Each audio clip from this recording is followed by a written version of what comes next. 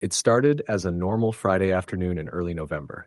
I had just finished my homework and was texting my best friend Madison about the sleepover she'd invited me to.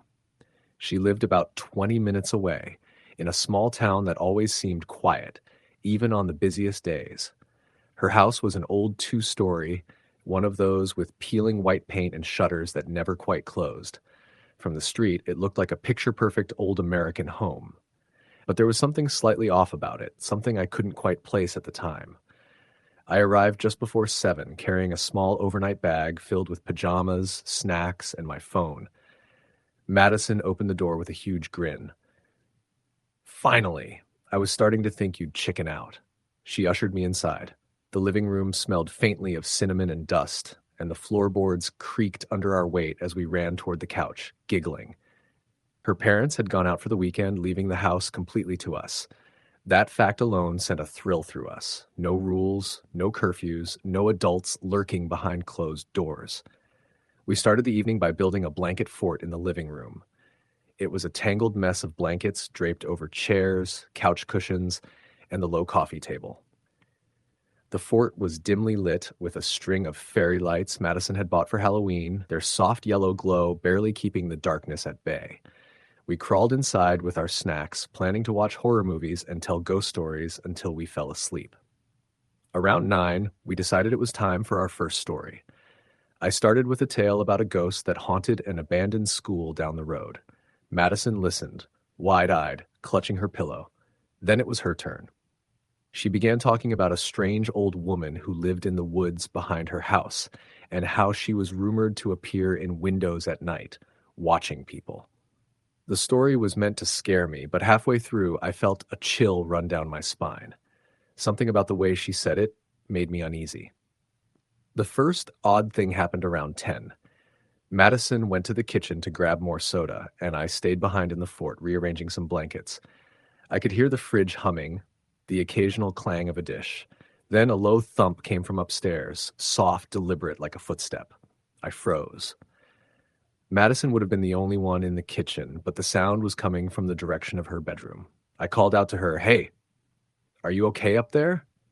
No answer. I thought maybe she hadn't heard me, but the footsteps came again, slowly moving across the floor. I rushed to the top of the stairs. "Madison," I whispered. The hallway was empty. Her bedroom door was closed, her light off. I knocked lightly, but there was no response. My heart was pounding, and I started to feel that creeping sense of dread that makes your stomach twist. I finally opened the door. Madison was there, sitting on her bed, headphones on, eyes glued to her phone. She looked up, startled. "What?" she asked, clearly annoyed.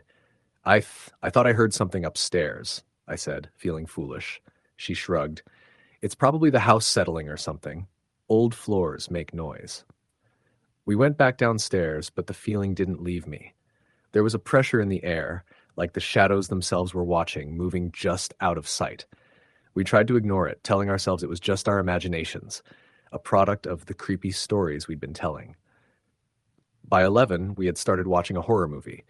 It was one of those low-budget, black-and-white films where the lighting was deliberately off-kilter and the shadows seemed to creep along the walls. I laughed nervously at a jump scare, but when I looked toward the hallway leading to the stairs, I froze. Something was standing there, a tall, thin figure, perfectly still, shrouded darkness. My throat tightened. I blinked, and it was gone. I tried to convince myself it was a trick of the light, but the unease remained. I didn't tell Madison right away. I wanted to be sure I wasn't imagining things. But then a soft whisper came from the hallway. "Go to sleep." It wasn't Madison's voice. I turned toward the sound, but the hallway was empty, the shadows stretching and writhing along the walls. I felt my stomach drop, and for the first time that night, real fear took hold. I finally told Madison, who rolled her eyes at first, "You're imagining things. There's no one here but us." But even she looked unsettled, half glancing at the dark corners of the living room as if expecting something to emerge. Around midnight, we decided to turn off the lights and use only the small flashlight we kept in the fort. The shadows grew longer, darker, and every sound seemed amplified. The tapping started again, faint at first, coming from somewhere upstairs. Tap, tap, slow, deliberate. We held our breath, listening. The sound was rhythmic, like someone knocking with their fingers on the wooden floor above us. Maybe it's a raccoon, Madison suggested, but her voice didn't have the conviction she intended. I shook my head. The taps continued, moving from one side of the upstairs to the other, as if pacing. The whispering came again, this time clearer. Go to sleep. Sleep. We huddled together, flashlight shaking in my hand, trying to convince ourselves we were imagining it. I could feel the air grow colder, heavier, pressing down on us.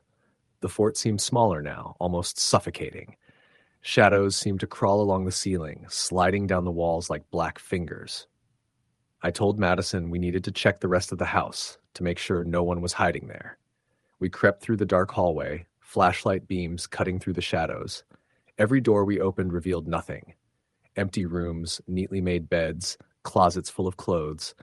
But the feeling of being watched never left. The whispers and taps followed us, as if the house itself were alive, guiding us, taunting us. By 1 a.m., we returned to the fort, too scared to leave, too scared to sleep. We tried to distract ourselves with conversation, but our words sounded hollow in the oppressive silence. The taps and whispers continued intermittently, sometimes from the stairs, sometimes from the hallway, sometimes from the ceiling above. Around 2 a.m., we heard it, footsteps descending the stairs, slow, deliberate, heavy. We froze, holding our breath. The footsteps stopped at the bottom, and then a shadow appeared at the edge of the fort. Tall, impossibly thin, with movement that didn't quite match a human gait. It tilted its head, staring, observing. Madison screamed, and the shadow recoiled slightly, as if startled. Then it disappeared. We didn't move. We didn't speak. We waited for what felt like hours, though it was probably only minutes. When the first light of dawn crept through the curtains, we were still huddled together, shaking, exhausted. When Madison's parents returned later that morning, everything appeared normal. No signs of forced entry, no footprints, no explanation for the noises or the shadow. We tried to tell them what had happened, but they dismissed it as imagination, fear, and the result of staying up too late. The weeks that followed were uneasy. Madison refused to stay home alone, and I refused to return for another sleepover. Occasionally, we would talk about that night in hushed tones, but neither of us wanted to revisit it in detail. Yet the memories lingered. The shadows, the taps, the whispers, the figure in the hallway. Months later, I learned from a local article that an elderly man had died alone in the house years before. Neighbors reported strange noises at night, shadows moving without cause, and whispers that seemed to come from empty rooms. Some even claimed to see figures in windows or hear their names being called. The house had changed owners multiple times, but each family experienced something odd, something that drove them away. Madison eventually moved away, and we lost contact for a while, but I sometimes received strange messages from her. Late at night, a text would appear, "It's back," and I knew exactly what she meant. Even years later, I can't sleep in unfamiliar houses without checking the corners of every room, without listening to every sound, every creak of the floor. Some nights I hear faint tapping on my window, a whisper that calls my name, or shadows that don't behave the way they should. And I know, without a doubt, that what we experienced that night was real. I've stayed in countless homes since then, slept in motels, visited friends, but nothing has ever felt the same. The memory of that night, the smell of dust and cinnamon, the oppressive darkness, the taps and whispers, remains burned into my mind. And I know the shadow, or whatever it was, is patient, waiting for the next moment, the next sleepover, the next moment of vulnerability. Some things are better left in the dark. Some shadows should never be challenged. And some houses, no matter how ordinary they seem, never truly let go of what they claim. Even now, I can feel the memory pressing down on me, reminding me that not all darkness is empty, and not all houses are silent when no one is watching. That night taught me to trust my instincts, to fear the unseen, and to respect the shadows that linger just beyond the edges of light. I will never forget that sleepover, and I will never forget the feeling of being utterly watched, entirely alone in the presence of something that does not belong to this world. Story the end. When I was about 13, my best friend Evan invited me to a sleepover at his house one Friday night. His parents had planned to go out of town for the weekend, leaving his older sister Katie in charge. She was 17 at the time, And although she pretended she didn't care about us being around, you could tell she was secretly annoyed that she had to babysit a bunch of middle school kids instead of hanging out with her own friends. Still, the idea of having a whole house to ourselves felt exciting. It wasn't the first sleepover I'd ever been to, but something about that weekend would stick in my memory forever, for reasons I never could have imagined. There were 4 of us that night: me, Evan, our friend Marcus, and a kid named Daniel, who had just moved into town a few months before. Daniel was still sort of new to the group, but he was cool and fit right in.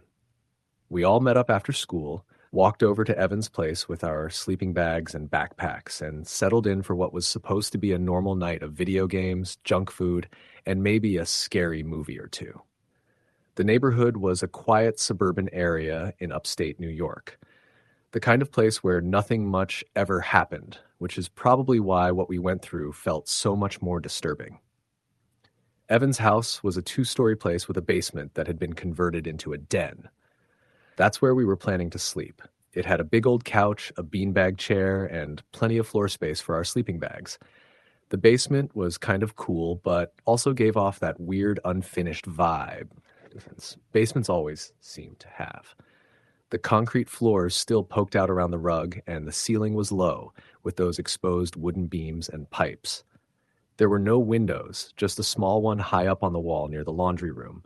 So once the lights went out, it was pitch dark.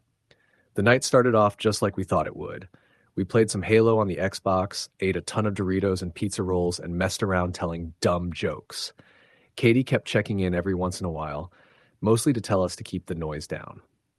By around 11, we were winding down. Marcus suggested watching a scary movie since it was kind of a tradition at sleepovers, so Evan put on The Ring.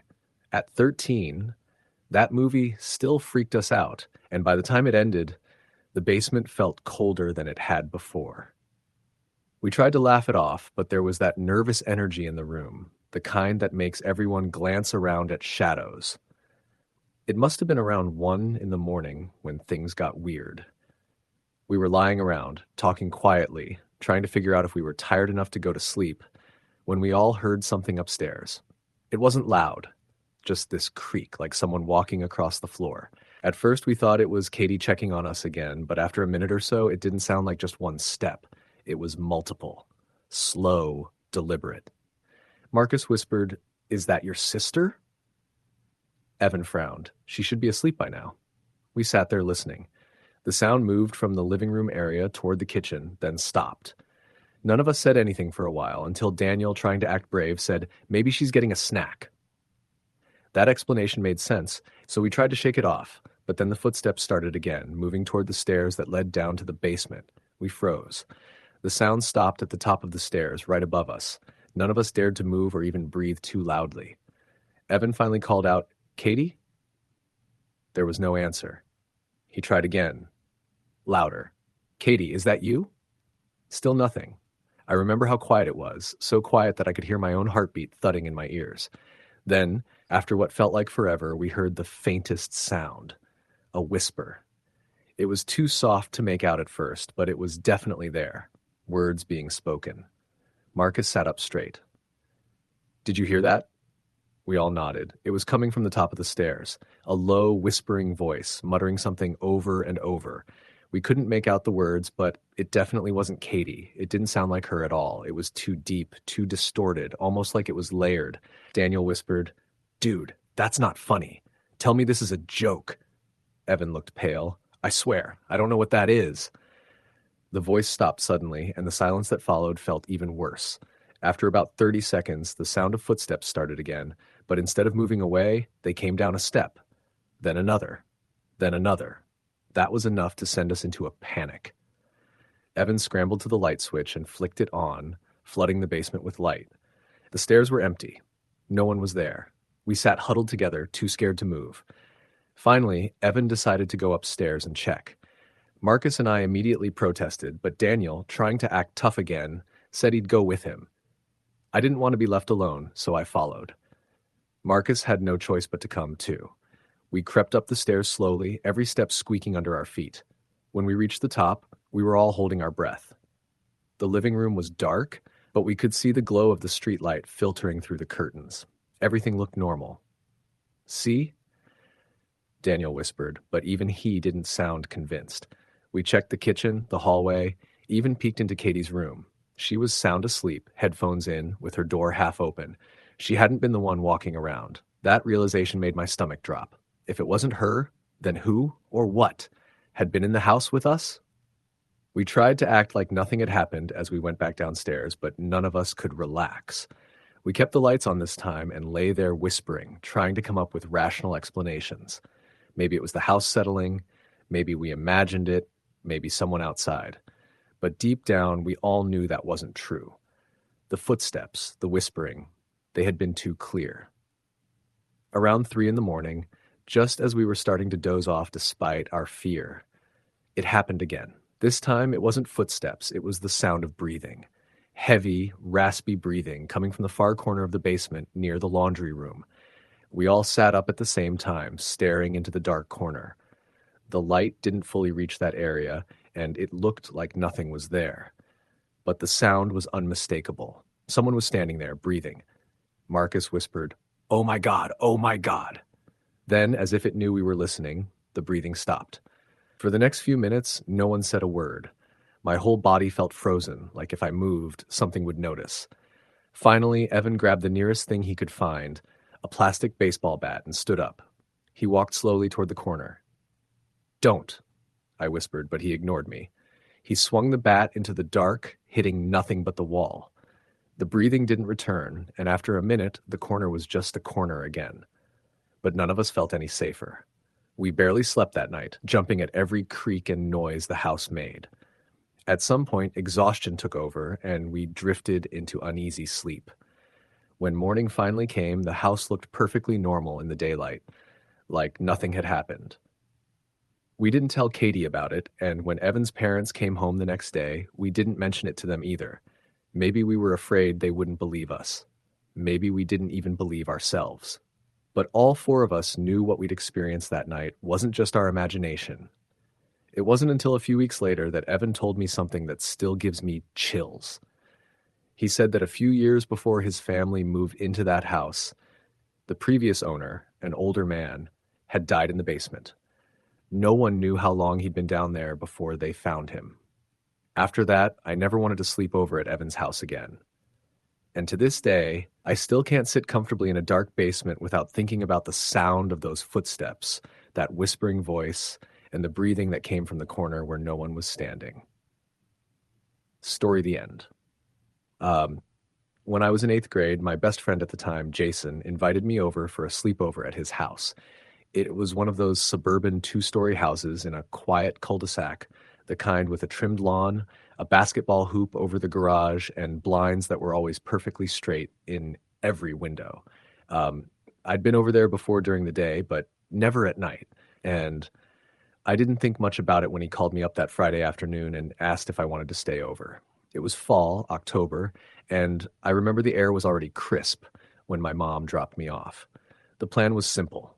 We'd order pizza, play video games, maybe watch a scary movie. Jason's parents weren't the type to hover. His dad was out of town on business, and his mom worked late shifts at the hospital, so it was basically just us. He had a younger sister, Abby, but she was supposed to spend the night at a friend's house. The idea of having the whole place to ourselves felt like freedom. When I first got there, everything felt normal. We played basketball in the driveway until it got dark, then went inside, raided the pantry for snacks, and set up in the basement where Jason had his PlayStation hooked up to this old flat screen. The basement had that musty carpet smell and dim recessed lights, but it was comfortable enough. We didn't even notice the time slipping by until after midnight. Around then, we decided to watch a scary movie. Jason picked out an old DVD of The Ring, which neither of us had seen yet. I remember joking that it was perfect sleepover material, though I was secretly dreading it. His mom had called to check in around 11, but after that, it felt like we were really on our own. The movie creeped me out more than I wanted to admit. I kept glancing at the narrow basement windows near the ceiling, convinced I'd see a pale face staring in. Jason laughed and told me I was being dumb, but even he seemed unsettled. When the credits rolled, the basement felt colder, like the air conditioning had kicked on even though it hadn't. We shut everything off and got ready to crash in our sleeping bags on the floor. That's when we first heard it. A creak, like someone was moving upstairs. We froze, looking at each other. Jason tried to brush it off, saying the house always made noises at night, but the sound had a distinct rhythm, like footsteps. We waited, holding our breath. Then came another sound, this time closer, a dragging scrape, like something heavy sliding across the hardwood floor. Jason's face tightened. "Maybe my mom came home early," he whispered, though his mom always texted before coming in. We crept up the basement stairs as quiet as we could. Jason pushed open the door at the top and the hallway light flickered on. The first thing I noticed was that the front door was still locked, the deadbolt in place. No car in the driveway either. His mom wasn't home. The house felt wrong. Too still. Too dark. We walked toward the kitchen, and that's when we heard it again. Slow, deliberate footsteps coming from upstairs. I swear my stomach dropped. Jason looked pale, but he grabbed a baseball bat from the corner by the door, motioned for me to stay behind him, and started up the stairs. Every step we took up the staircase made the wood groan, but above us, the footsteps stopped. Dead silence. Jason called out, "Mom, Abby?" No answer. We reached the landing, and the upstairs hallway stretched out in both directions, shadows spilling from the closed bedroom doors. Then, without warning, the light in the hallway buzzed and went out, plunging us into near darkness. I could hear Jason's breathing quicken. Something moved at the far end of the hallway, just a flicker of shadow, but enough to make both of us back toward his room. We slipped inside, shut the door, and locked it. My heart was hammering. Jason whispered, "We should call 911. He grabbed his phone, but when he unlocked it, the screen glitched, static lines like interference, and then the whole thing shut off. He tried again. Nothing. I pulled out mine. Same result. Dead, though I knew both had been charged earlier. We sat there in the dark, listening. For a while, there was nothing, and I started to think maybe we imagined it. Then the sound came again. Slow footsteps right outside the door, followed by a faint scratching like nails dragging across the wood. I wanted to scream, but Jason put his hand over my mouth, his own face pale in the faint moonlight coming through the blinds. The scratching continued, circling the doorframe, and then stopped. A silence so deep it pressed against my ears. We waited, maybe 5 minutes, though it felt like forever. Then we heard the door handle rattle. Just a gentle jiggle at first, then harder, shaking the whole door. Jason raised the bat, whispering under his breath, "If it comes in, we fight." But the door never opened. Instead, there was a sound like laughter, faint and high-pitched, drifting down the hall. My stomach turned ice cold. It didn't sound like his mom. It didn't sound like a kid either. When the noise finally faded, we sat there in silence, too scared to move. At some point, exhaustion must have overtaken us because I remember waking up hours later, sunlight spilling into the room. Everything looked normal. We crept downstairs. The house was empty. His mom's car was gone, meaning she never came home. But in the kitchen, we saw something that made my skin crawl. Muddy footprints, too large to be Jason's or mine, trailing across the tile floor and leading back toward the sliding glass door. The lock on it was broken, hanging loose. Jason's mom came home later that morning, furious about the door. We tried to explain, but she didn't believe us. She said maybe we'd forgotten to lock it, that some neighbor kids messed around. But those footprints, they weren't just muddy. They were smeared with something darker, reddish, like rust or dried blood. Neither of us ever talked about it again, at least not with anyone else. But I know what we heard, what we saw. Something was in that house with us that night, and I can't shake the feeling that it wasn't just passing through. It was looking for something, or someone. Even now, years later, I still dream about that laughter in the hallway, and every time I do, I wake up with the taste of rust in my mouth and the sense that something is standing just outside my door, waiting. Story the end. It started the way most sleepovers do, with excitement, junk food, and the kind of giddy energy that comes from being young and away from parental rules for the night. I was 13 the first time I slept over at my friend Tyler's house, and I can still remember how ordinary everything seemed at first. His family lived in a 2-story home in a quiet suburb in Ohio. The kind of neighborhood where people left bikes lying in front yards, where porch lights were left on more for decoration than necessity, and where the scariest thing you'd expect to see at night might be a raccoon rummaging through trash cans. There were 4 of us that night: me, Tyler, my best friend Aaron, and another kid from our class, Brandon. We were all 7th graders, and this was the first weekend of summer break. Tyler's parents were gone for the evening, not out of town, but at some friend's anniversary party, which meant the house was basically ours until late. His older sister was supposed to be in charge, but she had disappeared into her room the moment we arrived, leaving us to do whatever we wanted as long as we didn't burn the house down. The night started off with pizza and video games in the basement.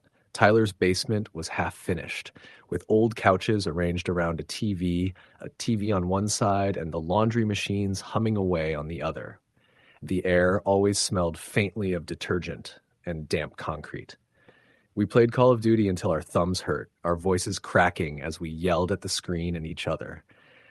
After that, we switched to watching dumb YouTube videos, daring each other to find scarier and scarier ones until eventually we landed on some real ghost footage compilations. Looking back, I think that was the first mistake. At 13, we all pretended we didn't believe in ghosts, but the truth was that we kind of wanted to. We wanted that thrill of thinking something might be real, even if we swore up and down it wasn't. There was one video that really got under our skin. It showed grainy footage of a bedroom at night, the camera pointed toward the bed. At around 2 a.m, the blanket slowly slid off the sleeping person as if an invisible hand was pulling it. Then the closet door creaked open on its own, and something shadowy shifted inside. The video ended abruptly, and even though we all laughed, none of us really wanted to admit that it had unsettled us. That was when Brandon suggested we play the closet game. I had never heard of it before, but according to him, it was a kind of urban legend. You had to sit in a completely dark closet with a single match. After a certain ritual, if you did it right, you'd supposedly hear whispering or feel something brush against you. If you struck the match and it went out, the story went, something would take you. Brandon swore he read about it online and said people had done it and recorded their experiences. At first, Tyler refused. He said his mom would kill him if she found out we were messing around in the closets. But after enough teasing and dares, he gave in. The 4 of us crept upstairs, giggling nervously, trying to keep our voices down so his sister wouldn't hear us. The closet we chose was in Tyler's guest bedroom. It was a narrow walk-in, stuffed with extra bedding, winter coats, and boxes of Christmas decorations. The room itself smelled faintly of dust and fabric softener. We turned off the lights, shut the door, and Brandon held up a pack of matches he had swiped from his dad's camping gear. We argued over who would go first, and somehow it landed on me. My stomach twisted, but I wasn't about to back down. I stepped into the closet, shut the door, and crouched down. The darkness inside was thicker than I expected, like being swallowed whole. I struck the match, its tiny flame flickering against the walls of coats and cardboard boxes. I tried to laugh it off, but the closet felt wrong, like it was smaller than it should have been, the walls pressing closer, the air too still. I thought I heard something shift deep in the closet, a soft rustling that wasn't me. My hands trembled so badly the match almost slipped. When it burned down, I blew it out and shoved open the door, stumbling back into the bedroom light. The other guys laughed, asking if I had chickened out. I told them it was just boring and nothing happened, but I couldn't shake the crawling sensation under my skin. Brandon went next, then Aaron, then Tyler. Each one came out laughing, saying it was stupid. But when Tyler came out, he looked pale. "Dude," he said quietly, glancing back at the closet. I swear something touched me. We thought he was messing with us, but he wouldn't let it go. He swore up and down that he had felt fingers brush against his arm, cold and deliberate. Brandon laughed the hardest, calling him a liar, but none of us went back into that closet again. After that, the mood shifted. We tried to go back to games, but everyone kept glancing toward the darkened hallway, toward the upstairs bedrooms. Every creak of the house settling made us jolt. Eventually, Tyler suggested we just crash in the living room downstairs instead of the guest room, which sounded fine to us. We carried our sleeping bags down and set them up in a messy pile around the couches. By then, it was close to midnight.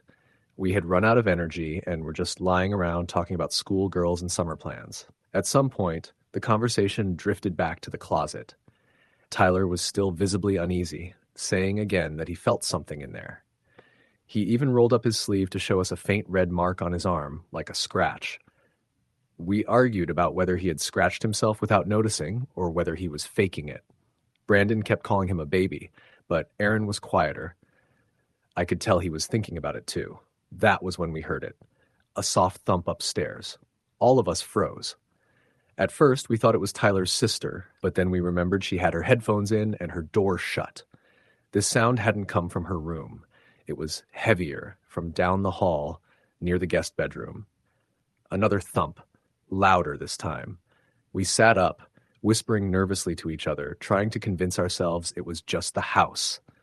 Maybe something fell in the closet. Maybe the air conditioner kicked on and shifted a box. We wanted to believe anything other than what our minds immediately jumped to. Then came the sound of the closet door creaking open. We all heard it. The long, dragging groan of wood against the frame, unmistakable even from downstairs. My heart pounded so hard it made me feel sick. Brandon forced a laugh, saying one of us must have left it cracked, and it had just swung open. But none of us moved to check. We sat huddled in our sleeping bags, wide-eyed, listening. For a few minutes, it was silent again. Then came the footsteps. Slow, deliberate steps across the upstairs hallway. Not the light patter of Tyler's sister, but something heavier. Each step made the floorboards groan in that way you only hear in the middle of the night when the whole house is quiet. They moved from the guest room toward the stairs, then stopped. We all stared at the dark outline of the staircase at the edge of the living room, waiting, barely breathing. And then, faintly, we saw it. A shadow moved at the top of the stairs. It wasn't clear, not a solid figure, but the shifting absence of light where there should have been nothing. It lingered there as if watching us. Aaron whispered, "Do you see that?" Nobody answered, but we all did. The shadow didn't come down the stairs. It just stood there until finally, after what felt like forever, it slipped back, disappearing into the hallway. We didn't sleep that night. Not really. We left the lights on and stayed curled up together in the living room, jumping at every creak. Tyler eventually tried to call his parents, but they didn't answer. His sister never came out of her room, and none of us wanted to go upstairs. By the time the sun came up, the house looked normal again. Too normal, like nothing had happened. When Tyler's parents came home, we didn't tell them. We didn't even tell his sister. We just gathered our stuff and left, each of us pretending like we weren't shaken to the core. But that wasn't the end of it. In the weeks that followed, Tyler swore things kept happening. He said he'd wake up at night to find his closet door open, even when he knew he had shut it. He said sometimes he'd hear whispering from inside, too faint to make out.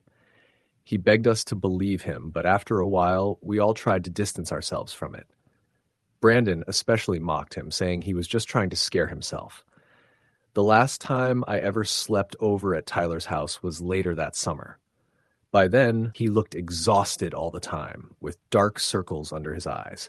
He said he could feel something watching him, always from the corners of rooms or from dark spaces.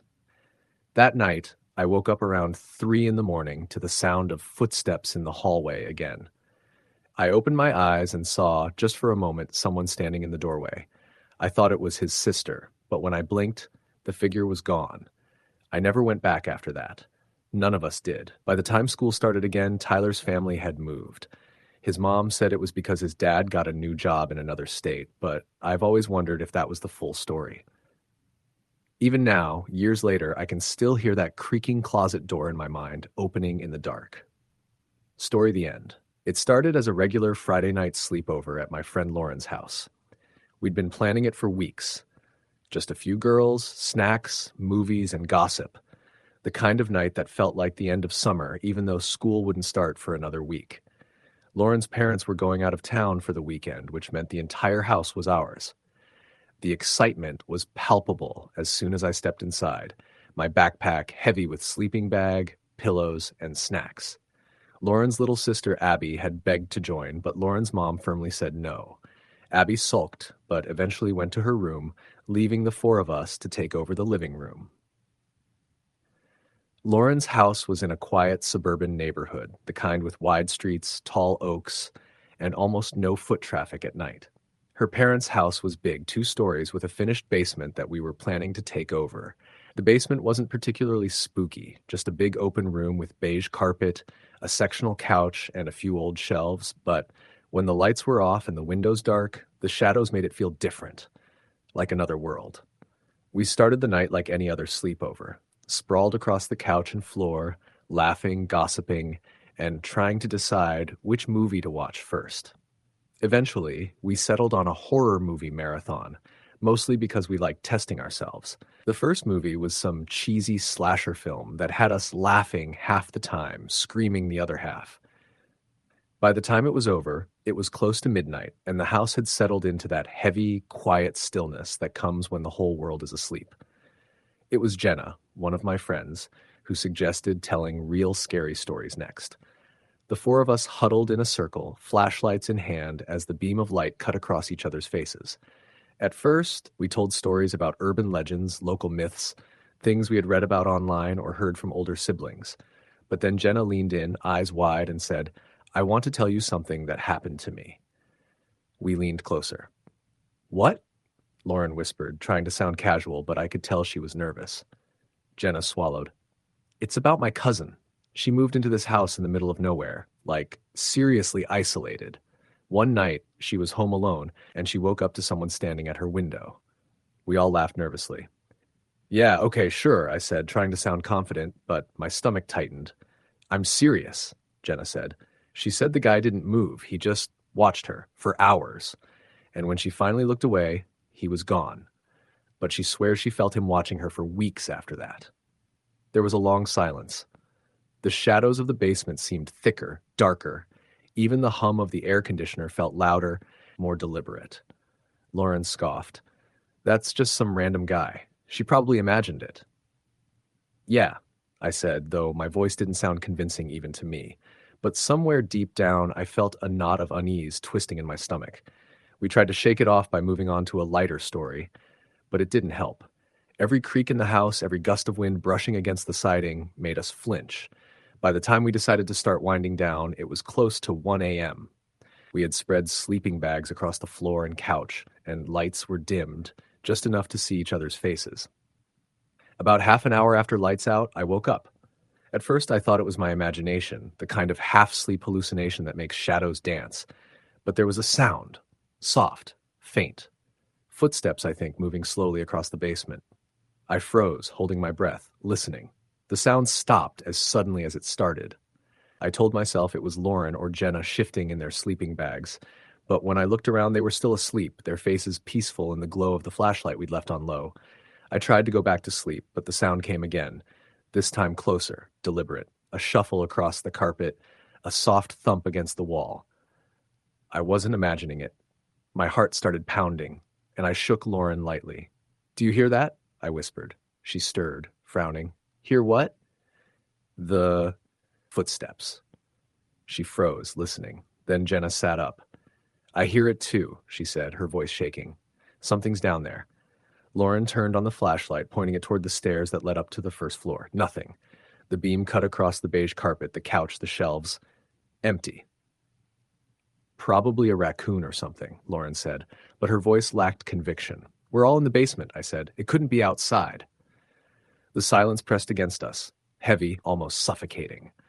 Then we heard it again, this time a tap, tap, tap. Not the stairs, not the carpet, but the window. One of the basement windows that looked out into the side yard. We all stared at it. The night outside was black, nothing visible through the glass. I wanted to tell myself it was branches, wind, anything but what I was imagining. But then the tapping came again, slow, deliberate, like someone was testing us, measuring us. Jenna's face turned pale. "Oh my God," she whispered. "It's him." "Who?" Lauren asked, her voice trembling. "The man," Jenna said, pointing at the window. "The one in the woods, the one I told you about earlier."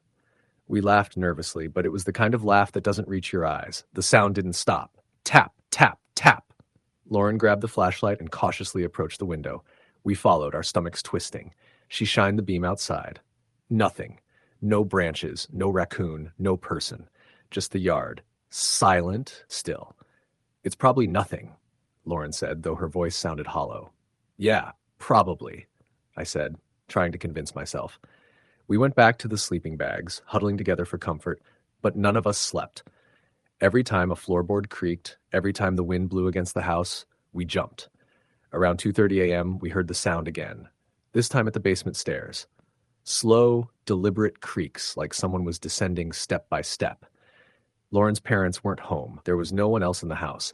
My stomach turned to ice. We all froze, holding our breath.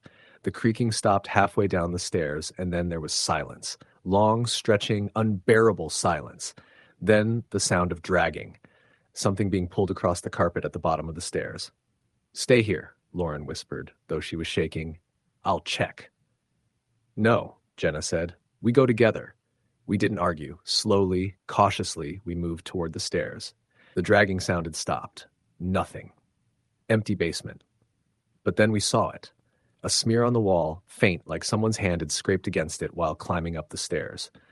We bolted, scrambling back to the living room upstairs, leaving the basement behind.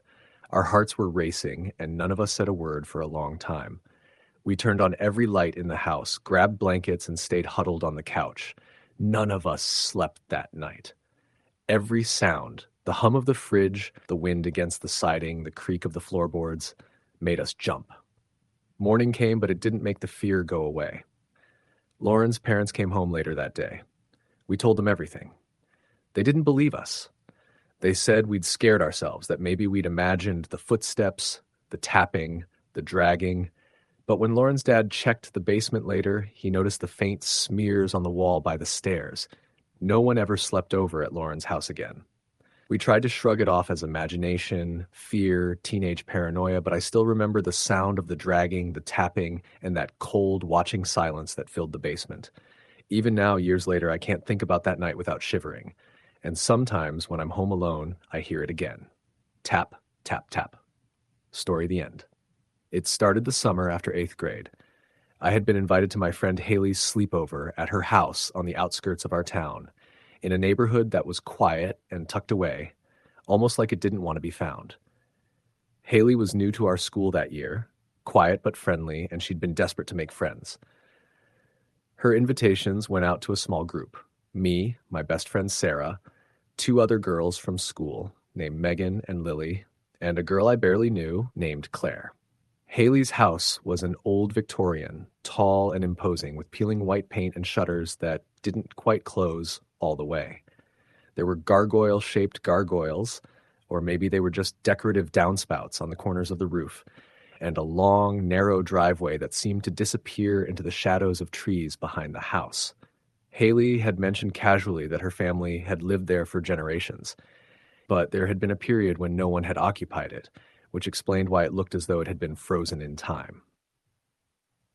We arrived in the early evening. The sky was still a clear, fading blue, but the house already felt darker than it should have. Haley's parents were gone that night. Her mom was out of town, and her dad was working late, which left us alone. She led us inside with a nervous excitement. The interior was just as creepy as the outside.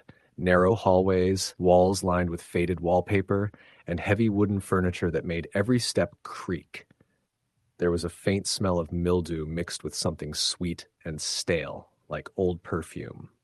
After we put our sleeping bags down in what she called the parlor, we sat in a circle on the floor, talking and laughing, trying to push aside the uneasy feeling that seemed to hang over the room. Haley's house was full of oddities. Dusty portraits with faces that seemed to follow you, shelves of books that hadn't been touched in decades, and cabinets filled with knickknacks so old they seemed almost fragile. We joked about ghosts at first, teasing Haley for living in a haunted house, but she didn't laugh.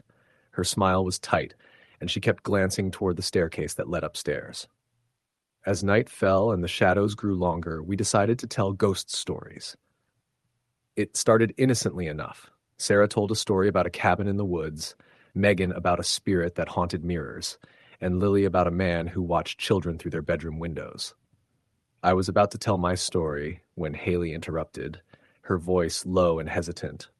"You guys want to hear something real?" she asked. "About this house?" We all leaned in, and I remember the sudden hush that fell over the group.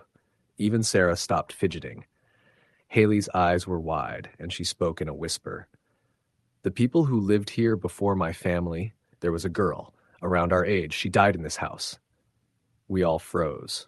Died, I asked, my voice small. Haley nodded. They say she was sick, or maybe she fell. Nobody really knows.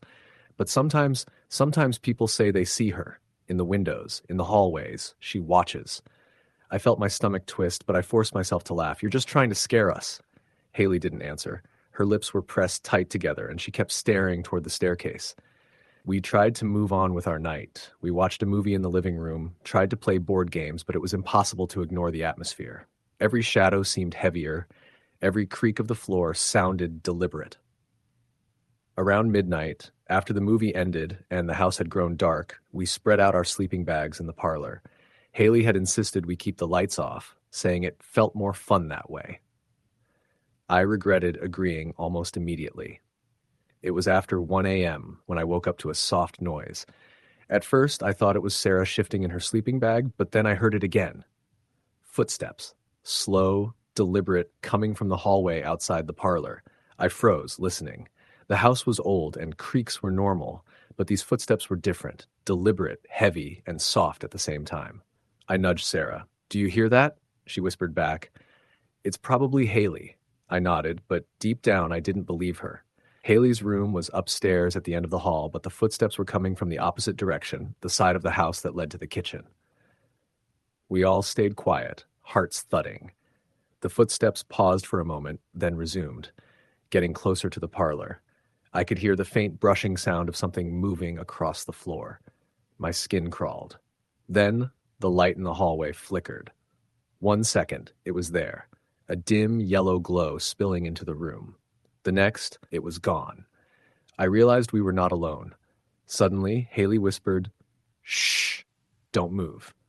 We froze. She crawled closer to me and whispered that she had seen her before in the hallways, that she had always seen her at night, just standing, staring. She said her parents thought she was imagining it, but she knew it was real. We huddled together, terrified, when we heard a soft giggle echoing from the staircase. It wasn't like a child laughing normally. It was high-pitched, almost too quick, and it sent chills down my spine. Megan started crying softly, and even Lily, who usually acted fearless, clutched her blanket tight. For what felt like hours, we stayed huddled together, whispering to each other, trying to convince ourselves it was just the wind or our imaginations. But the sounds persisted, faint whispering, soft footsteps, the occasional creak as if someone had leaned against the walls just out of sight. At one point, I risked looking toward the hallway. I swear I saw a shadow, a girl's silhouette, in the doorway of the kitchen. She didn't move, just stood there, head tilted slightly, watching us. My heart pounded so hard I thought it would burst. I blinked, and she was gone. We didn't sleep that night.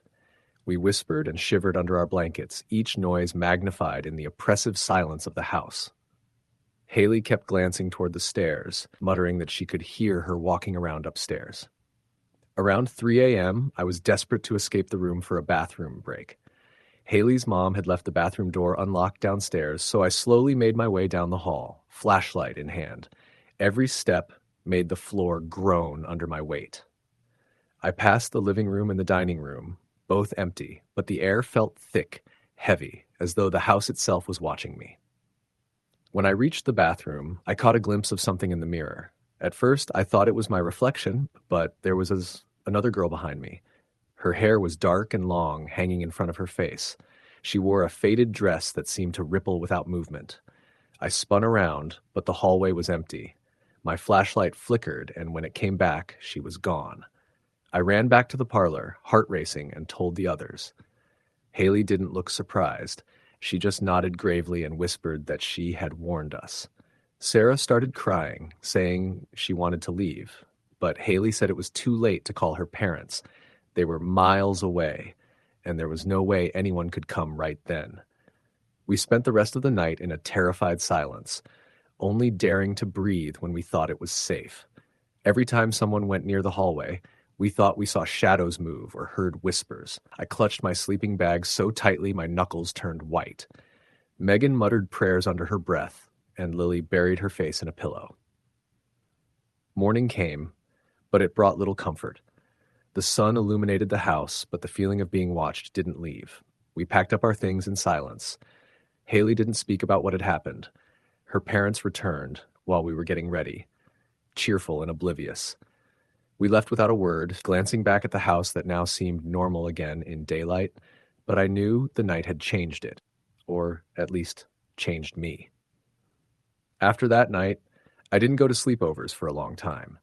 I avoided walking past that house, even though it was on my route home from school. I kept thinking about the shadow in the bathroom, the giggling from the staircase, the way the house had seemed alive. Haley eventually moved again, and I lost contact with her. Years later, I drove past that house. It had been renovated, painted a lighter color with new windows and a trimmed yard. From the outside, it looked like any other suburban home, but I knew better. I still remember the way those footsteps echoed, the giggle that sent chills down my spine, and the dark, watching eyes in the hallways. Even now, when I sleep alone, I sometimes wake to the sound of faint footsteps outside my bedroom door. I tell myself it's nothing, that it's my imagination, but a part of me will always remember that summer night in Haley's house. That part of me knows the truth. Some places keep what happened inside them, and some presences don't leave, no matter how much time passes. I've never forgotten that night. I never will. And every so often, when I close my eyes in a dark room, I can see her standing at the edge of the hallway, her hair hanging down, just watching, waiting, silent and patient, as though she never stopped being there. Story the end. It was one of those Friday nights in late October when the air felt just cold enough to make the streetlights look eerie, like they were glowing through a thin layer of mist. I was 14, and my best friend, Amanda, had invited me to a sleepover at her house. Amanda lived in a suburban neighborhood in Connecticut, a place that looked quiet and normal during the day, but late at night it had that sort of unnerving silence that made every shadow seem alive. Her parents were away for the weekend visiting her aunt in Boston, and they'd said we could have the house to ourselves, which at first sounded amazing. Amanda and I invited 2 more friends, Sophie and Claire, and we were all excited for a night full of junk food, scary movies, and secrets whispered in the dark. Amanda's house was old, built in the 1960s, I think, and had this low, creaky basement where we usually hung out during sleepovers.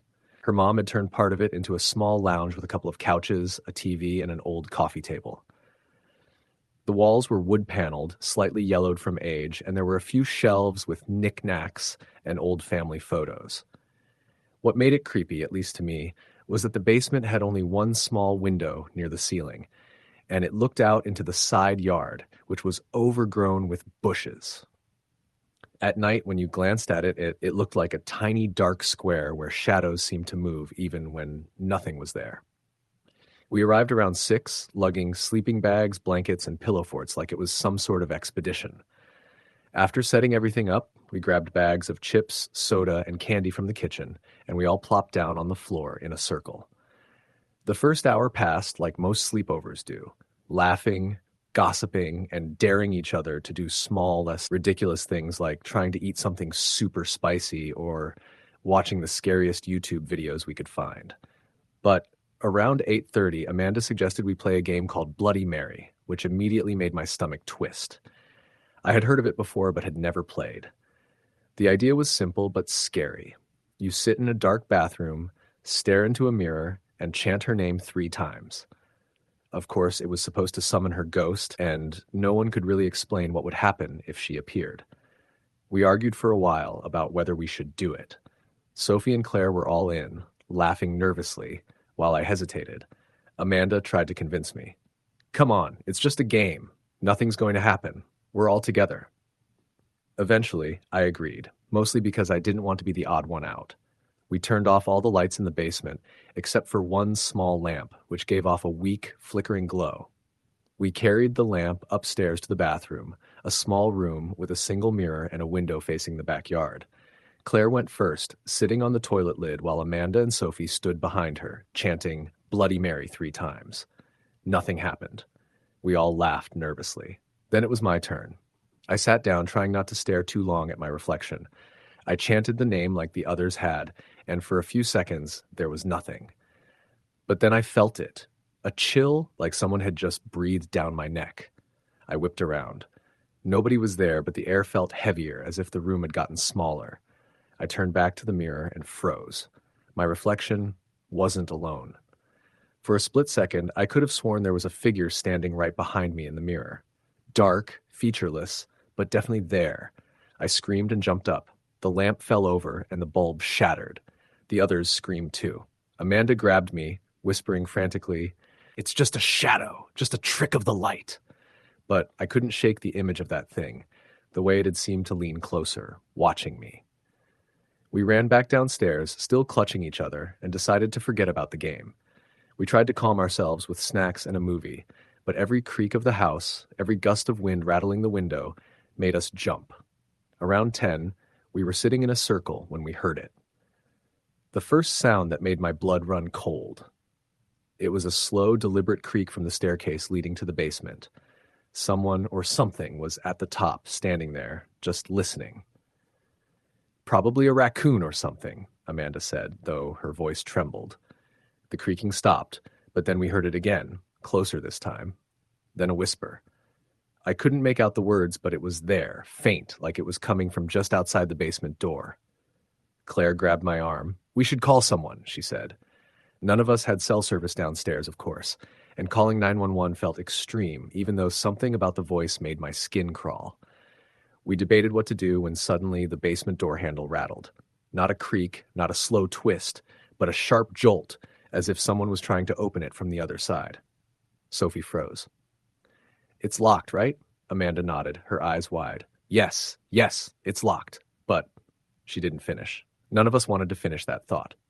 Then the sound of footsteps, heavy, deliberate, echoed from the top of the stairs. They were moving slowly, stopping, starting again. Then a whisper, clear this time, almost saying, "Come out." I don't think any of us moved for a full minute. We were all staring at the door, hearts racing, trying not to make a sound. Then, without warning, the lamp we had knocked over earlier, still with the cord plugged in, flickered on for a brief second, and I saw something in the doorway. A figure, tall and dark, standing there. No face, no details, just a black shape. It didn't move except to sway slightly, like it was observing us. We screamed, huddled together, and in that moment, the figure vanished. The rest of the night was a blur. We stayed in a tight group, whispering and jumping at every sound. The wind, the house settling, the faint creak of the stairs. But nothing else appeared. We didn't sleep. Not really. When the sun came up, Amanda's parents returned, cheerful and oblivious. We tried to tell them, but her mom just said we were imagining things, and her dad suggested maybe a stray animal had gotten into the house, though that didn't explain the voice. We left that morning, all of us pale and quiet. None of us ever went back to Amanda's house for a sleepover again.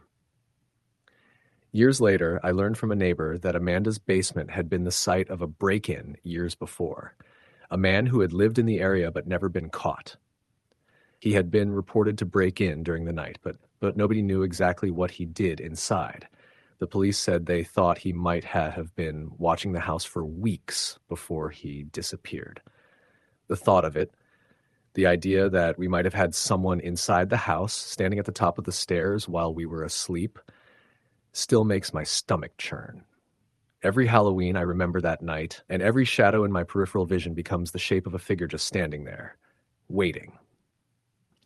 I've tried to rationalize it all, fear playing tricks on a bunch of teenagers, but something about the way the air felt heavy in that bathroom, the way the whisper was so clear yet so impossible, the sudden presence in the basement, no logical explanation ever feels complete.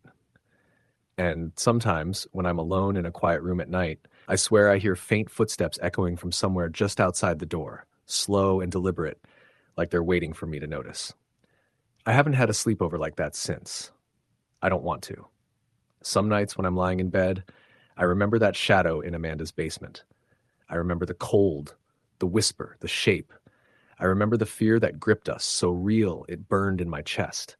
Even now, years later, when I pass by houses with dark basements and small, high windows, I can't help but glance inside, half expecting to see that shape again, watching, waiting, and I hope I never do.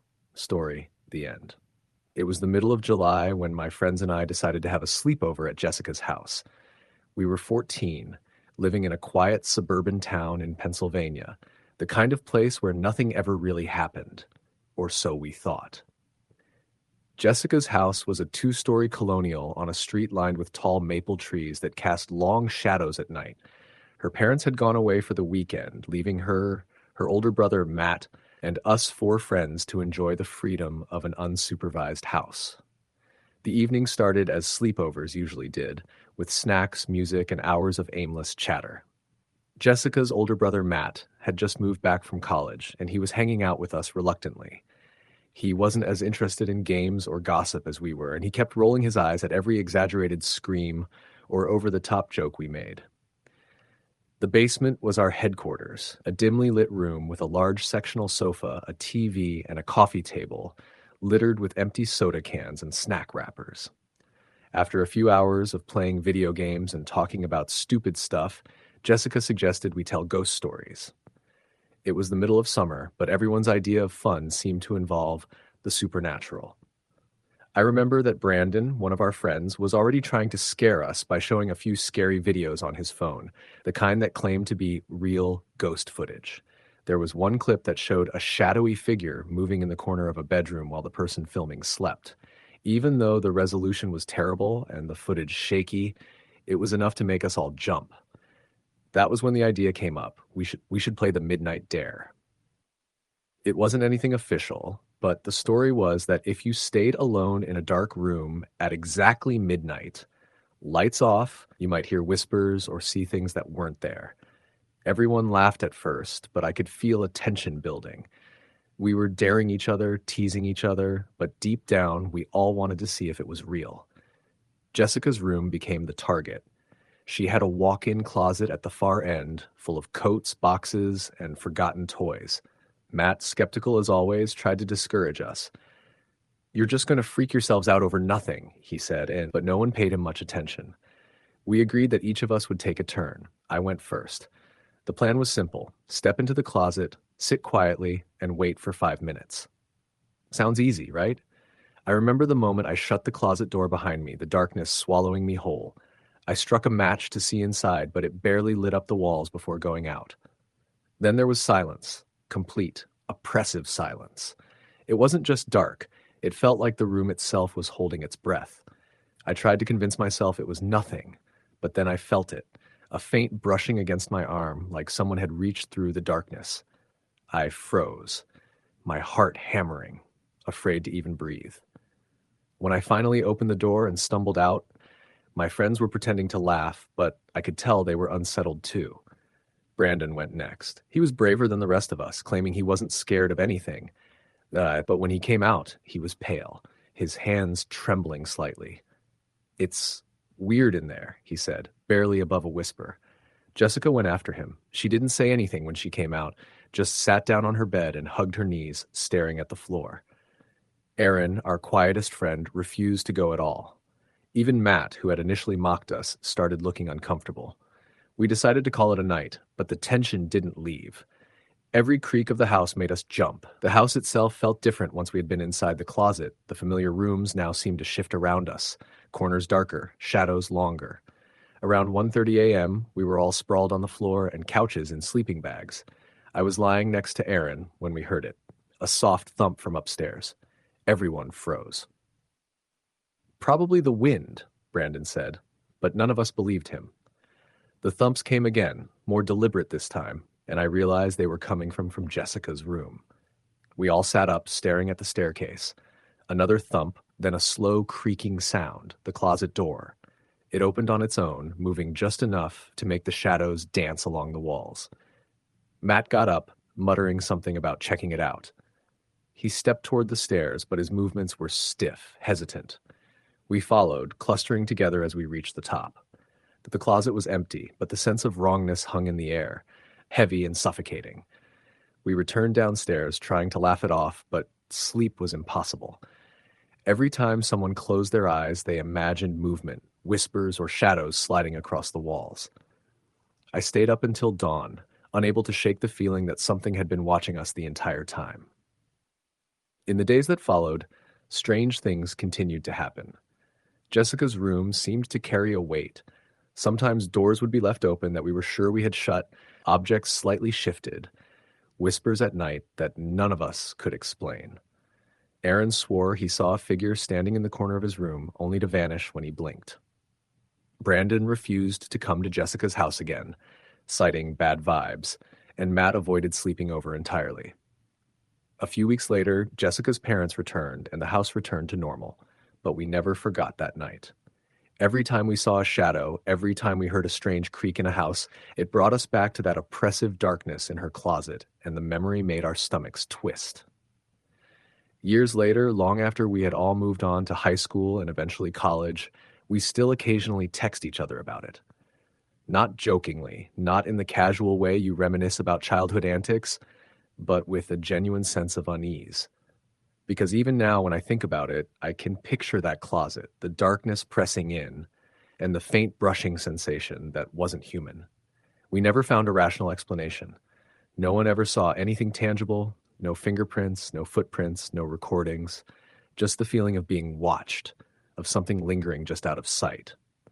And every time someone dares to laugh off a ghost story or creep past a dark hallway, I remember that night, and I can't help but wonder if we weren't just teenagers playing a game, but witnesses to something far older and far more patient and far more malevolent than we could ever comprehend. Even now, I avoid walk-in closets when I stay in someone else's house. I always make sure the door is open, the light on, and my friends laugh at my cautious behavior. But I know better. There are places in houses, ordinary houses in ordinary suburbs, where the dark waits, patient and quiet, and it remembers every visitor. I never went back to Jessica's house for a sleepover. She moved out of that town a few years later, but the memory stayed. I still wake up in the middle of the night sometimes, convinced I hear footsteps or a door creaking open somewhere nearby. The fear is subtle now, quiet, almost like a shadow that passes over you in a sunlit room. But it's there, always there. And every time I hear someone laugh about ghosts, about closets and midnight dares, I want to warn them. Some games aren't just games. Some places aren't just rooms. And some nights you don't just tell ghost stories, you live them. Story the end. It started on a Friday evening in late October when the air had that crisp bite that hinted at winter, and the streetlights cast long shadows over the quiet suburban streets of our town in New Jersey. I was 15, and my best friend, Taylor, had invited me to a sleepover at her house. Taylor lived in a split-level home near the edge of the neighborhood, where the street curved sharply and the trees grew thick, leaving dark corners that always made me uneasy. Her parents were going out for the weekend, leaving us with the house to ourselves, which at first seemed like the ultimate freedom. Taylor and I invited 2 other friends, Mia and Samantha, and we all looked forward to staying up late, eating junk food, and telling ghost stories. Taylor's house was old, built in the early 1970s, and had a basement that felt like its own little world. The lower level was partially finished with beige carpet, cheap wood paneling, and an old sectional couch that smelled faintly of dampness. One corner had a small TV with a VCR, which Taylor loved because she could rent horror movies we weren't allowed to watch at home. Near the back was a sliding glass door that led to a backyard shrouded in trees. And when the lights were off, the reflection of the house in the glass made the yard look like a dark abyss. We arrived around 6, lugging sleeping bags, pillows, and blankets, as well as bags of chips, candy, and soda. After setting up in a circle on the floor, we started the usual sleepover rituals, giggling about boys at school, sharing secrets, and daring each other to eat the hottest chips in the store. Around 8 o'clock, Taylor suggested we play a game she said was super spooky. She called it The Watcher.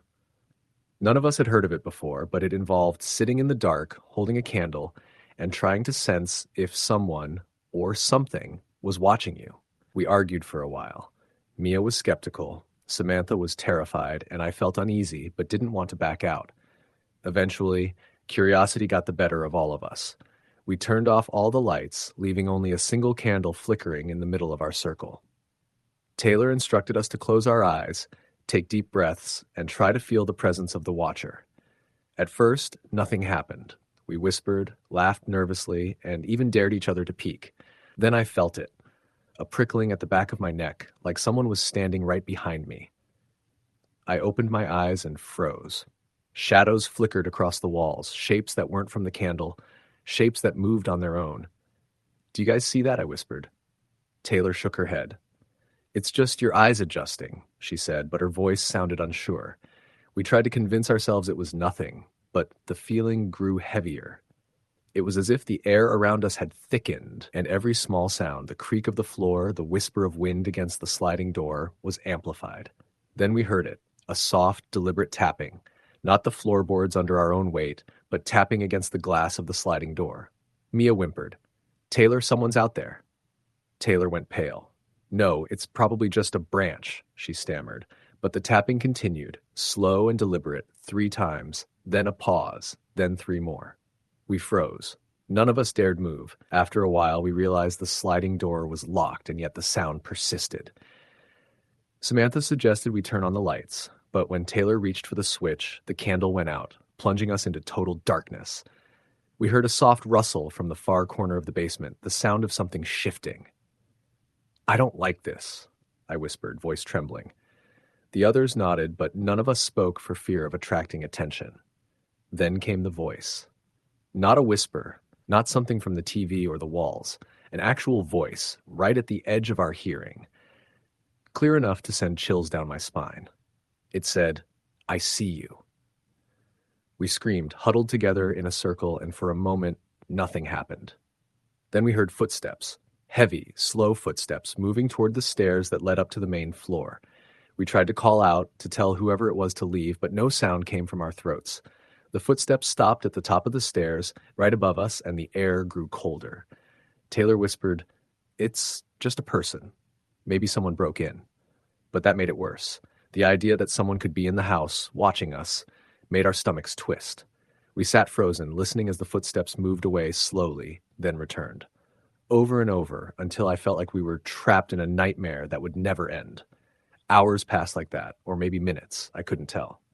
Eventually, the first hints of dawn began to filter through the small basement window. Exhausted, terrified, and still huddled together, we finally decided to stay awake until Taylor's parents returned. When they came home, bright and cheerful, we tried to explain what had happened, but her mom laughed it off.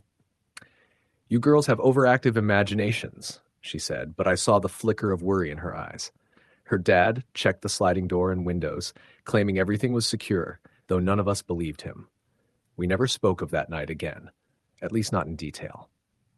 I moved away a few years later, but I occasionally ran into Taylor or the others, and we would share a quick, knowing glance, a silent acknowledgement of the fear we'd all felt. Years later, I learned something that made my blood run cold.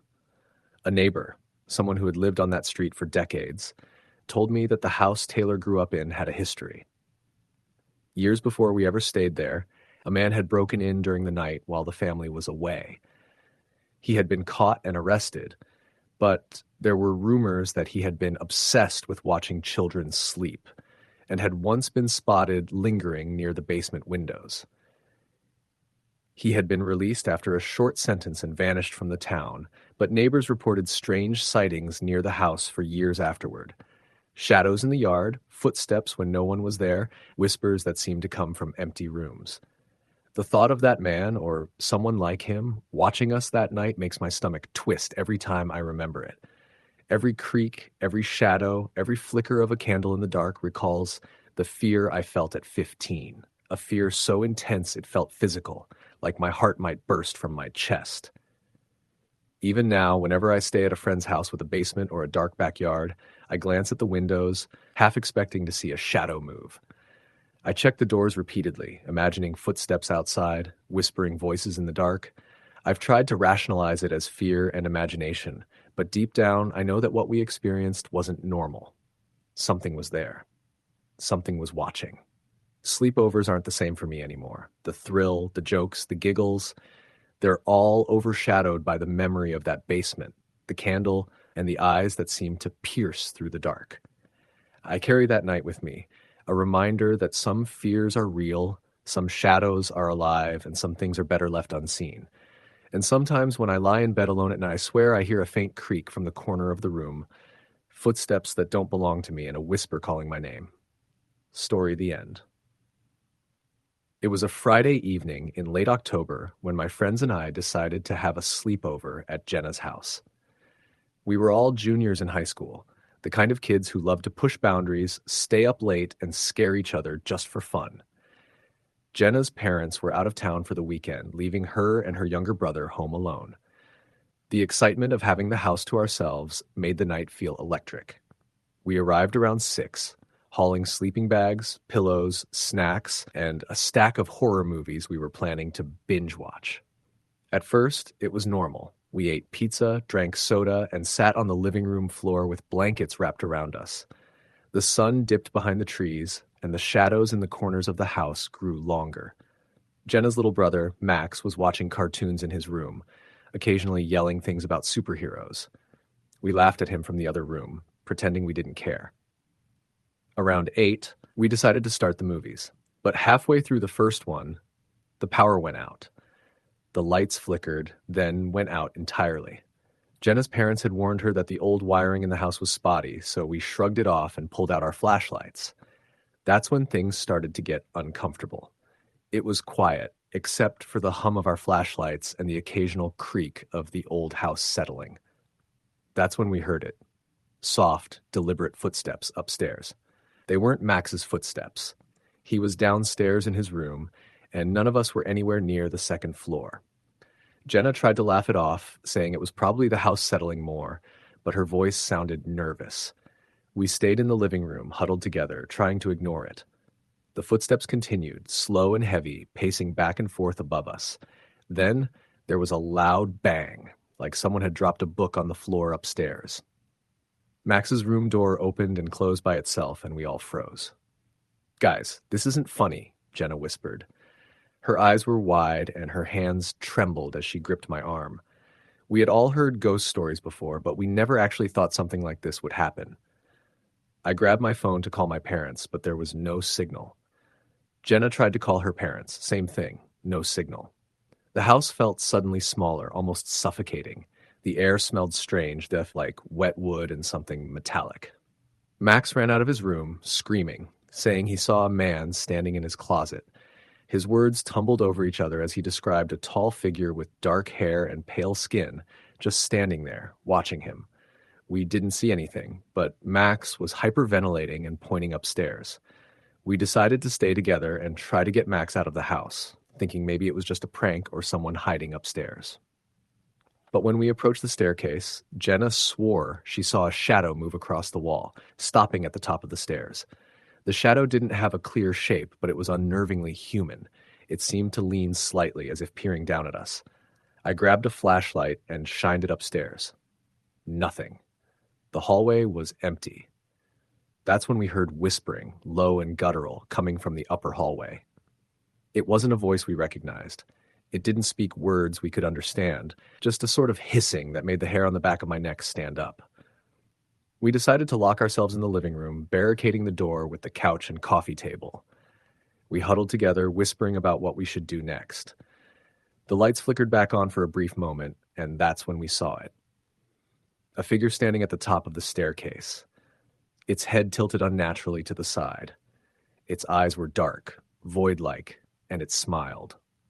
Not a normal smile. It was stretched too wide, showing teeth that were too sharp. And then it was gone. Just like that, it vanished into the shadows. We screamed and bolted to the front door, trying to get out. But when we reached it, it wouldn't budge. The lock wasn't jammed.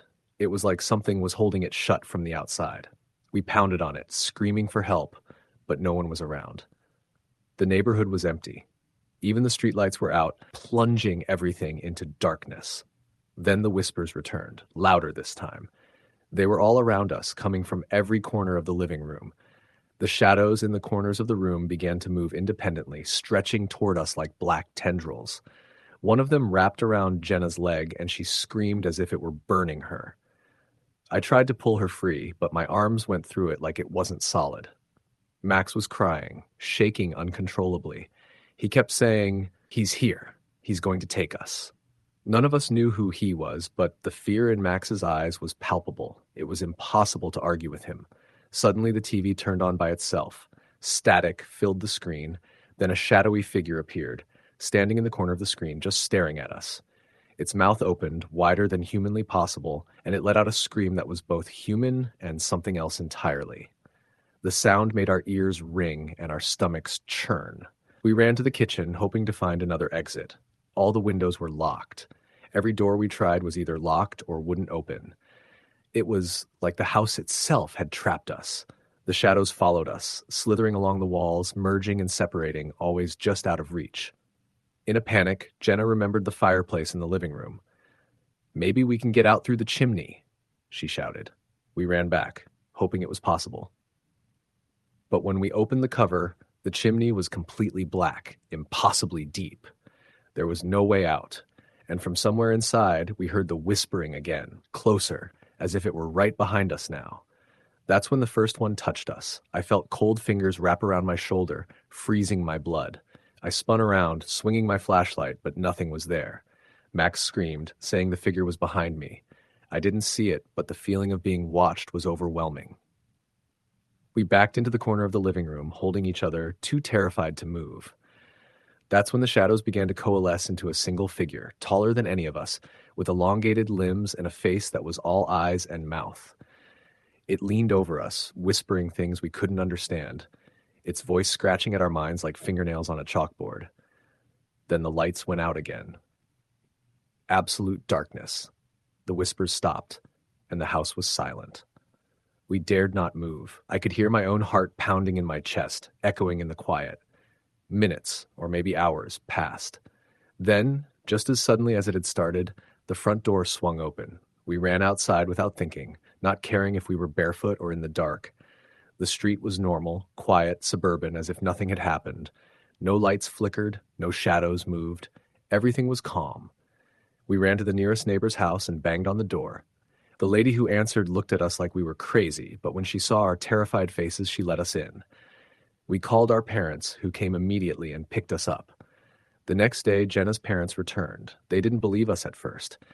They said the power outage and old wiring could have caused the noises, that maybe it was just Max having a nightmare. But I knew what I had seen. The shadows, the whispers, the figure on the staircase. It wasn't imagination. A few weeks later, Jenna's family decided to have someone inspect the house. The electrician found nothing wrong. There was no evidence of a break-in, no way someone could have been in the house. But when Jenna and I talked privately, she admitted something strange. Sometimes, she whispered, I still see him. Not in the house, but in my dreams. Watching me. Waiting. I tried to shrug it off, telling myself it was just trauma from that night. But a few nights later, I woke up in my own room to see a shadow standing at the foot of my bed. I froze. It tilted its head, smiled that impossibly wide smile, and whispered my name. I haven't been back to Jenna's house since. Max won't sleep anywhere without a light on. And sometimes when I'm alone, I swear I can hear footsteps in the dark, soft, deliberate, pacing back and forth like that night. We never found out who or what was in that house. All we know is that it wasn't human, and it didn't leave when the lights came back on. It was patient, it was waiting, and I have a feeling it's still there. Story the end. It was a Friday night in late October when the invitation came. I had been looking forward to this sleepover for weeks. My best friend Megan had just moved into a bigger house on the edge of town, and her parents were out for the weekend, leaving her free to host a small group of us. There were 5 of us in total. Megan, me, her twin brothers, Josh and Luke, and my cousin Emily.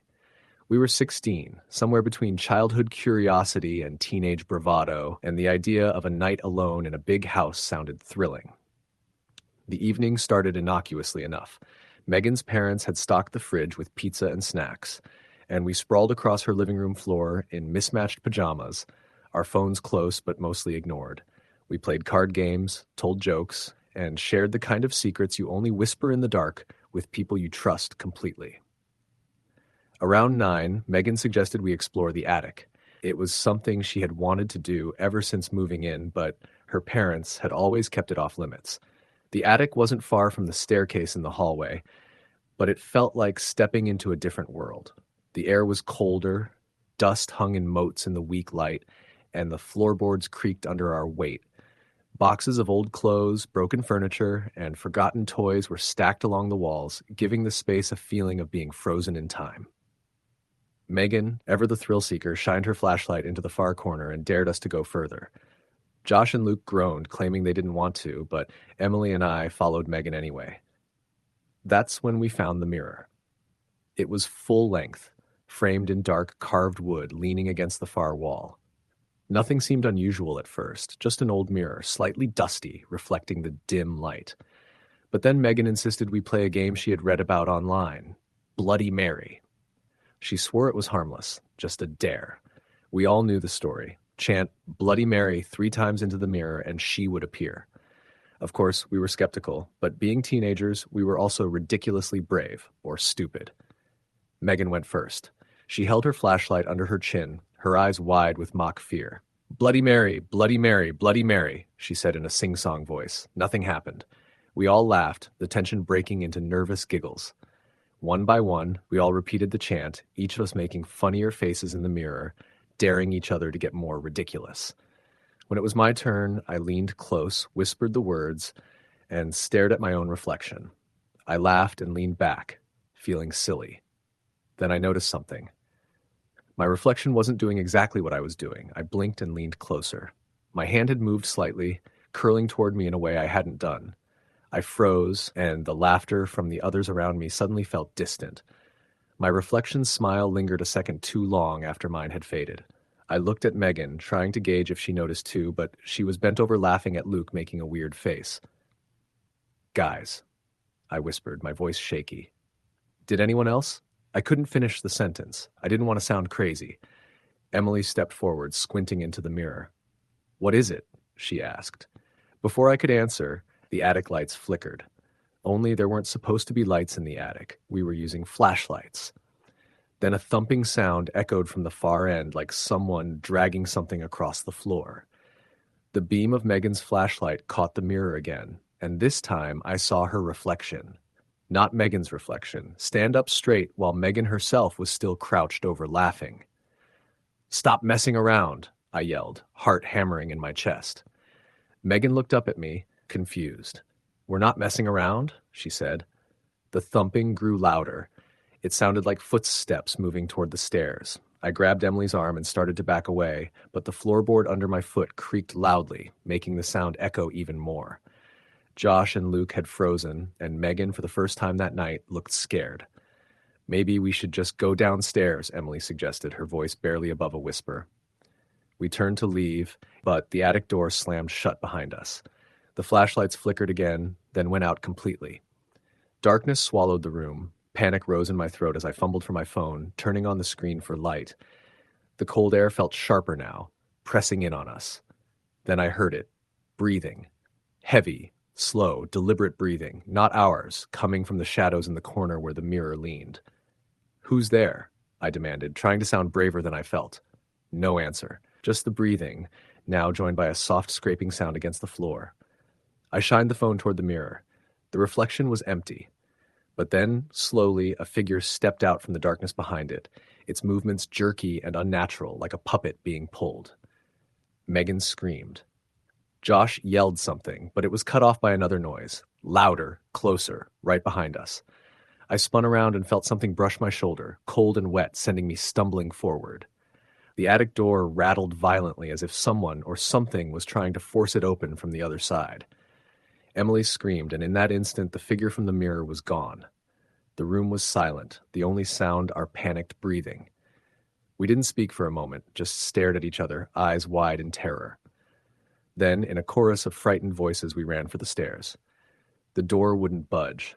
I yanked, pushed, even kicked at it, but it was stuck, locked from the outside, or maybe from something else. Megan's eyes darted around, and she gasped, pointing toward the mirror. It was no longer reflecting us. Instead, it showed a room we didn't recognize, filled with shadows that shifted unnaturally. And there, in the far corner of that reflection, a figure stood watching us, smiling. "Someone help us!" Josh screamed, pounding on the attic door. I don't know what happened next. Time seemed to stretch and twist. The air grew heavy, thick, and the shadows in the mirror moved closer, reaching out. One of the figures stepped out of the mirror itself, crossing the threshold into our reality. I froze as it drifted toward us, its face obscured, but I could feel it. Something malevolent, intelligent, ancient. Then, just as suddenly as it appeared, it vanished. The door unlatched with a click, and the lights of the house flickered back on. We bolted down the stairs, tripping over each other, desperate to get out. Once we reached the living room, the reality of being alone hit us. The house was still quiet, eerily quiet, as if nothing had happened. Megan's parents were due back the next morning, and we knew we had to leave before they returned. We grabbed our things, stuffing them into backpacks without a word. I didn't dare look at the attic again. Outside, the night air never felt so cold. We ran to our cars, the moonlight casting long shadows across the driveway. We didn't stop until we were all back at my house, safe behind locked doors. We tried to talk about it, rationalize it, but none of it made sense. None of us wanted to ever speak of the mirror again. Over the next few days, I couldn't sleep. Every reflective surface in my room felt menacing. My reflection sometimes lingered a moment too long, or my shadow would shift oddly when I moved. I tried to tell myself it was paranoia, but then I started noticing other things. Small things at first. Doors slightly ajar that I was sure I had closed, whispers I couldn't place, objects moved when no one else was home. Megan called a week later. Her voice sounded normal, but I noticed something off. A pause here, a tone that wasn't hers. She mentioned she had burned the mirror in the fireplace. I asked if she had seen anything else, and she laughed nervously, saying no, but I could hear her swallowing, trying to steady her voice. Months passed. Life went back to normal, mostly. We stopped speaking about that night entirely. But then, one evening, I was walking past a store with a glass front when I noticed something in the reflection. I froze. It wasn't me. It was her. The girl from the mirror, standing behind me, smiling. My breath caught in my throat. I spun around, but the sidewalk was empty. The store window only reflected my terrified face. I tried to forget it, but it didn't end there. Mirrors started showing things that weren't real. Shadows lingered where none should be. Sometimes when I woke up in the middle of the night, I could swear I saw her in the corner of my room, just standing there, watching. My friends had similar experiences. Megan moved away, and I lost touch with her, but the memory remained, lodged in my mind like a splinter. I eventually learned something about that mirror. It had been in Megan's family for generations, passed down without anyone knowing its true nature. Stories of those who had looked into it were whispered, people disappearing, going mad, seeing things that shouldn't exist. Some said it didn't just reflect reality, it could reach into it, pull things through, and leave a mark on anyone who dared to look. I don't know why we survived that night. I don't know why we were spared. All I know is that the mirror is out there somewhere, waiting for someone else to dare, and I can't escape the feeling that one day it will find me again. Every reflection, every darkened corner, every whispered sound in the night reminds me that it's still watching. I stopped looking in mirrors when I could avoid it. I never stay in houses alone, and I never go to sleepovers without considering the consequences. But no matter how careful I am, I know I can't run forever. Because sometimes, just sometimes, I catch a glimpse of her in my vision. And I know she hasn't forgotten me. Story the end. It was late October, the kind of night where the air already carried the bite of winter, even though the leaves were still bright orange and scattered across every driveway in the neighborhood. The sleepover had been planned for weeks, something that my friends and I had been buzzing about at school. We were all 15, old enough that sleepovers were less about games and movies and more about staying up until dawn, gossiping, scrolling through our phones, and daring each other into doing something stupid. The house belonged to my friend Jessica. Her family had lived in the same place forever, one of those big suburban homes on the edge of town, close enough to the woods that at night you could hear coyotes. Her parents were out that night, gone for the weekend on some anniversary trip, which was why the sleepover had been her idea in the first place. We'll have the whole house to ourselves. She'd said at lunch the week before, grinning like she knew exactly how exciting that sounded. There were 6 of us. Me, Jessica, her best friend Amber, a quieter girl named Marissa, and then twins named Kayla and Kelsey. The twins were always invited everywhere because they were impossible to separate. They had that hyperactive, laughing all the time energy that filled the room. We came over with our overnight bags, pizzas, candy, a couple 2 liters of soda, and the kind of excitement that only came with being unsupervised for an entire night. By 9, the sun was down, the pizza was gone, and we were sprawled across the living room surrounded by blankets and pillows. The TV was on in the background, some dumb movie that nobody was really watching. Mostly we were talking, scrolling through TikTok, and occasionally daring each other into prank calls. It wasn't until around 10 that the conversation shifted.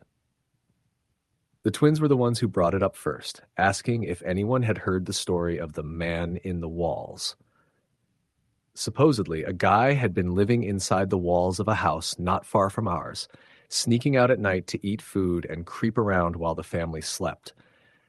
It sounded like one of those urban legends that got recycled from place to place, but Amber swore it was true. My cousin said it really happened here, she insisted, sitting cross-legged on the carpet with a blanket wrapped around her shoulders. Like the cops actually found him. He'd been living in this house for months before anyone even knew. That's such crap, Jessica said, laughing. But I noticed the way she looked at the ceiling for a second before she smirked again. Besides, if anyone was living in our walls, I think we'd know. We laughed it off, but the idea lingered in the air, like smoke from a candle you thought was blown out. Sometime around midnight, we turned off the lights except for a few string lights Jessica had around the room, giving the place a dim orange glow. The mood shifted the way it always does when you're tired but wired, when shadows seem to stretch longer and the house feels too quiet. We played a game of truth or dare, then moved to telling ghost stories, and it was then that things started to get weird. Marissa, who hadn't said much all night, told us about the time she swore she'd seen a man standing at the end of her hallway at 3 a.m. She said she'd been too afraid to get up and check, so she just pulled the blanket over her head and waited until she fell asleep. The way she told it made us all shiver a little. Stuff like that happens when you're half asleep? Kayla said, trying to brush it off. But then she grinned. Okay, dare. I dare Jessica to turn off all the lights and go check the basement. Jessica groaned, but got up anyway because none of us wanted to be called a chicken. She went into the kitchen and flicked off the switch that controlled most of the house lights. Suddenly, the living room seemed much darker, the only glow coming from her little strand of lights. She disappeared toward the basement door, and we all leaned forward, whispering and laughing nervously. The door creaked open, and for a long moment we heard nothing but her footsteps going down. Then, silence. Jess? Amber called after a minute, half laughing, half worried. No response. We all glanced at each other, the nervous energy spiking. Don't, Kelsey whispered, clutching her sister's arm. She's just trying to scare us. But before anyone could say more, we heard it. A loud, hollow bang from the basement, like something heavy had fallen over. We all jumped, several of us screaming at once. Amber scrambled to her feet. Jessica, that's not funny! There was no answer, just silence. Finally, Jessica reappeared at the top of the stairs, smirking like she'd pulled off the greatest prank of the night. You guys are such babies, she laughed, though her face looked a little pale. We all groaned, threw pillows at her, and tried to laugh it off. But when she sat back down, I noticed she kept glancing toward the basement door, like she wasn't quite convinced it had all been a joke either. The night dragged on. We tried to settle back into laughing and talking, but the mood never fully lifted. Every creak of the house made us look up. Around 1 a.m, the twins were both asleep, curled up together on a pile of blankets. Marissa was nodding off, too, and Amber was scrolling through her phone, her face lit up by the glow of the screen. That was when I heard it. At first, I thought it was just the wind, but it came again, slow, deliberate footsteps overhead, above the second floor where the bedrooms were. I froze, my breath catching. The others seemed to notice too, because Amber looked up from her phone, wide-eyed, and Marissa blinked awake. Jessica shook her head. It's just the house settling, she whispered, though her voice wavered. The footsteps came again, moving across the ceiling, too heavy, too intentional to be pipes or wood shifting. The sound stopped right above us. We sat there, staring at the ceiling, no one breathing. Then suddenly, a floorboard creaked again, this time closer to the staircase. Jessica shot up, grabbing her phone. Okay, seriously, who's messing with us? But no one was. We were all in the living room, every single one of us. We huddled closer together, whispering, trying to convince ourselves it was nothing, but deep down, we all knew it wasn't. Amber finally whispered what we were all thinking. What if it's not us? Jessica's face went pale, and for the first time all night, she didn't have a sarcastic comeback. The next few hours blurred together into something I still struggle to piece apart. There were more noises, the sound of something dragging across the floor upstairs, the faint creak of a door hinge, and once, I swear, the sound of a low, steady breathing just beyond the basement door. None of us dared go upstairs. We stayed huddled in the living room, too scared to sleep, whispering about whether we should call the police. Jessica kept insisting it was nothing, but her voice was trembling. At one point around 3 a.m, Amber swore she saw movement in the hallway, a shadow slipping past the doorway too quickly to be explained. We didn't sleep. Not a single one of us. When the first light of dawn crept through the blinds, we practically bolted upright. The house was silent again, like nothing had happened. But when Jessica finally gathered the courage to go upstairs, we followed her, moving as a group. At first, everything looked normal, the bedrooms, the bathroom, the hallway, but when we reached the door to her parents' room, it was cracked open. Jessica hesitated, then pushed it wide. The bedspread was rumpled, the closet door half open.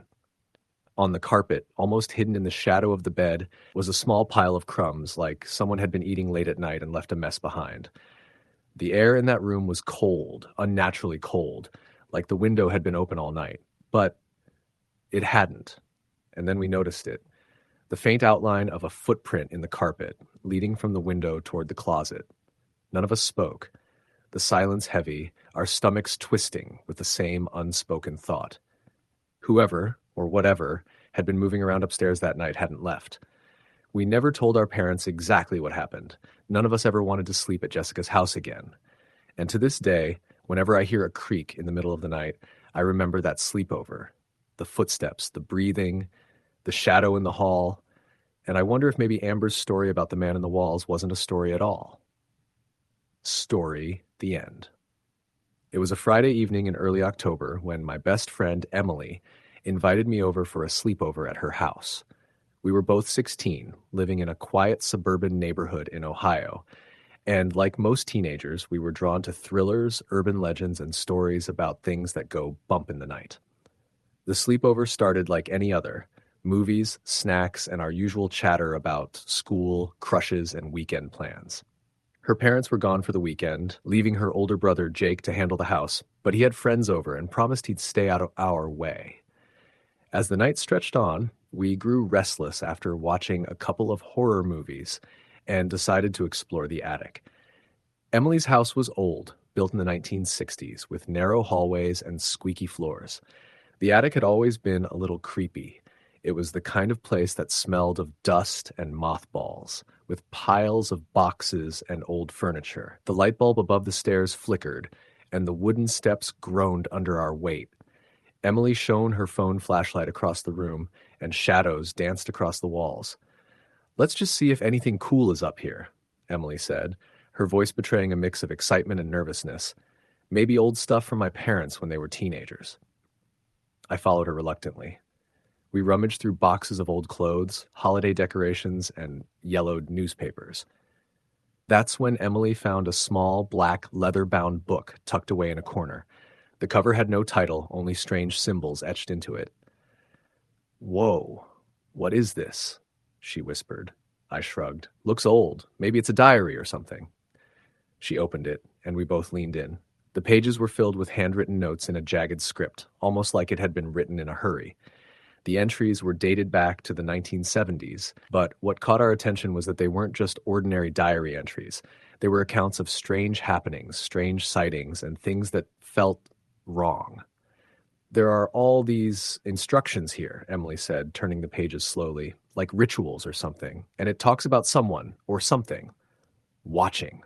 Look at this." She pointed to a line that read, "Do not turn around when it watches, or it will follow you." A chill ran down my spine. "That's creepy." Yeah, but it's probably just some old goth kid's journal, right? Emily said, trying to sound casual. But I noticed her hands shaking slightly as she held the book. We left the attic shortly after, but I couldn't shake the feeling that something had shifted in the house. The lights seemed dimmer, and every creak of the floorboards sounded louder than usual. We decided to settle in her room, laughing nervously about the diary. Emily suggested we tell scary stories, but the mood had changed, the air felt heavier, and shadows in the corners of the room seemed sharper. Around midnight, we turned off all the lights and used our phones as flashlights. That's when it started. At first, it was subtle, a faint scratching sound coming from the hallway outside her room. We froze. Probably just the house settling, Emily whispered. But then it became louder, like nails scraping along the wooden floor. Emily, do you hear that? I asked, my voice trembling. She nodded slowly. Yeah, it's coming from the attic, I think. We had both agreed earlier not to go back up there, but something about the sound drew us in, a morbid curiosity that overpowered our fear. We crept toward the attic door, the scratching intensifying with every step. My heart was pounding in my chest, and I could hear Emily's breathing getting shallower. When we reached the attic stairs, the door was slightly ajar, and a cold draft seeped out from the room. The scratching stopped abruptly, replaced by a low, guttural humming that seemed to vibrate through the wooden walls. Emily and I exchanged a terrified glance. Maybe we should just go back to bed, I said, my voice barely above a whisper. Before she could answer, the door to the attic slowly creaked open on its own, as if pushed by an invisible hand. The flashlight on Emily's phone flickered, and we both froze. Something was in there. Something alive, or not alive, but aware of us. A shadow moved across the attic floor. It was tall, impossibly thin, and its limbs bent at angles that shouldn't have been possible. Its face was obscured by the darkness, but I could feel its gaze, like cold knives pressing into my skull. We ran, down the stairs, through the hall, and into Emily's bedroom, slamming the door behind us. We could hear it moving outside, slow, deliberate footsteps circling the room. The scratching returned, scratching at the door and walls, closer and closer. "Call Jake," Emily screamed, fumbling with her phone. But there was no signal, no bars. Our parents were gone. Jake was out with friends, and the house felt impossibly vast and silent. The scratching stopped. A pause. Then came a whisper, soft and breathy, almost like it was right next to my ear. "Don't sleep." Emily and I clutched each other, our eyes wide in the darkness. The whisper repeated, now coming from the corners of the room, from the closet under the bed. We stayed awake all night, lights on, phones held above our heads, barely daring to breathe. Every time we thought it had gone, the whisper returned, always repeating the same warning. Dawn could not come fast enough. When morning finally arrived, the house seemed normal again. No scratching, no shadows, no whispers. We told ourselves it had been a nightmare, a product of teenage fear and imagination fueled by the diary. Emily's parents came home, and life returned to its mundane rhythm. But that night left a mark. Over the next few days, small things began to happen. Doors left open that we were sure we had closed, shadows in the corner of our eyes, faint scratching noises when we were alone, and always, the feeling of being watched.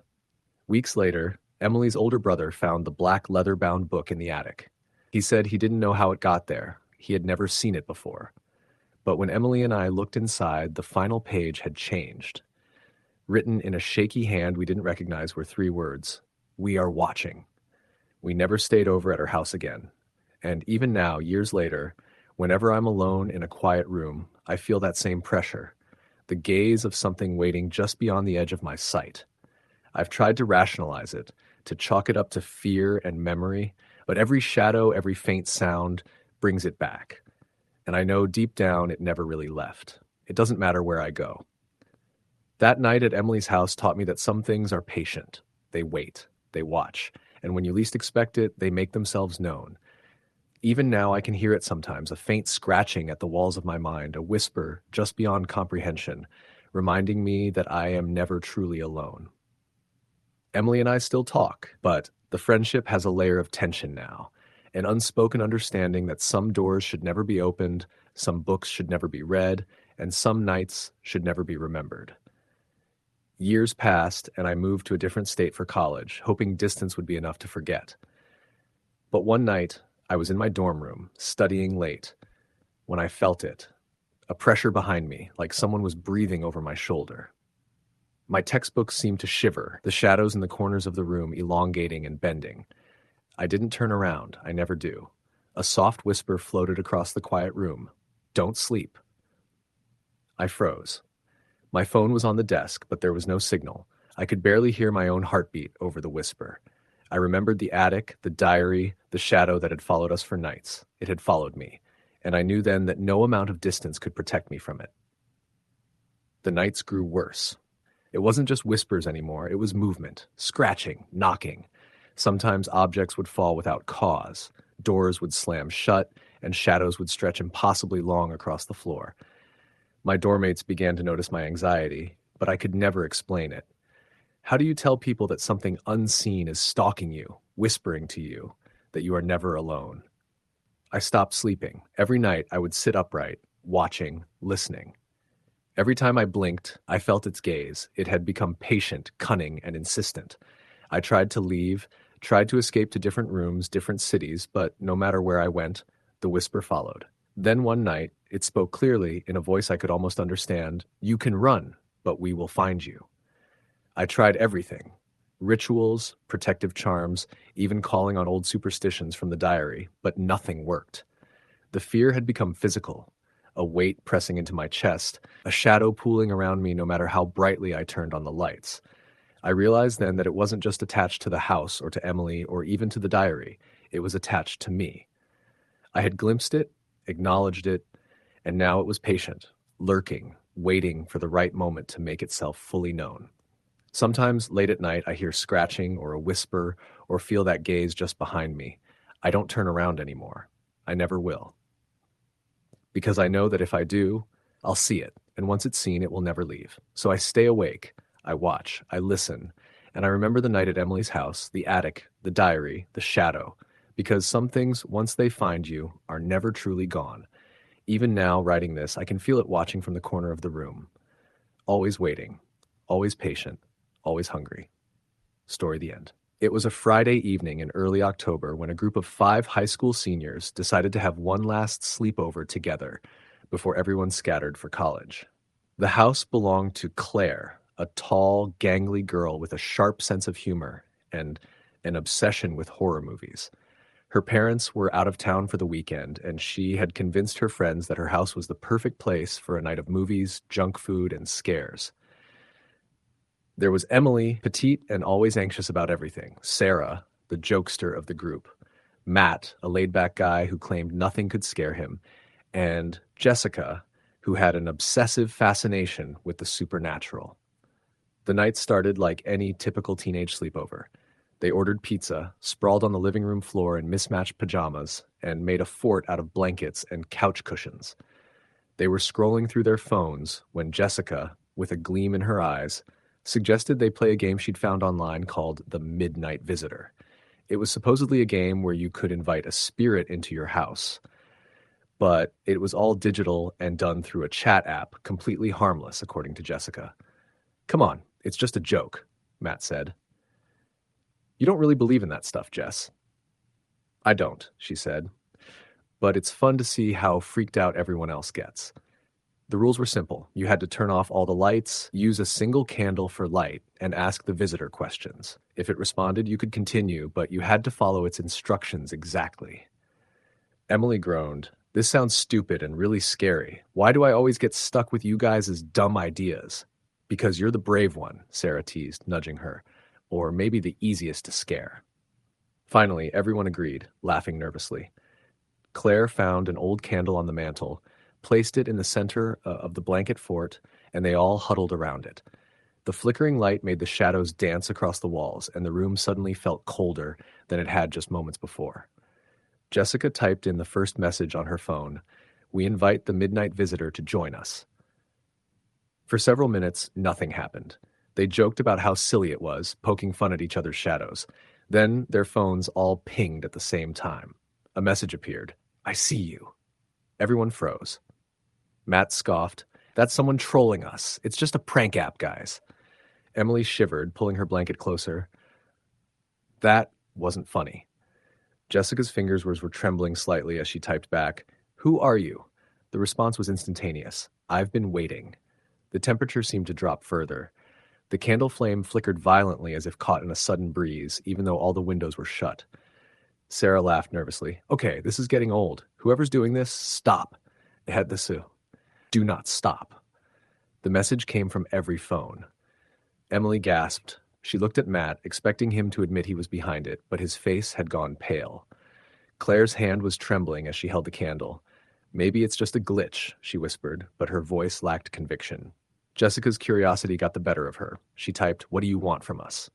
"Watch, listen, follow." A loud bang came from the kitchen. They all screamed and jumped. Matt got up, trying to rationalize it. "It's probably just the fridge or something. Old houses make weird noises." They returned to the fort, but every creak of the floorboards, every distant knock made their nerves fray. The messages continued. "I'm closer now." Emily wanted to leave, but the front door had somehow locked itself. Claire tried the knob. Nothing. Panic started to creep in. Sarah's joking attitude had vanished completely, replaced by tense, wide-eyed fear. Then they heard it, a soft, dragging sound coming from the hallway outside the living room. It wasn't fast, but deliberate, like someone or something was moving slowly, deliberately across the floor. Matt grabbed a flashlight from the kitchen and shined it down the hall. There was nothing there. The shadows danced eerily under the beam. Suddenly, the candle went out. The darkness was suffocating. Jessica's phone glowed again. "You can't hide." Emily started sobbing quietly. This isn't funny anymore. Please, stop." Claire tried to reassure everyone, but her own voice shook. "It's just a stupid app, that's all. Someone's messing with us." The sound in the hallway returned, louder now, as if it had stepped closer. Something cold brushed past the edge of the fort, and all 5 of them screamed. Claire swung the flashlight toward the movement, but nothing was there. Yet, they all felt the presence, heavy and oppressive. Sarah whispered, "I don't like this. I don't like this at all." Matt, still trying to keep a rational mind, suggested they open the doors and leave, but the locks wouldn't budge. The dragging sound was now accompanied by a soft tapping like fingernails on the walls. Every tap seemed deliberate, like it was counting down. Jessica, unable to resist, typed another message. "Who are you? What do you want?" "You invited me." The group went silent, the weight of those words sinking in. They hadn't actually invited anything. They had thought it was just a game. But the voice, whatever it was, didn't lie. Suddenly, the candle reignited by itself, its flame bright and steady, but the shadows it cast weren't right. They twisted unnaturally, forming shapes that were vaguely human but wrong. Limbs bending at impossible angles, faces contorted in silent screams. Emily screamed and tried to crawl out of the fort, but an invisible pressure held her back. She couldn't move. Sarah grabbed her, but the pressure shifted, pulling at her arms too. Matt and Claire tried to push forward, but it was like they were stuck in thick molasses. The phone vibrated violently. "Now!" A new sound joined the others. A whisper, barely audible at first, then growing louder. It was coming from every direction, a chorus of hissing voices saying, "Sleep. Forever." The group huddled together, shaking and crying. Claire realized the candlelight was their only protection. Without it, the presence in the room felt infinite, stretching beyond the walls. Then, as if to torment them further, the messages continued. "Do you see them?" They turned toward the living room mirror, previously ignored, and their reflections were wrong. Their eyes were black pits, their mouths stretched in silent screams, and their movements didn't quite match their own. Every time they blinked, the reflection advanced a fraction closer to the edge of the mirror. Emily screamed, trying to break the mirror, but her hands went through it as if it were liquid. Panic overtook rational thought. Sarah's voice quivered. "We have to get out. We have to leave now." Matt tried breaking a window, but the glass wouldn't shatter. The whispers grew louder, overlapping into a cacophony that made their heads pound. Suddenly, one by one, the lights of their phones went black. The messages stopped. The candle remained the only source of light, flickering in a pattern that seemed almost alive. Then the temperature dropped so quickly that their breath formed clouds in the air. From somewhere deep in the house, the sound of a child laughing echoed, high-pitched and hollow, like it belonged to someone long dead. The laughter moved closer, circling them, filling the fort with its icy presence. Jessica's hands shook as she typed her last desperate message. Please, go away. It's too late. Then everything stopped. Silence. No movement, no whispers, only the faint flicker of the candle. The oppressive presence was gone. Or at least it felt like it had moved back. Exhausted, drenched in sweat despite the cold, the group collapsed in the fort. Morning came slowly. When the sun finally rose, everything seemed normal. The doors unlocked, the mirrors reflected correctly, and the phones were just phones again. They didn't speak of that night again, not even to each other. But every now and then, months later, each of them would feel a presence in the corner of a room, hear a whisper when no one was there, or notice a shadow moving unnaturally out of the corner of their eye. Claire moved out of state for college, Emily transferred schools, Sarah tried to laugh it off, Matt claimed it never scared him, and Jessica still obsessed over the supernatural. But no matter where they were, when they were alone, they could feel it. The midnight visitor had been invited, and it remembered. Even now, late at night, in quiet, dark rooms, they could swear their phones might vibrate, showing a message that simply read, "I'm still here." Story the end. It was a Friday evening in early October when my friend Megan invited me over for a sleepover at her house. We had been planning it for weeks, mostly to escape the monotony of our small Midwestern town, the kind of place where nothing really ever happened. Megan's parents were going out of town for the weekend, leaving the house entirely to the two of us, which was a thrill in itself. She assured me it would just be movies, junk food, and maybe a little harmless ghost storytelling. She always loved the thrill of the creepy, the weird, and the unexplained. I didn't think much of it. I wasn't particularly scared of ghosts or anything like that. Megan lived in a big old colonial-style house on the edge of town. Her family had owned it for generations, and it had that sort of creaky charm that always made you half expect someone from the 1800s to appear in the hallway.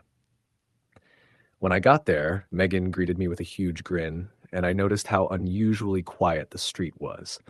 Not even the faint hum of distant traffic or the occasional dog barking. Just silence.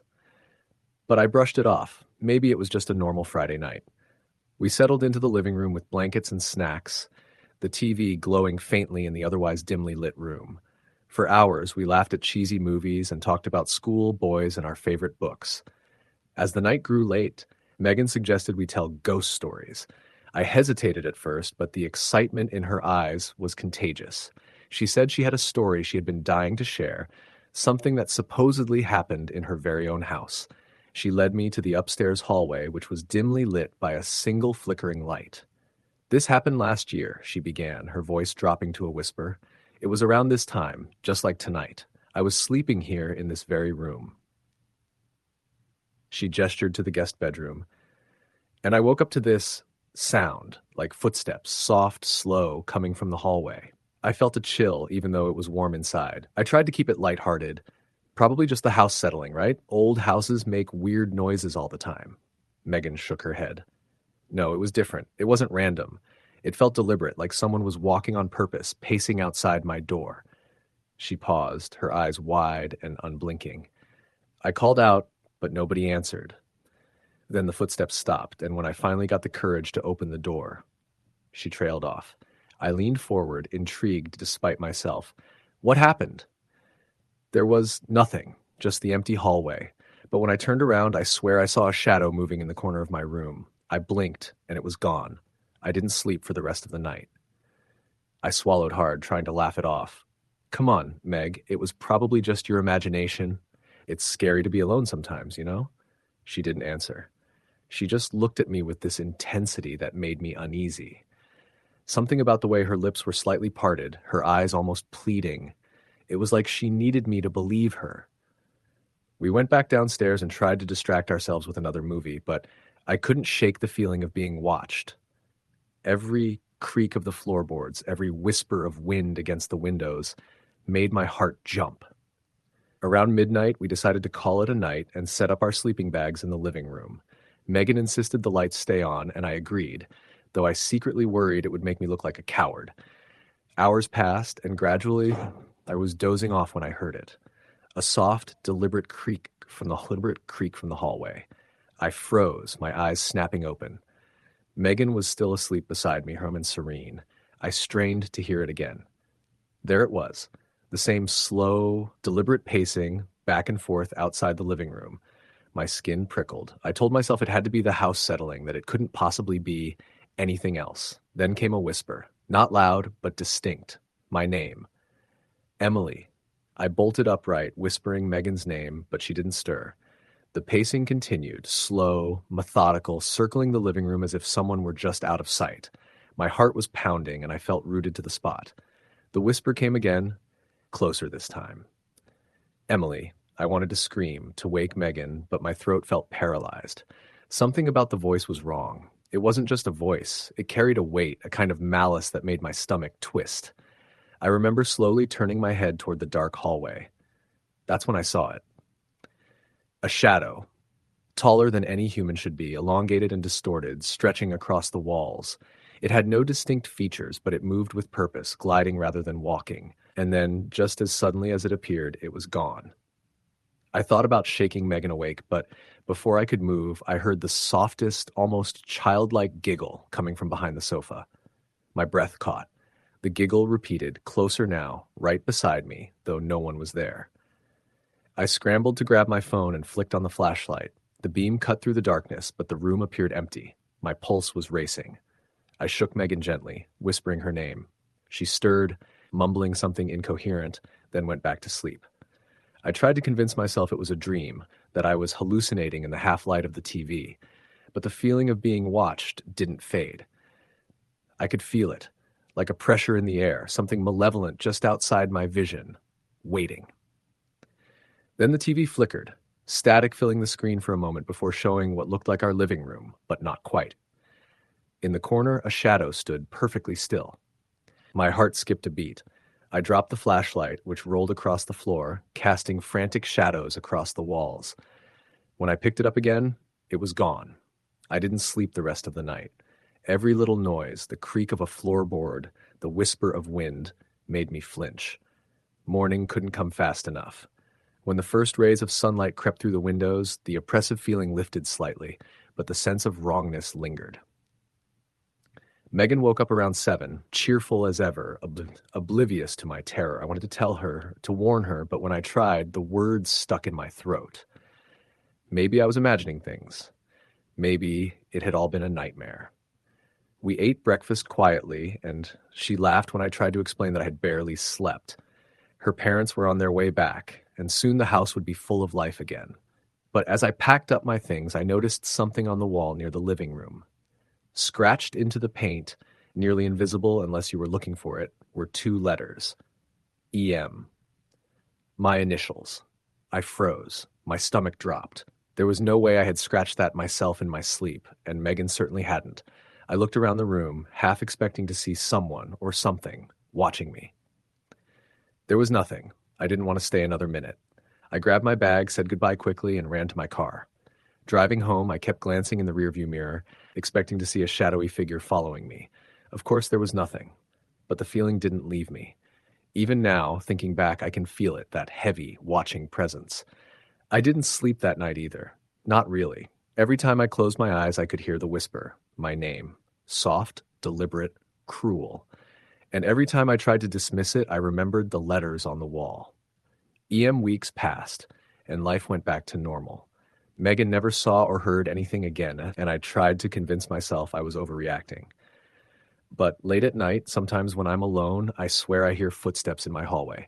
Slow, deliberate, pacing back and forth, circling, just out of sight, and sometimes a whisper, calling my name. I don't know if it's the same thing from that night, or if it ever really left. I don't think it did. I've learned not to call attention to it, not to acknowledge it too strongly, because whatever it is, it thrives on attention, and I don't want it to follow me again. Sometimes when I pass old houses or walk down quiet streets, I feel that same pressure, that same gaze. And I remember Megan's house, the shadow that moved like it owned the walls, the whisper that sounded like my own voice calling me from the dark. I never went to another sleepover after that, and I never stayed at Megan's house again without the lights on. Every door locked, my phone clutched in my hand. But I know it's still there, somewhere, waiting, because the feeling doesn't fade. It's patient and it remembers. Sometimes I wonder if it's still in that house, watching, waiting for someone new. And sometimes, in the quietest moments of my night, I wonder if it knows my name, if it'll call me again, if one day I'll be too late to run. I've tried to tell people about it, friends, family, even the police, but they just laugh or tell me it's my imagination. I know better. I know what I saw, what I felt, and I know it's out there, waiting, watching. Every creak in my house, every whisper of wind against the windows sends a shiver down my spine. I have nightmares sometimes, visions of shadows gliding across walls, voices that shouldn't exist whispering my name. And I wake up in a panic, feeling that same oppressive presence pressing down, just like that night at Megan's house. I don't know what it is or why it chose me, but I do know one thing. It's still there. And I think somehow it always will be. Story the end. It was a late October Friday when my friends and I decided to have a sleepover at Emma's house. We were all juniors in high school, a tight-knit group of 5, me, Emma, Claire, Jordan, and Lily. Emma's parents were out of town for the weekend, which made it the perfect opportunity for us to have the kind of sleepover we had only dreamed about. Movies, junk food, staying up all night talking, basically our own little freedom bubble. What we didn't know was that bubble was about to burst in ways none of us could have imagined. Emma lived in a quiet suburban neighborhood, the kind where the houses were close together, but everyone had their own little lawns and trees lining the streets.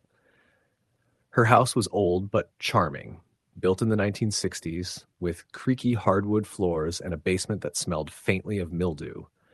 It wasn't particularly spooky, but as kids, we liked to imagine it was.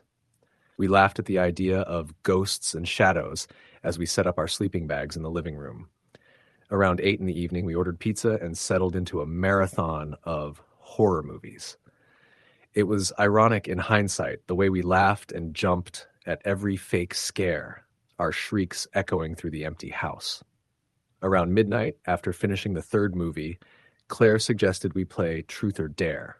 We were nervous at first because it was getting late, but the thrill of rebellion won over. It started innocently enough. Confessions about crushes, dares like running to the end of the driveway in the dark. Then Jordan dared Lily to go down into the basement alone and turn on the lights.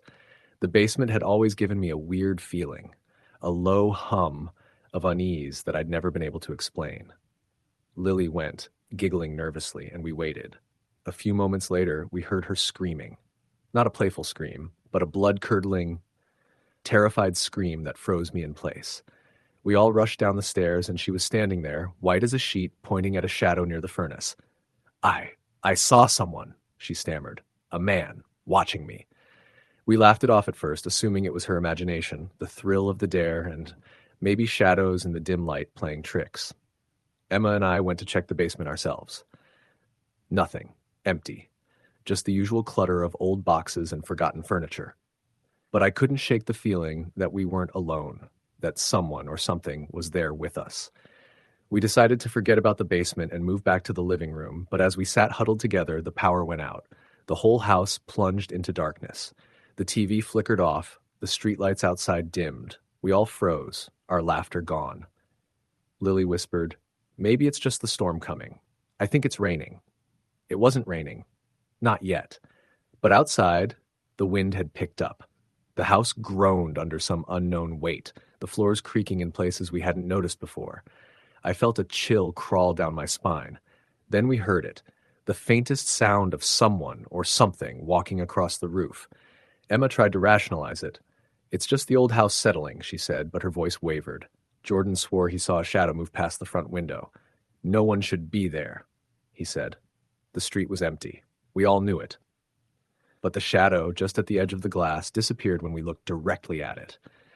We decided to stick together in the living room, candles flickering, trying to calm our nerves. It didn't help. Every creak, every gust of wind, every rustle of the trees outside sounded like footsteps, whispers, or worse. Around 2 a.m., when our initial fear had dulled into uneasy alertness, Emma's phone buzzed. A text. From her mom. "Call me as soon as you can. Something is wrong with the alarm system. Don't ignore it." Emma's hands were shaking as she dialed. No answer. Then a different text arrived. This one just a single line.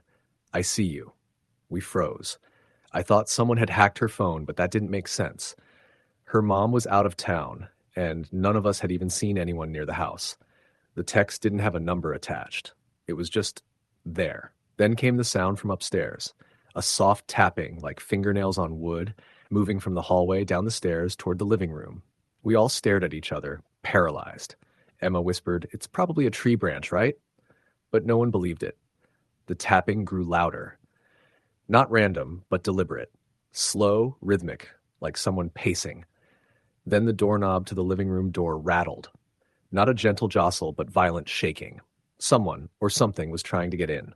We ran to the kitchen and barricaded ourselves behind the island.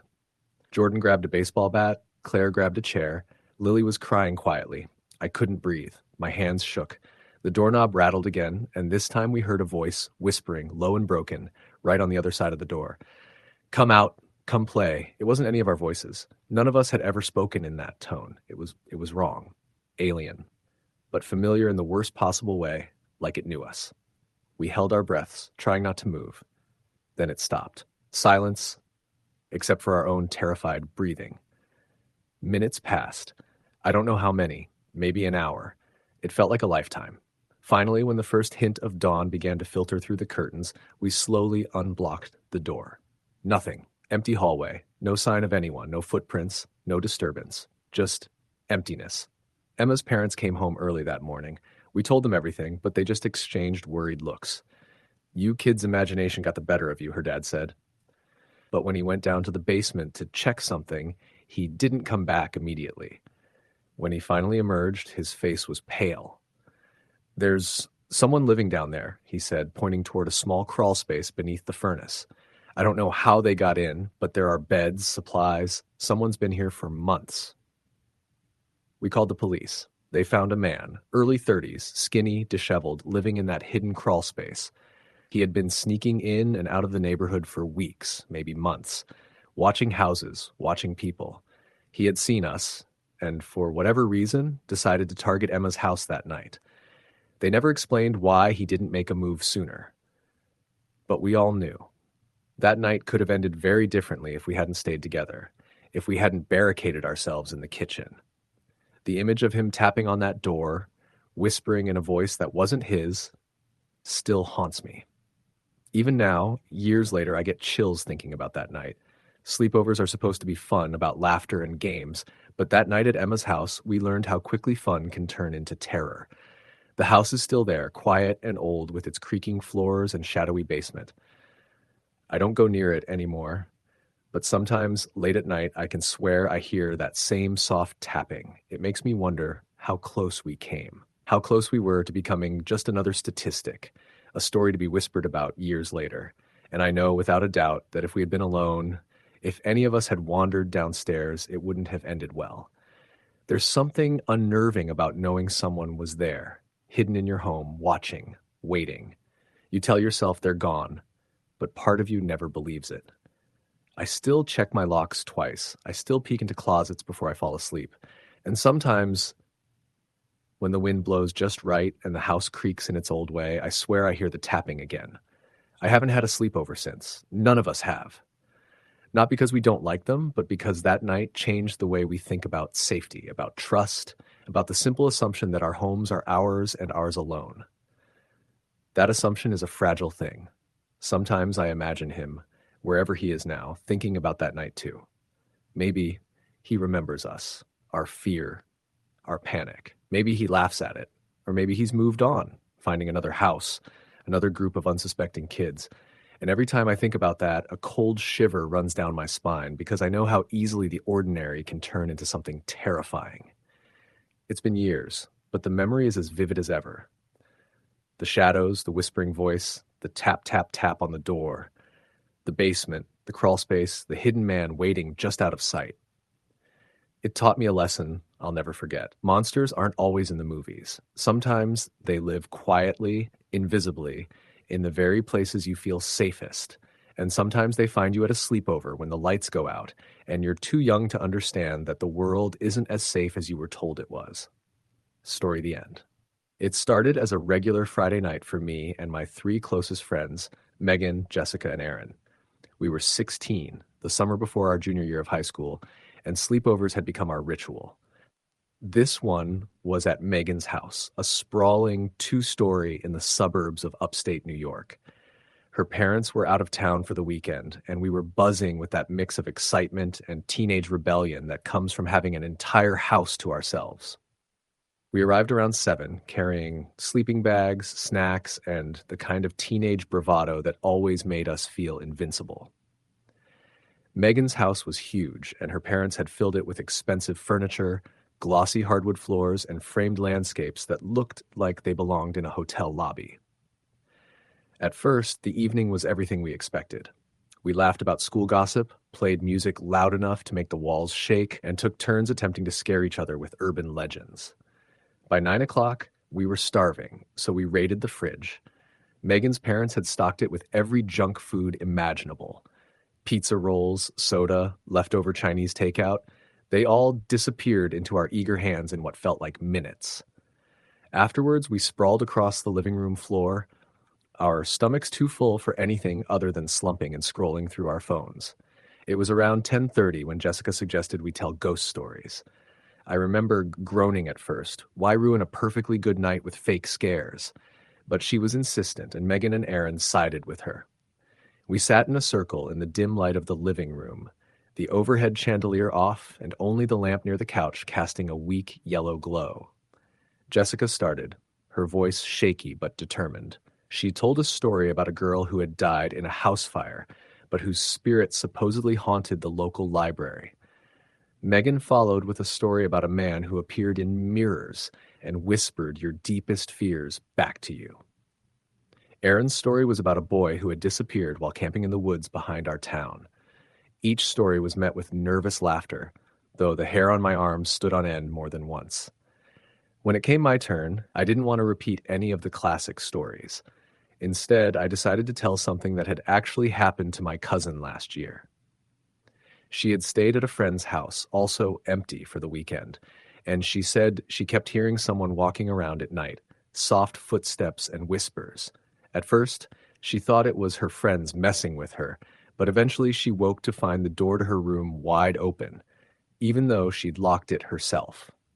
Everyone laughed nervously at my story, and the room fell silent for a minute, as if the shadows in the corners were listening. That was when the first weird thing happened. Megan's dog, a golden retriever named Bailey, who had been sleeping peacefully near the couch, suddenly bolted upright and started growling at the staircase leading to the second floor. We all froze, looking at the stairs, which were shrouded in darkness. I laughed nervously. "It's probably just a raccoon or something," I said, but my voice didn't carry the confidence I wanted it to. The growling stopped almost as suddenly as it started, and Bailey sat back down, tail wagging like nothing had happened. We all tried to shake it off and went back to our stories. By 11:30, we had moved upstairs to Megan's room, which was huge, with 2 beds, a desk, and floor-to-ceiling windows. We each claimed a bed or a corner of the floor, spreading out sleeping bags. I remember feeling uneasy as we settled in. Megan's room had an odd smell, a faint metallic tang that none of us could place. It wasn't overpowering, but enough to make me wrinkle my nose. "Weird," I muttered, but no one seemed to notice. We tried to watch a movie, but the energy from the living room had shifted.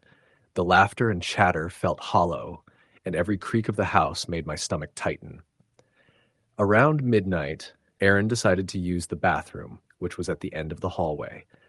Megan dared him to go alone, and he stomped off, rolling his eyes. It wasn't long after he left that we heard it. Soft, deliberate footsteps on the hardwood floor outside Megan's room. At first we assumed it was Aaron, but the rhythm didn't match his normal stride. The footsteps stopped right outside the door. Jessica whimpered and pulled her blanket closer. "Probably just the house settling," Megan said, though her voice sounded far too high-pitched. Then came the whisper. Faint, almost imperceptible at first, like someone saying a name just under their breath. "Jess! Jess!" Jessica yelped, and I jumped out of my sleeping bag. "Aaron!" I called, but there was no answer. The footsteps retreated down the hallway, slow and cautious, and then silence.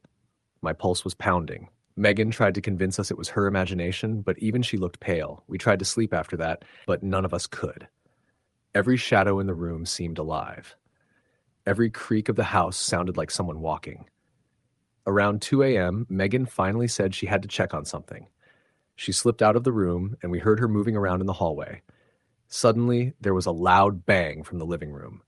It sounded like a chair being knocked over. None of us spoke. We just held our breath, hearts hammering. I grabbed my phone, ready to call Aaron or Megan, but there was no signal. The Wi-Fi was down, and the old house walls seemed to swallow any sound we made. Megan came back, pale and shaking. "The door to the kitchen, it's wide open," she whispered. "I didn't touch it." We all knew the house had been locked when we got here. Megan's parents were careful about security, and nothing in the neighborhood ever moved at night, except for the occasional cat or raccoon.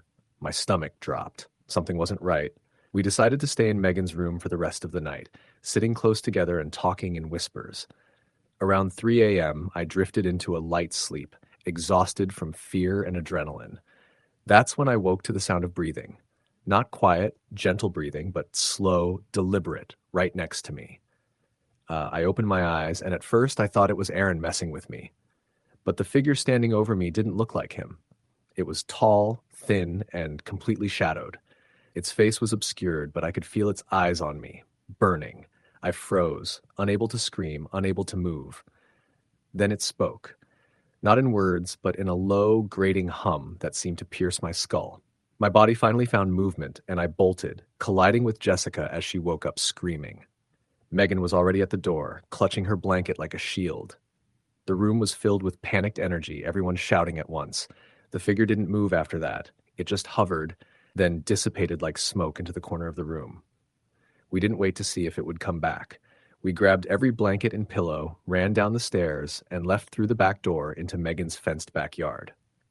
It was dark, but at least the night air was real, tangible. We sat on the grass, shivering, trying to calm down. The street was silent, too silent, and we all felt like we were being watched. Finally, Megan's parents' neighbor, Mr. Thompson, came out with a flashlight. He had seen the lights on and was concerned. We explained in broken sentences, and he listened, frowning. "You kids are probably just spooked," he said finally. "Old houses make noises. Shadows look weird at night. Go home and sleep it off." But we didn't feel reassured, not even a little. When we returned to our respective homes the next morning, the fear didn't go away. And over the next week, strange things started happening. Aaron began getting calls with no one on the line. Jessica said she kept seeing a shadow in her bedroom window at night, even though her curtains were drawn. Megan claimed she would wake up to find the kitchen lights on, doors unlocked, and things moved from where she had left them. I tried to tell myself it was coincidence, teenage paranoia, but the memory of that figure hovering over me made it impossible. And then 2 weeks later, my cousin called. Her voice was shaking, and she said, "It's happening again. The footsteps, the whispers. I can hear it in the walls." We never talked about the sleepover again, not fully. Sometimes we would glance at each other, a knowing fear in our eyes, but no one mentioned the details. The house on Maple Street where Megan's parents lived remained empty for weekends, and rumors about it being haunted began to circulate among the neighborhood kids. Years later, after high school, I returned to that area. The house had been sold and new owners had moved in. I didn't go inside, but I stood on the sidewalk and stared. The windows were dark and the place looked peaceful, but I knew better. That night, when I was 16, something entered that house, something that didn't belong. And even now, sometimes when I'm alone in my apartment, I swear I hear the faintest footsteps outside my door. Story the end. It was a Friday night, one of those rare weekends in early October when the air had that crisp bite that hinted at winter, but the leaves still clung to their branches with a last stubborn burst of color.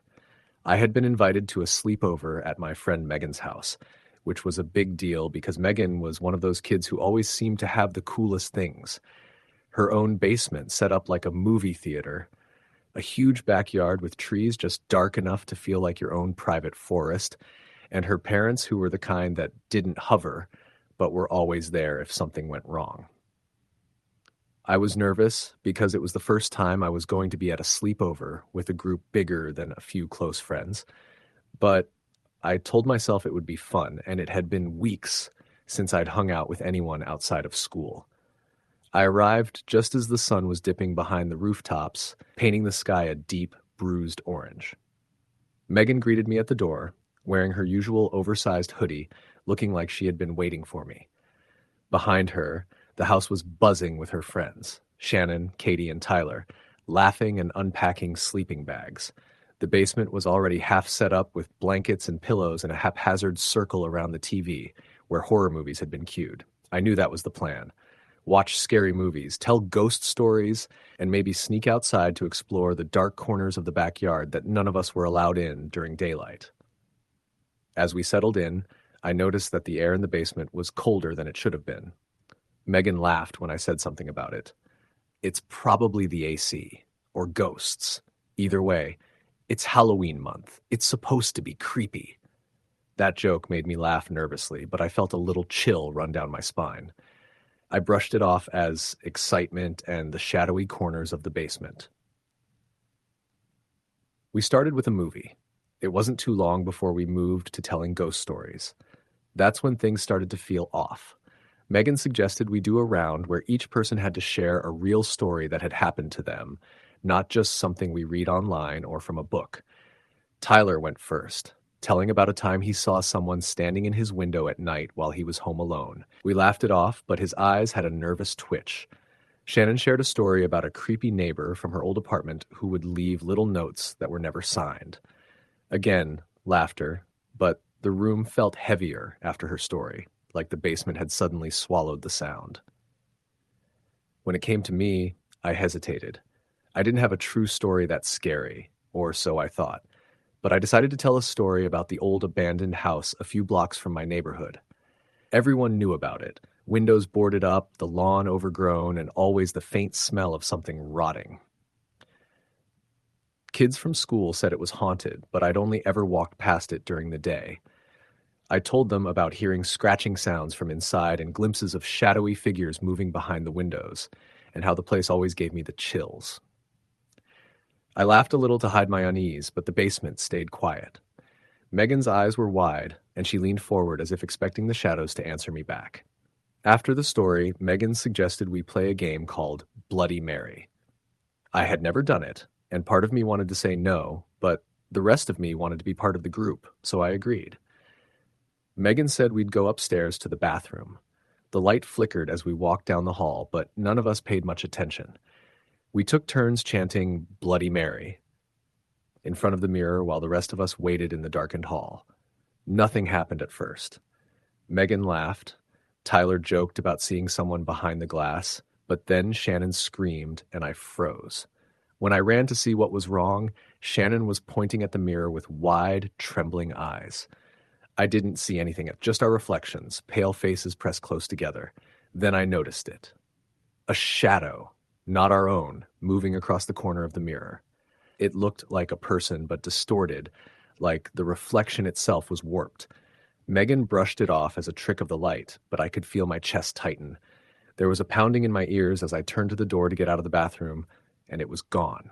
The shadow just vanished, but the air remained icy. We tried to go back downstairs, but something felt different. The basement didn't feel like it did before. The shadows in the corners seemed denser, almost tangible. I told myself it was my imagination, but then Tyler whispered, "Do you guys hear that?" We all stopped. A faint scratching sound, like nails scraping wood, was coming from the corner near the laundry area. None of us had brought that up before. Megan grabbed a flashlight and shone it toward the sound. There was nothing. Then Katie screamed. We all jumped. She pointed to the far corner near the stairs to the main floor. "There's someone there," she said, voice shaking. But there wasn't anyone, just the shadows. And the scratching continued. My stomach churned. We tried to convince ourselves it was the house settling, the pipes, or maybe a raccoon, but the sound was deliberate, moving closer. I could feel the floor vibrate slightly beneath our feet. The basement door to the main hall creaked as if someone or something was trying to get in. I suggested we all move upstairs and stick together. Megan hesitated. "But the doors are locked," she said, and then her face went pale. We hadn't locked them. Not intentionally. We all ran to the hallway outside the basement. It was just the four of us now, Katie, Shannon, Megan, and me. Tyler had gone silent, staring at the stairs. I think it's coming from the attic, he whispered. The house had an attic, a small one above the bedrooms, and it had always been locked.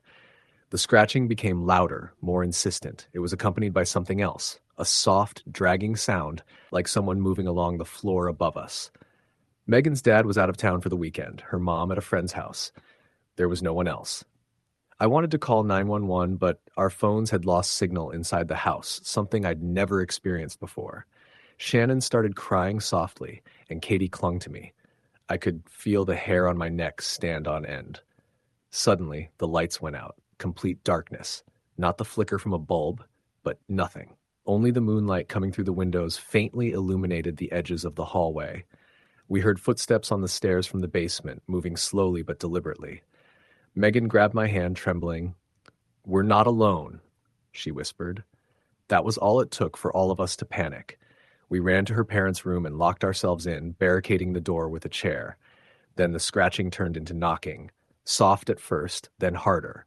Whoever, or whatever, it was moving around the house. We could hear the floorboards creak above us, dragging, then pause, then resume.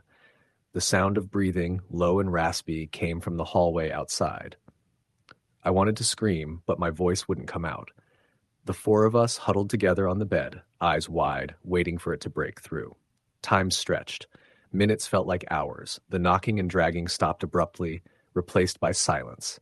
Absolute silence. My chest ached from holding my breath. I whispered, "Maybe it's gone," but no one dared to respond.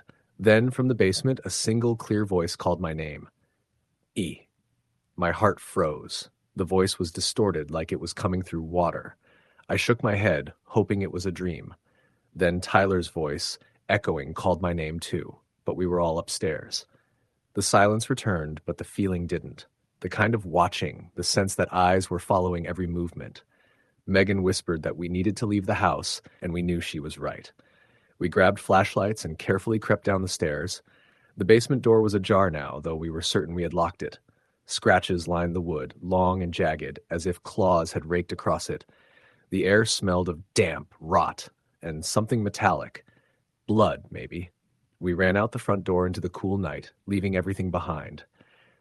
The yard was dark, the trees casting long shadows in the moonlight. I thought about the abandoned house on my street, the one I told a story about earlier. Megan suggested we run to her neighbor's house, a lighted porch, and call for help. But as we ran, I felt it, something behind us, keeping pace. Not fast, but persistent. A shadow that didn't match ours, moving across the grass, keeping just out of the edge of the light from our flashlights.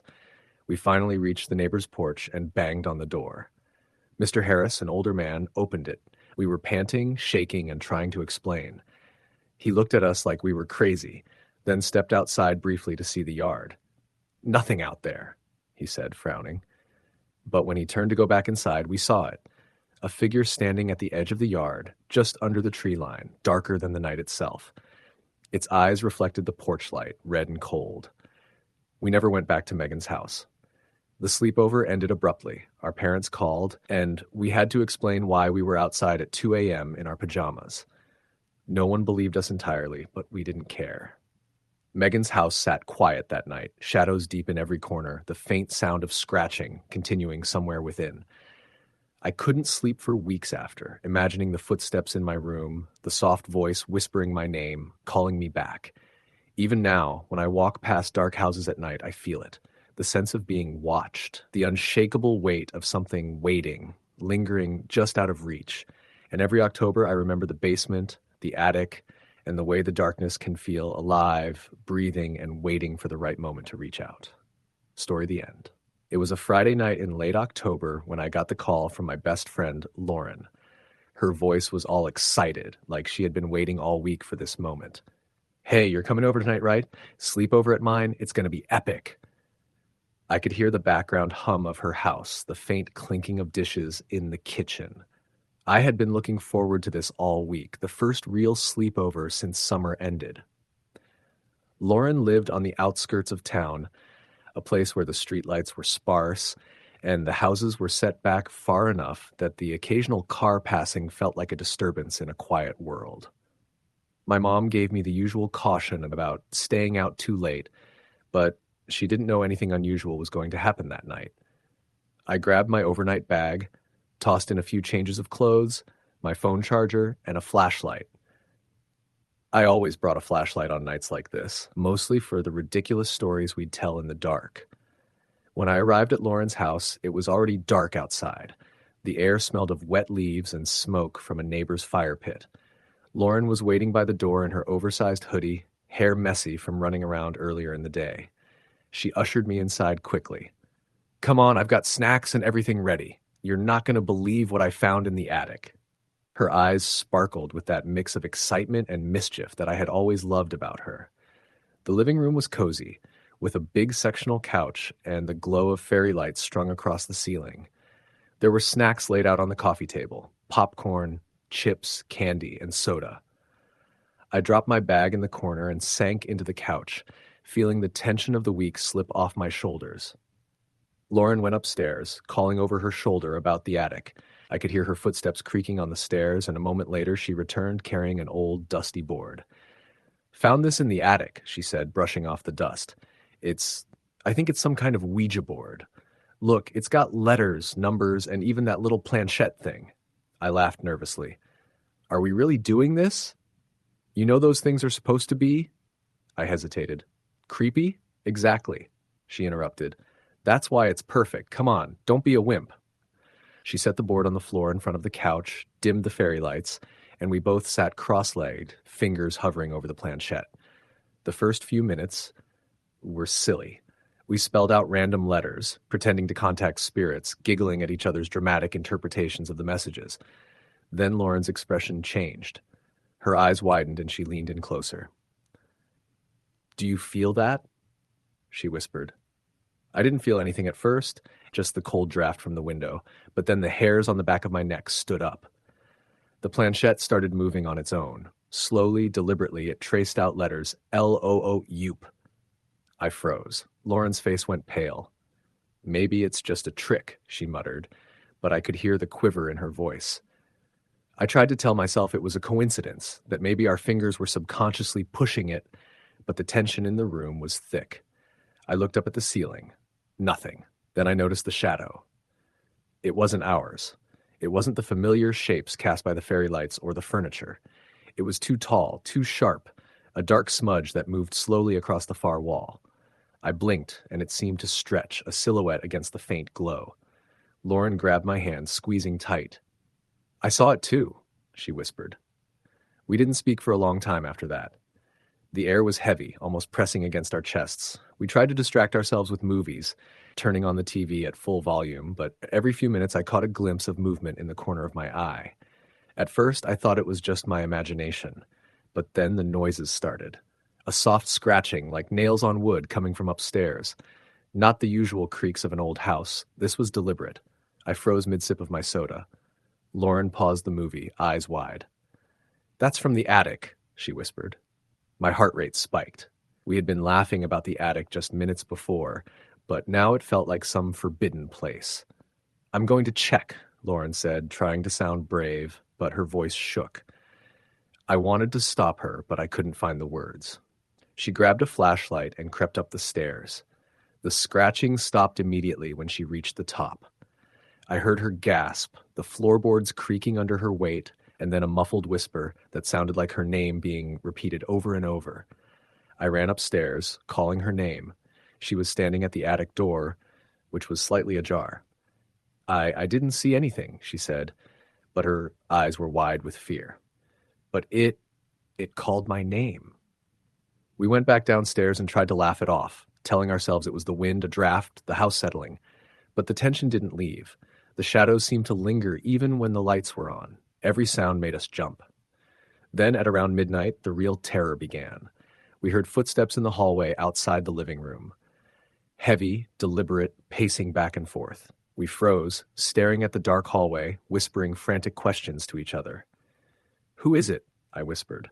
Lauren didn't answer. The footsteps stopped at the doorway, then retreated slowly toward the stairs. We waited, hearts pounding, convinced that someone was in the house. Finally, gathering every ounce of courage, I whispered, "Maybe it's just my brother, or your parents." but Lauren shook her head. Her parents were out of town, and her brother was at a friend's house. The footsteps returned, this time climbing the stairs. Step by step, slow and heavy, until they stopped outside the attic door. The door creaked open. We screamed. Not the loud, cinematic scream, but the raw, high-pitched terror of two teenagers suddenly facing something they didn't understand. The planchette on the Ouija board rattled violently on its own, spelling out GOSLEEP. We bolted to the living room, barricading the attic door with a heavy chair. We tried calling 911, but the line was dead. No signal on our phones. Panic started to take over. The scratching noises returned, louder this time, as if whatever was upstairs had noticed our attempt to escape. We spent the rest of the night huddled on the couch, whispering, too scared to even move. The shadows moved across the walls, sometimes forming shapes that looked almost human, other times like something else entirely, something unnatural. I remember seeing one shape crouched in the corner, watching us, its eyes glowing faintly in the darkness. Morning didn't bring relief. The sun barely penetrated the heavy curtains, and the house felt different, wrong. Lauren and I stayed silent, too afraid to speak, until her parents returned. The house seemed normal again once her parents were there, but we knew better. Something had been there, something that had waited for us to summon it. We never touched the Ouija board again, but sometimes at night I still hear the scratching in my own bedroom. Sometimes I see shadows move against my walls, shapes that don't belong, eyes that seem to watch from the corners. I can't explain it. Some nights I lie awake, heart hammering, listening to the faintest whisper of my name. Lauren moved away a few months later, and we never had another sleepover. But I can't stop thinking about that night. About the shadows, the footsteps, the board that shouldn't have been touched. About how something had followed us, something that didn't belong in our world, but somehow knew our names. Years later, I returned to that neighborhood, curious to see if the house was still there. It was empty, boarded up, overgrown with weeds. I felt a shiver run down my spine, like the walls themselves remembered. As I walked past, I saw a faint glow in one of the windows, a movement that shouldn't have been possible. My phone buzzed with a message from an unknown number. Only one word, hello. I dropped the phone and ran.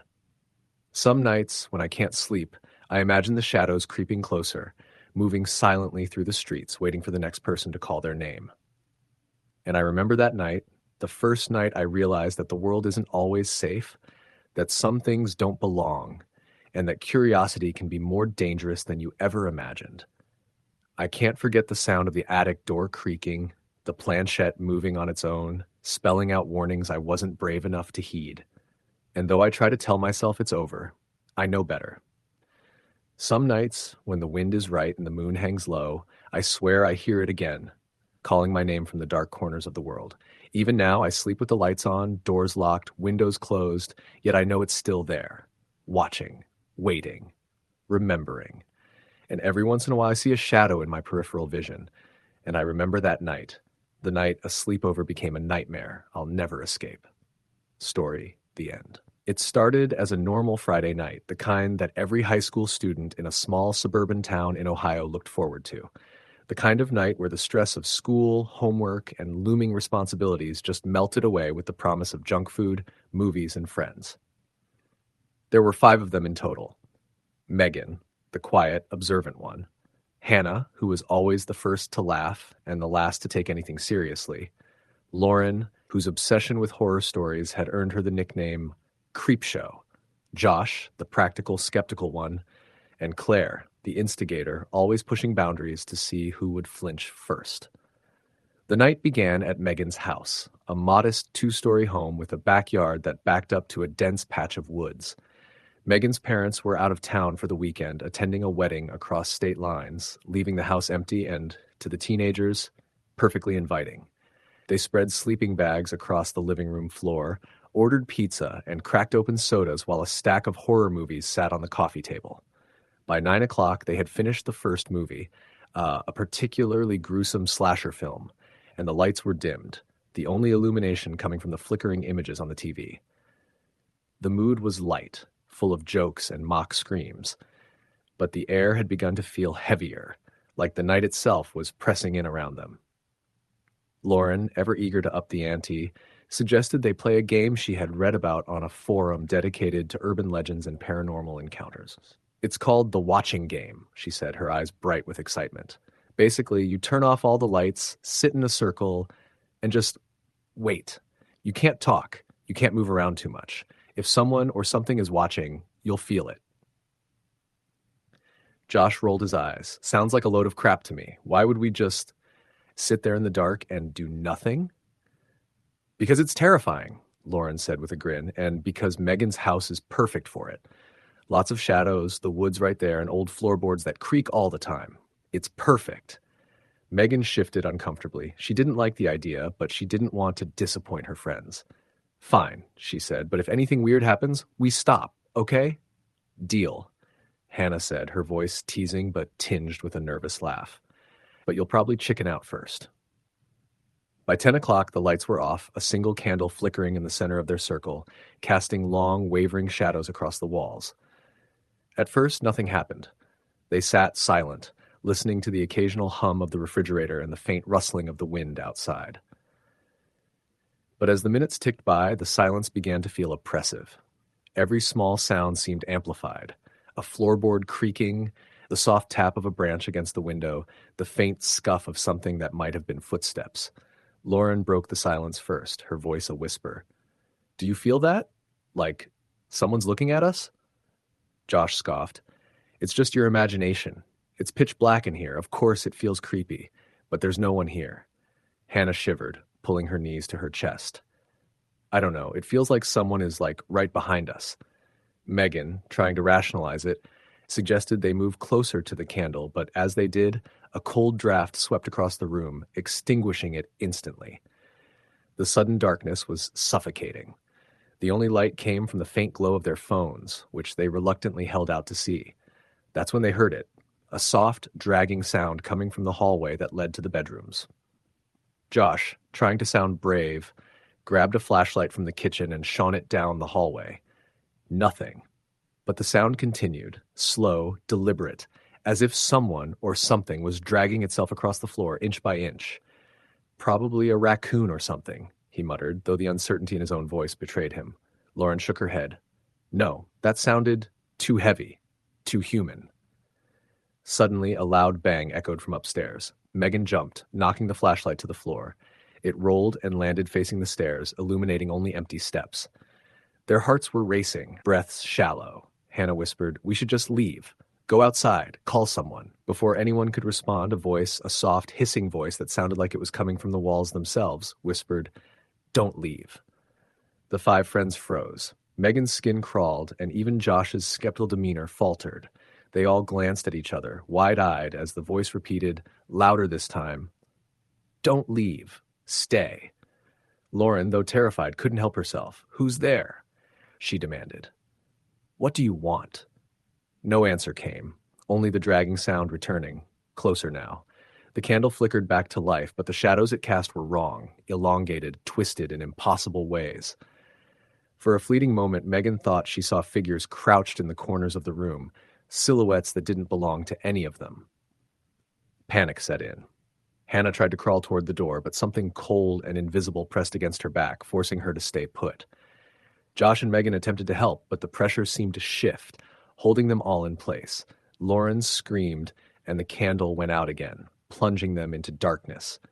The voice returned, this time directly behind Megan, whispering her name. Her skin prickled with terror as the sound seemed to move around her head, circling surroundings, suffocating. She turned slowly, flashlight trembling in her hands, but the beam caught nothing. Yet she felt it, cold, watching, waiting. Suddenly, all their phones lit up at once. A single message appeared on each screen. "I see you," Emily gasped, her voice cracking. This isn't funny. Someone's messing with us." Josh tried to convince everyone it was a prank, but the tone in the message was undeniable, wrong, impossible, unnatural. They didn't know who or what could send a message like that. Then they heard the footsteps upstairs, slow and deliberate, coming down toward the living room. The floorboards creaked with a rhythm that matched their racing hearts. The dragging sound from before was joined by a low, guttural growl, like something enormous and hungry, moving in the shadows. Lauren whispered, her voice barely audible, "It's in the house." They tried to scream, but their voices caught in their throats. The temperature plummeted and frost formed on the edges of the windows, even though the heat had been on all night. The candle flickered again, revealing briefly a figure crouched near the stairs, tall, thin, impossibly black, its face hidden in shadow.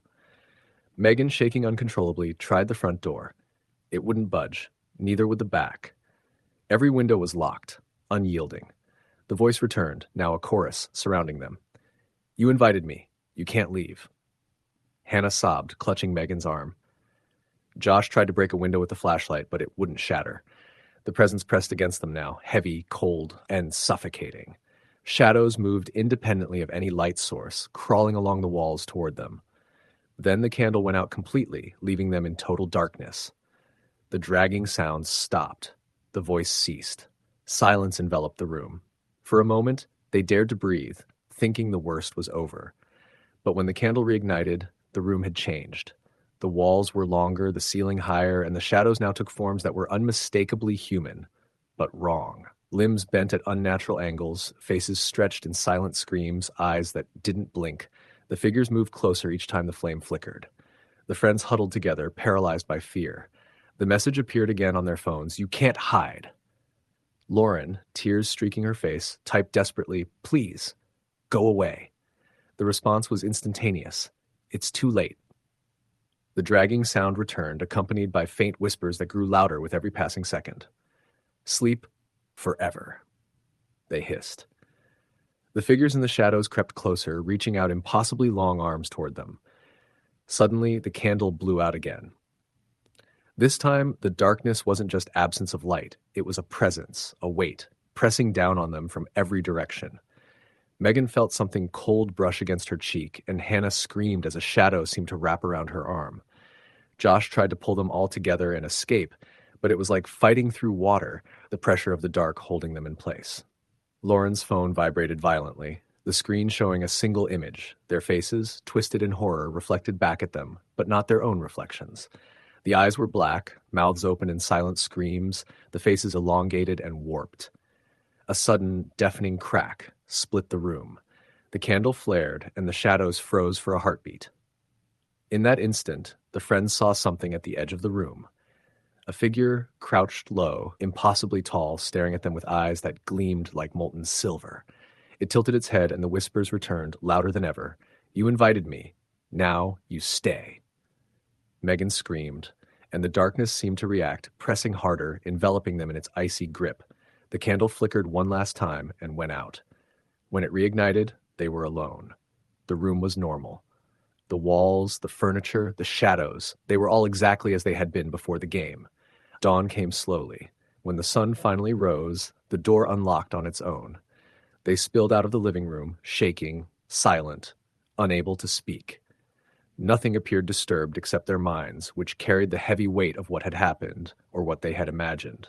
They didn't talk about that night again, but the memory lingered. Months later, when alone in dark rooms, each could feel the same oppressive presence, see shadows stretch unnaturally, and occasionally, just occasionally, hear a whisper, "I'm still watching." Megan moved to another state for college. Hannah transferred schools. Lauren buried herself in every horror story she could find. Josh claimed he had seen nothing. But none of them ever forgot that night. The night the watching came into their lives. The night their reality had bent just slightly, terrifyingly wrong. Even now, when phones vibrate unexpectedly in the middle of the night, or shadows move where they shouldn't, they remember it had been invited and it had not left. Story the end. It started as an ordinary Friday night in late October, the kind of night that feels like the start of something exciting, but also carries a chill in the air, a whisper of the unknown. My best friend, Jenna, had invited me over for a sleepover at her house. Her parents were out of town for the weekend, leaving the house completely to her and me. We were both 17, and having the house to ourselves felt like a small adventure, something we had been anticipating for weeks.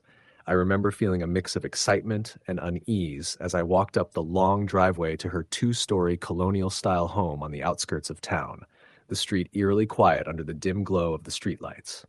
When I arrived, Jenna greeted me with her usual energy, bouncing up and down like she hadn't been able to contain herself all day. "You're here! Finally! It's going to be epic," she said, dragging me inside without even letting me take off my coat. The warmth of the house was comforting, the faint smell of cinnamon from a candle burning in the living room making it feel cozy. We spent the first few hours in the living room, sprawled on beanbags and blankets, eating snacks and watching cheesy horror movies. We laughed at the ridiculous jump scares and made fun of the predictable plot twists. But as the night wore on, Jenna suggested we try something a little different, telling real ghost stories. I hesitated. I didn't really believe in ghosts, but Jenna had a way of making things feel thrilling rather than frightening. "Come upstairs," she said, tugging me toward the staircase. "I have a story that actually happened here." Her bedroom was on the second floor at the end of a long, narrow hallway. The walls were lined with family photos and framed certificates, all casting strange, warped shadows in the dim light. Jenna motioned for me to sit on the floor beside her bed. "This happened last year," she began, her voice dropping to a whisper. "It was just like tonight. I was alone in my room, lying in bed, when I heard it." "It?" I asked, feeling a twinge of anxiety. She nodded solemnly. "Footsteps. Slow, deliberate, outside my door. I thought it was just my cat or something, but when I called out, no one answered. The footsteps kept going back and forth, and then I saw a shadow." I forced a laugh. "A shadow? Like a person?" Jenna shook her head.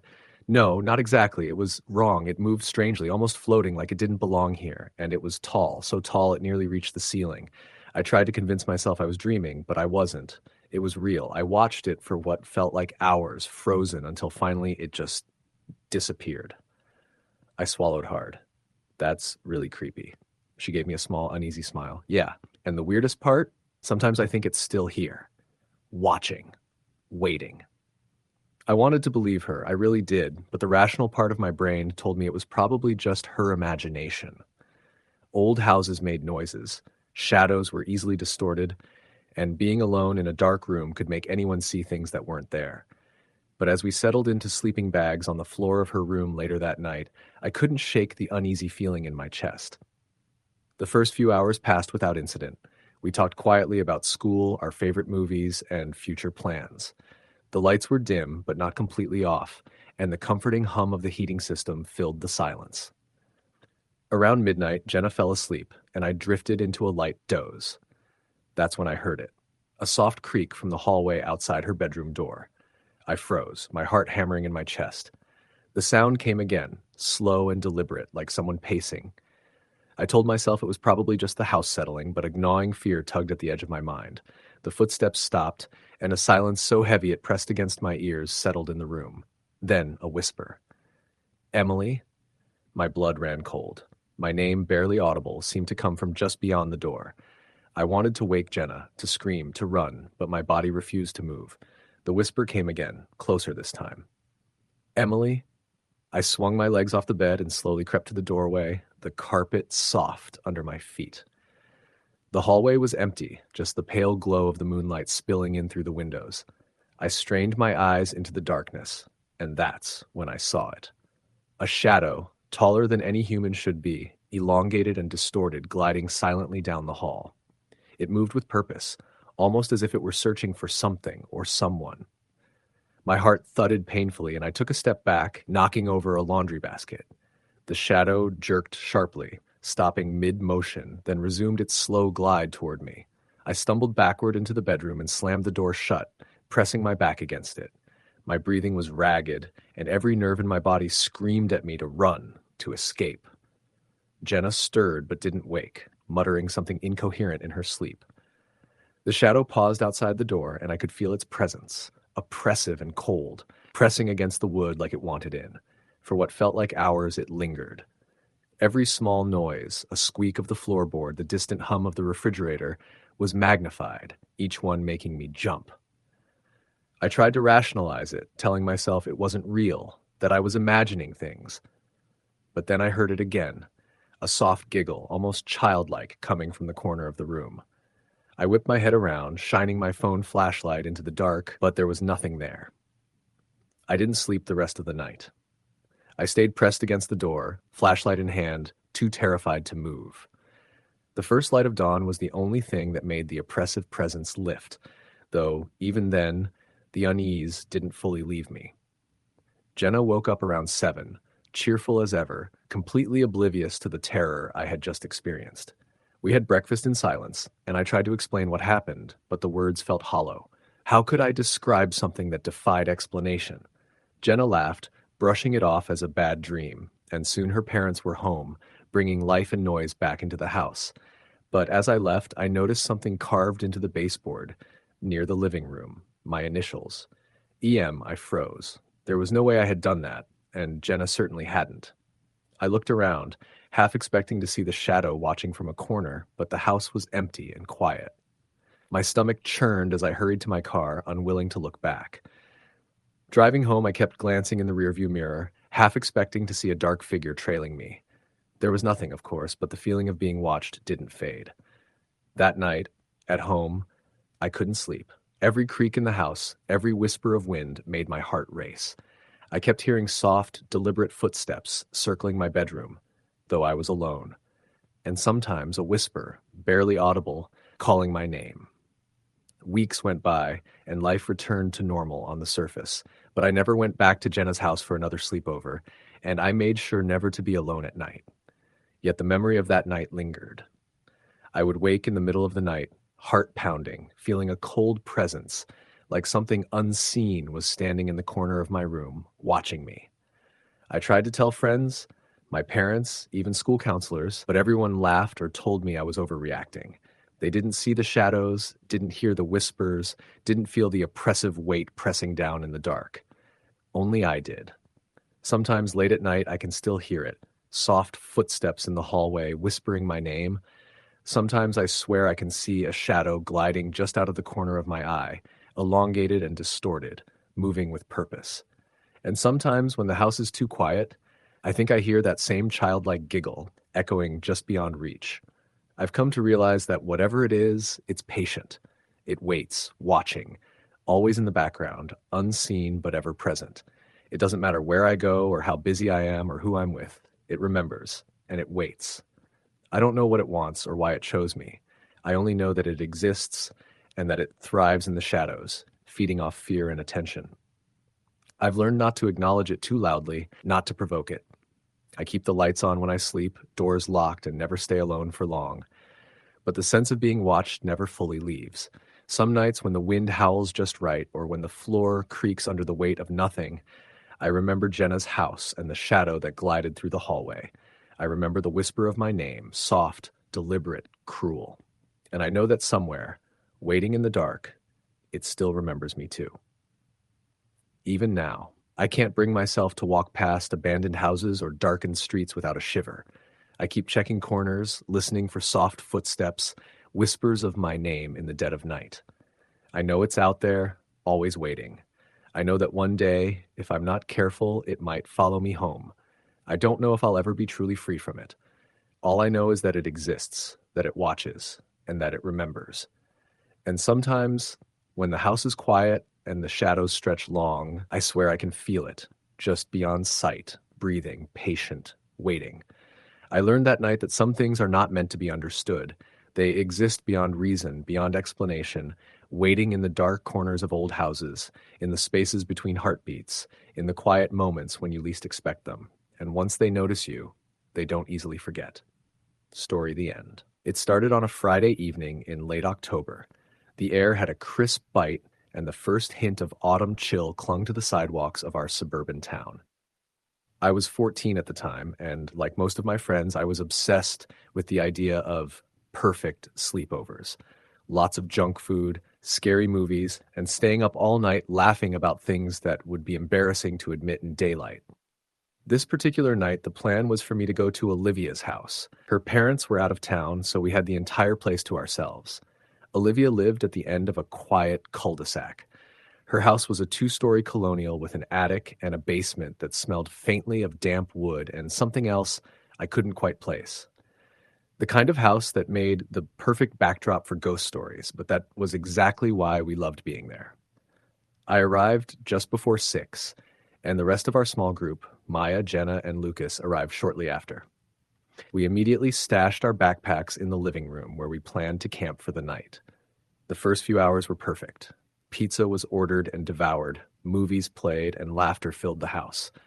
But as the night wore on, the playful excitement began to twist into something else, something subtle and insidious. It began with small things.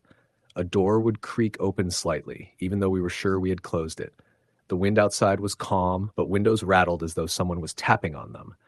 I chalked it up to the house settling, old wood expanding, or the exaggerated fears that come with watching too many scary movies. But the others noticed it too. Maya, always the most sensitive one, kept glancing nervously toward the hallway. "Do you guys hear that?" she whispered. At first, we laughed it off. "It's the house," Lucas said confidently, though I noticed the edge in his voice. Jenna tried to make a joke about ghosts hiding in the attic, but even she wasn't laughing much. By 10 o'clock, we were restless and decided to play a game. Truth or dare. It started as silly confessions and minor dares, but then Jenna dared Lucas to go into the basement and check the fuse box. The basement had always given me a strange feeling, a low thrum of tension I couldn't explain. It was dark, musty, and full of stacked boxes, old furniture, and other forgotten things. Lucas accepted the dare, though reluctantly, flashlight in hand. A few minutes passed, then we heard a noise. Not Lucas calling out, not the usual creaks or groans of an old house, but a soft thump, followed by a low, guttural groan. My stomach twisted. Maya clutched my arm. "Something's down there," she said, her voice trembling. Lucas emerged, pale and silent. He didn't laugh, didn't explain. "It's fine," he said finally, though his voice was strained. But we all knew he wasn't telling the truth. Something had been down there. Something that wasn't Lucas. We tried to distract ourselves by watching another movie, but the unease lingered, clinging to the corners of the room. At midnight, the power flickered, then went out completely. The sudden darkness made our hearts race. We could hear the storm that had rolled in outside, the rain beating against the roof and windows, but that didn't explain the tapping. Someone or something was moving around the house.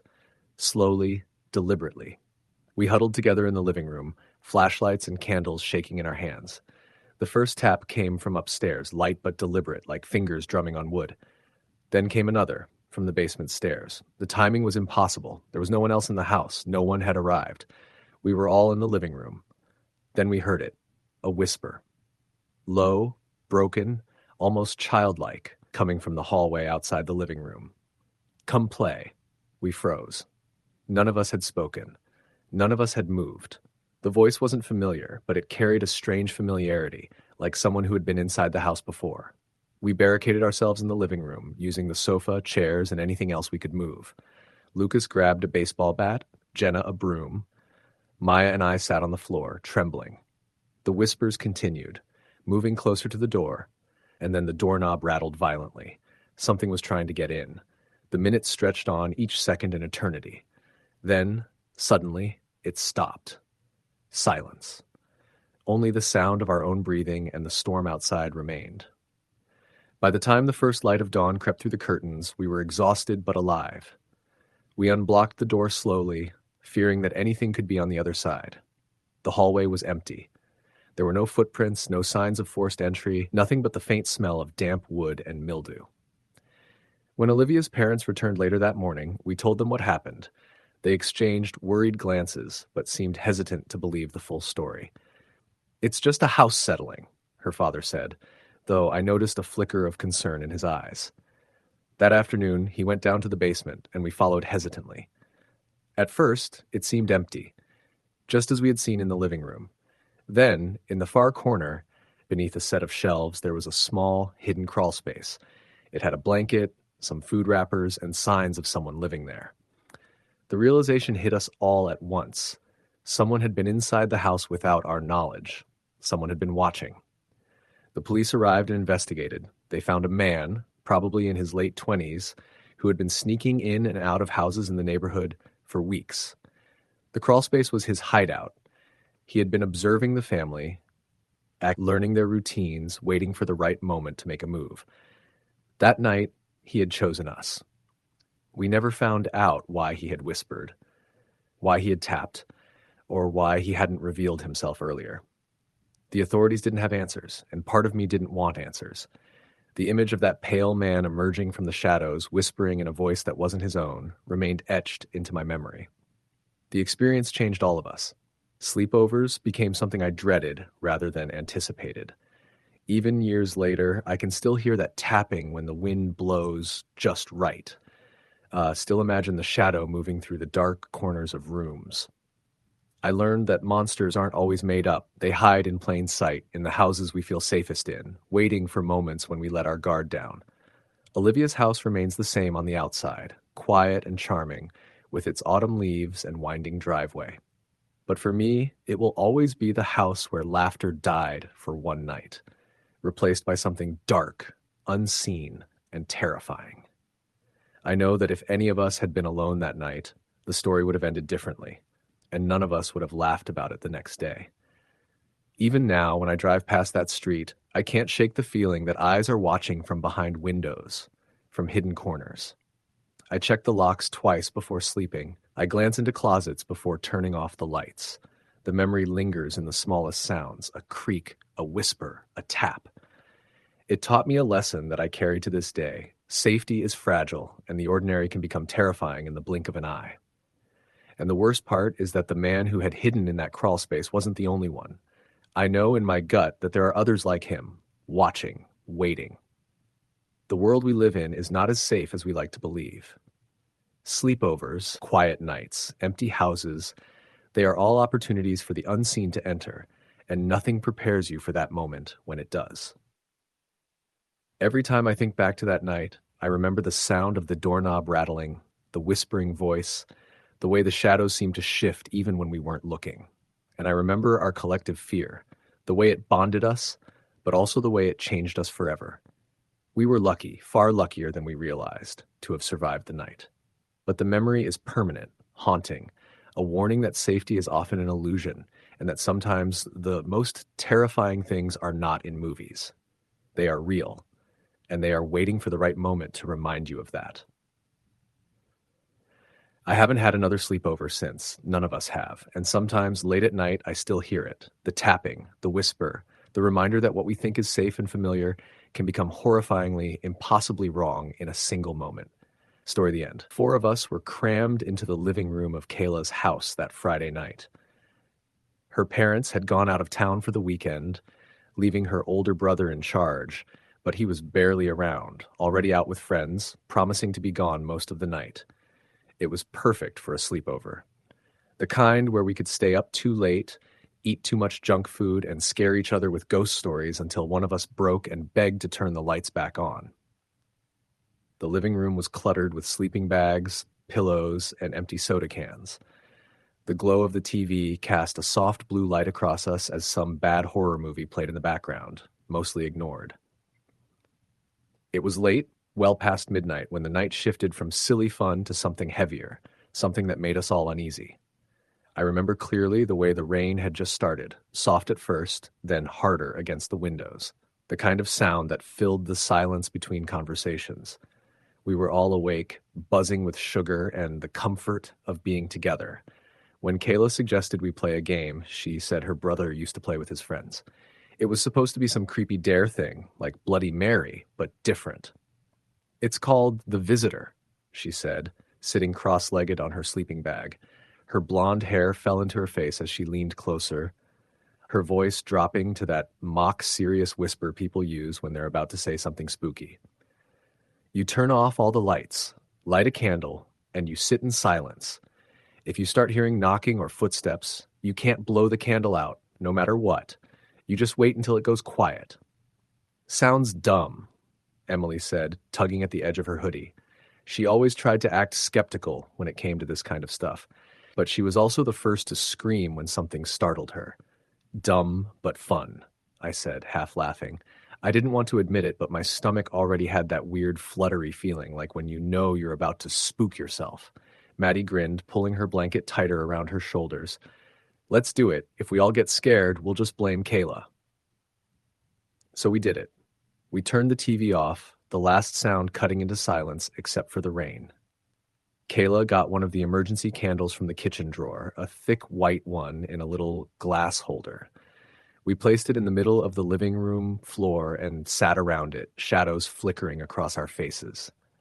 The house felt suddenly enormous, like every creak of the walls and every gust of wind was alive. At first, nothing happened.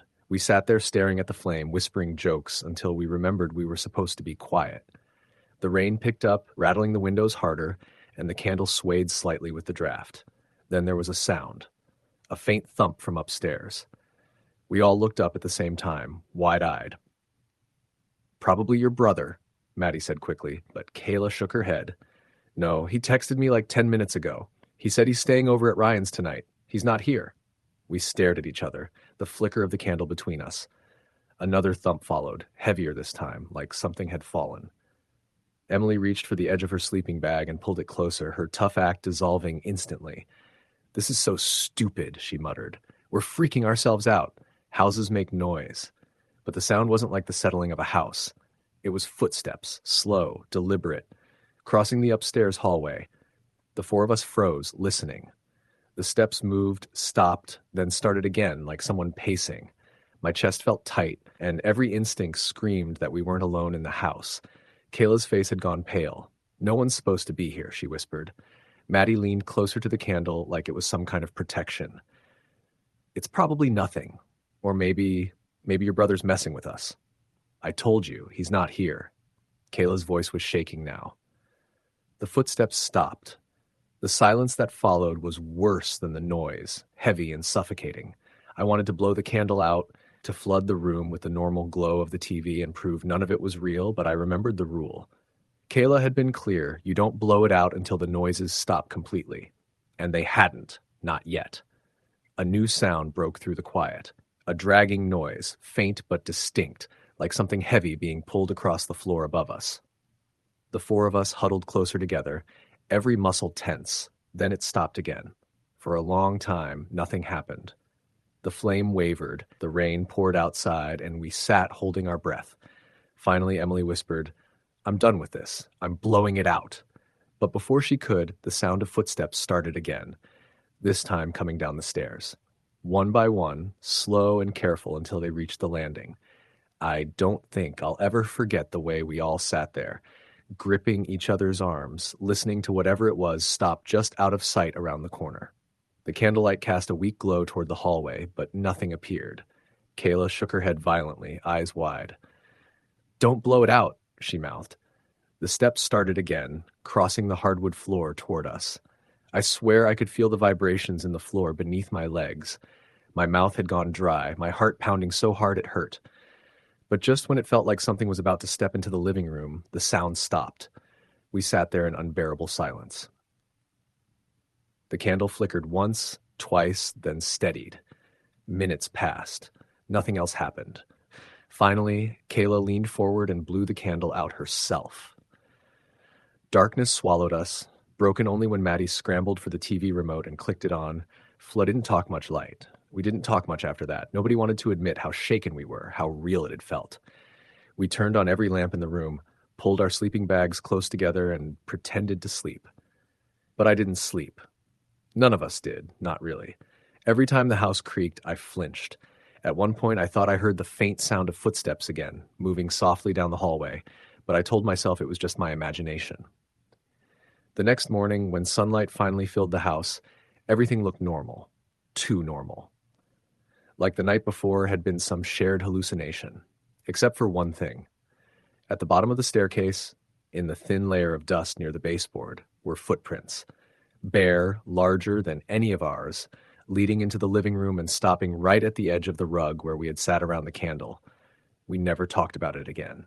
Not once. But sometimes when I think about that night, I can still hear those slow, deliberate footsteps coming down the stairs, stopping just out of sight. And I wonder if we really invited something in. Story the end.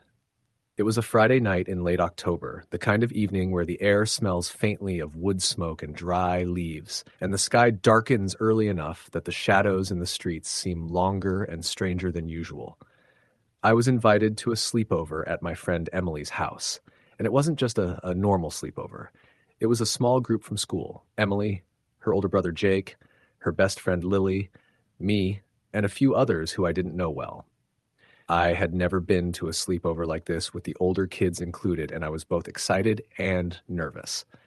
Emily lived in an old two-story house on the edge of town, right near the woods, and everyone said it had a weird energy. I didn't believe in ghosts, not really, but I knew the stories. Neighbors talking about noises in the attic, shadows moving in the corners, doors opening by themselves. I told myself it was just local legends, but still, the house had a presence that made me uneasy the second I stepped inside.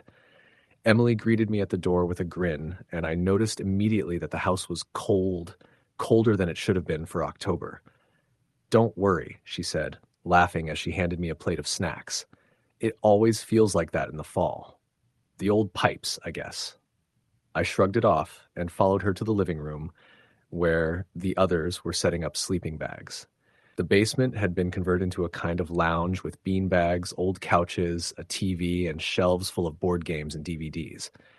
It looked cozy, but the shadows clinging to the corners made the space feel slightly off, like the room itself was breathing around us. After an hour of chatting, eating, and playing games, someone suggested we tell scary stories. Emily's older brother Jake, who was 16 and had a knack for unsettling everyone with just a look, said we should make it real. True stories, things that had happened to us or that we knew were true. I wasn't sure I had anything that's scary to share, but I went along. The others took turns. Lily told about the time she swore she saw someone standing in her room late at night, just watching. Another friend talked about a neighbor who left cryptic messages in her mailbox. Each story seemed to make the shadows in the basement grow heavier, and I could feel a tension I didn't want to admit was creeping over me. When it was my turn, I decided to tell a story about the old McAllister house near my neighborhood. It had been abandoned for decades, its windows boarded up, and every kid in town had some tale of weird sounds or shadows in the windows. I told them about the time I had sneaked close to it during daylight, seeing the rotting porch and graffiti-covered walls, hearing a scratching sound from inside that made me freeze. I exaggerated some parts for effect, but the last thing I mentioned was seeing a figure, pale and thin, moving past one of the windows as if it were watching me. When I finished, there was silence. Not the kind of silence where people are thinking, but the kind where the air itself seems to pause. Emily's eyes were wide, and even Jake frowned, unusual for him. Lily whispered, "That gave me chills." I laughed nervously, but I felt it too, a strange tightness in my chest, like something was pressing down on the room from the corners. Then Emily suggested we try something new, something she had read about online, a game called The Mirror's Friend. It was supposedly a ritual where you could see someone or something through a mirror if you asked the right questions. I hesitated, but curiosity got the better of me. We moved to the hallway where the full-length mirror hung. The plan was to go one by one, ask a question, and see if the mirror would respond. We laughed nervously at first, joking about it, but when it was my turn, my hand trembled as I held it over the mirror's surface and asked, "Is anyone here with us?" The reflection remained normal at first, just me staring back. Then I noticed a shadow moving behind me. I spun around, but there was nothing there. When I looked back at the mirror, the shadow had grown darker, more defined, like a figure crouching just beyond the glass, watching. I stumbled backward, bumping into Emily, and the group laughed nervously, but their eyes were not laughing. Lily went next, and she screamed after asking her question. We all crowded around, and the reflection showed a pale face with dark, hollow eyes, grinning at us. We screamed, laughing and panicking, but the laughter didn't last. Something changed in the air, the temperature dropping even further, our breath visible in the dim hallway light. The shadows in the corners of the house seemed to shift, growing longer, almost moving toward us. The basement door creaked, though no one was down there, and we all froze. Jake tried to rationalize it, saying the old house made noises, that our imagination was getting the better of us. I wasn't sure I believed him. Then we heard it, a faint scratching sound, like fingernails on wood, coming from the attic above us. Emily's house had a small attic with a narrow staircase that always groaned when you stepped on it. The sound wasn't constant. It moved, stopping and starting, circling above us. "It's just a raccoon or something," Jake said, but his voice lacked conviction. The scratching became more deliberate, more insistent. It wasn't random, it was moving toward the hallway where we were standing. My stomach churned, and I could feel my heart hammering against my ribs. Suddenly, the lights went out. Total darkness. The type of darkness that presses in on you, filling your ears with a kind of quiet that makes the slightest creak unbearable. In the dark, we could hear the attic floorboards creak, slowly, deliberately, then pause, then creak again. Something was moving up there, or maybe it was just above the ceiling, right over our heads. Lily began shaking, whispering that she could hear breathing. I tried to call out to calm everyone, but my voice sounded tiny, swallowed by the oppressive silence. The scratching and breathing moved closer, down the hallway now, just beyond the reach of our flashlight beams. Shadows seemed to creep along the walls, slithering unnaturally. We held on to each other, moving slowly toward Emily's parents' bedroom to barricade ourselves. When we finally reached the room, we shoved the door closed and propped a chair against it. That's when we heard it. Soft, deliberate tapping on the bedroom window. Not random, not like wind. Someone or something was outside, tapping, waiting. We didn't sleep that night. We huddled in the room, whispering, trying to stay calm, listening to the house as if it had come alive. Every creak, every groan of the floor made our stomachs twist. At one point, Jake swore he saw a shadow move past the crack under the door. We didn't dare look. By morning, when the first weak light of dawn seeped through the blinds, the tapping and scratching had stopped. We cautiously unblocked the door and peeked outside. Nothing, not a sign of anyone. The yard was empty, the woods beyond silent, but the house never felt the same again. The basement always seemed colder, the attic heavier, and sometimes at night I could swear I heard the scratching again, just soft enough that it could be the house settling, or something else entirely. Emily moved the mirror to a closet, saying it was just a silly game. Then twitched, but we all knew better. We never went back to the hallway in the dark, never played another game like that. Weeks later, I heard that a family had moved into a house just a few blocks over, a place that had been abandoned for years. On moving day, the new family reported hearing footsteps and whispers in the hallways, things moving across the ceiling, lights flickering, mirrors reflecting shapes that weren't there. I didn't tell anyone what had happened at Emily's house, but I knew the truth. Some things in old houses don't stay put, and some shadows aren't just the absence of light. To this day, whenever I walk past old houses or mirrors in dimly lit rooms, I feel it, watching, patient, lingering, just out of sight. I have never played the mirror's friend again, and I don't plan to. But sometimes when I'm alone, I swear I hear scratching at the edges of the room, faint but deliberate, like something is just outside my vision, waiting for the right moment to step forward. I've learned to leave the lights on, to stay close to the walls, and to never ever look too closely at shadows in the corners, because some things are real, some things are patient, and some things don't like to be ignored. Story the end. It was a hot Friday night in mid-July when the invitation came. I'd been looking forward to a sleepover at my friend Hannah's house for weeks. She had just moved into a large old Victorian on the outskirts of town in Ohio, a place that seemed exciting and mysterious all at once. There were 5 of us in total: Hannah, me, her cousin Lucy, my best friend Ben, and his sister Claire. We were all 16, reckless with the kind of curiosity that makes you brave or stupid.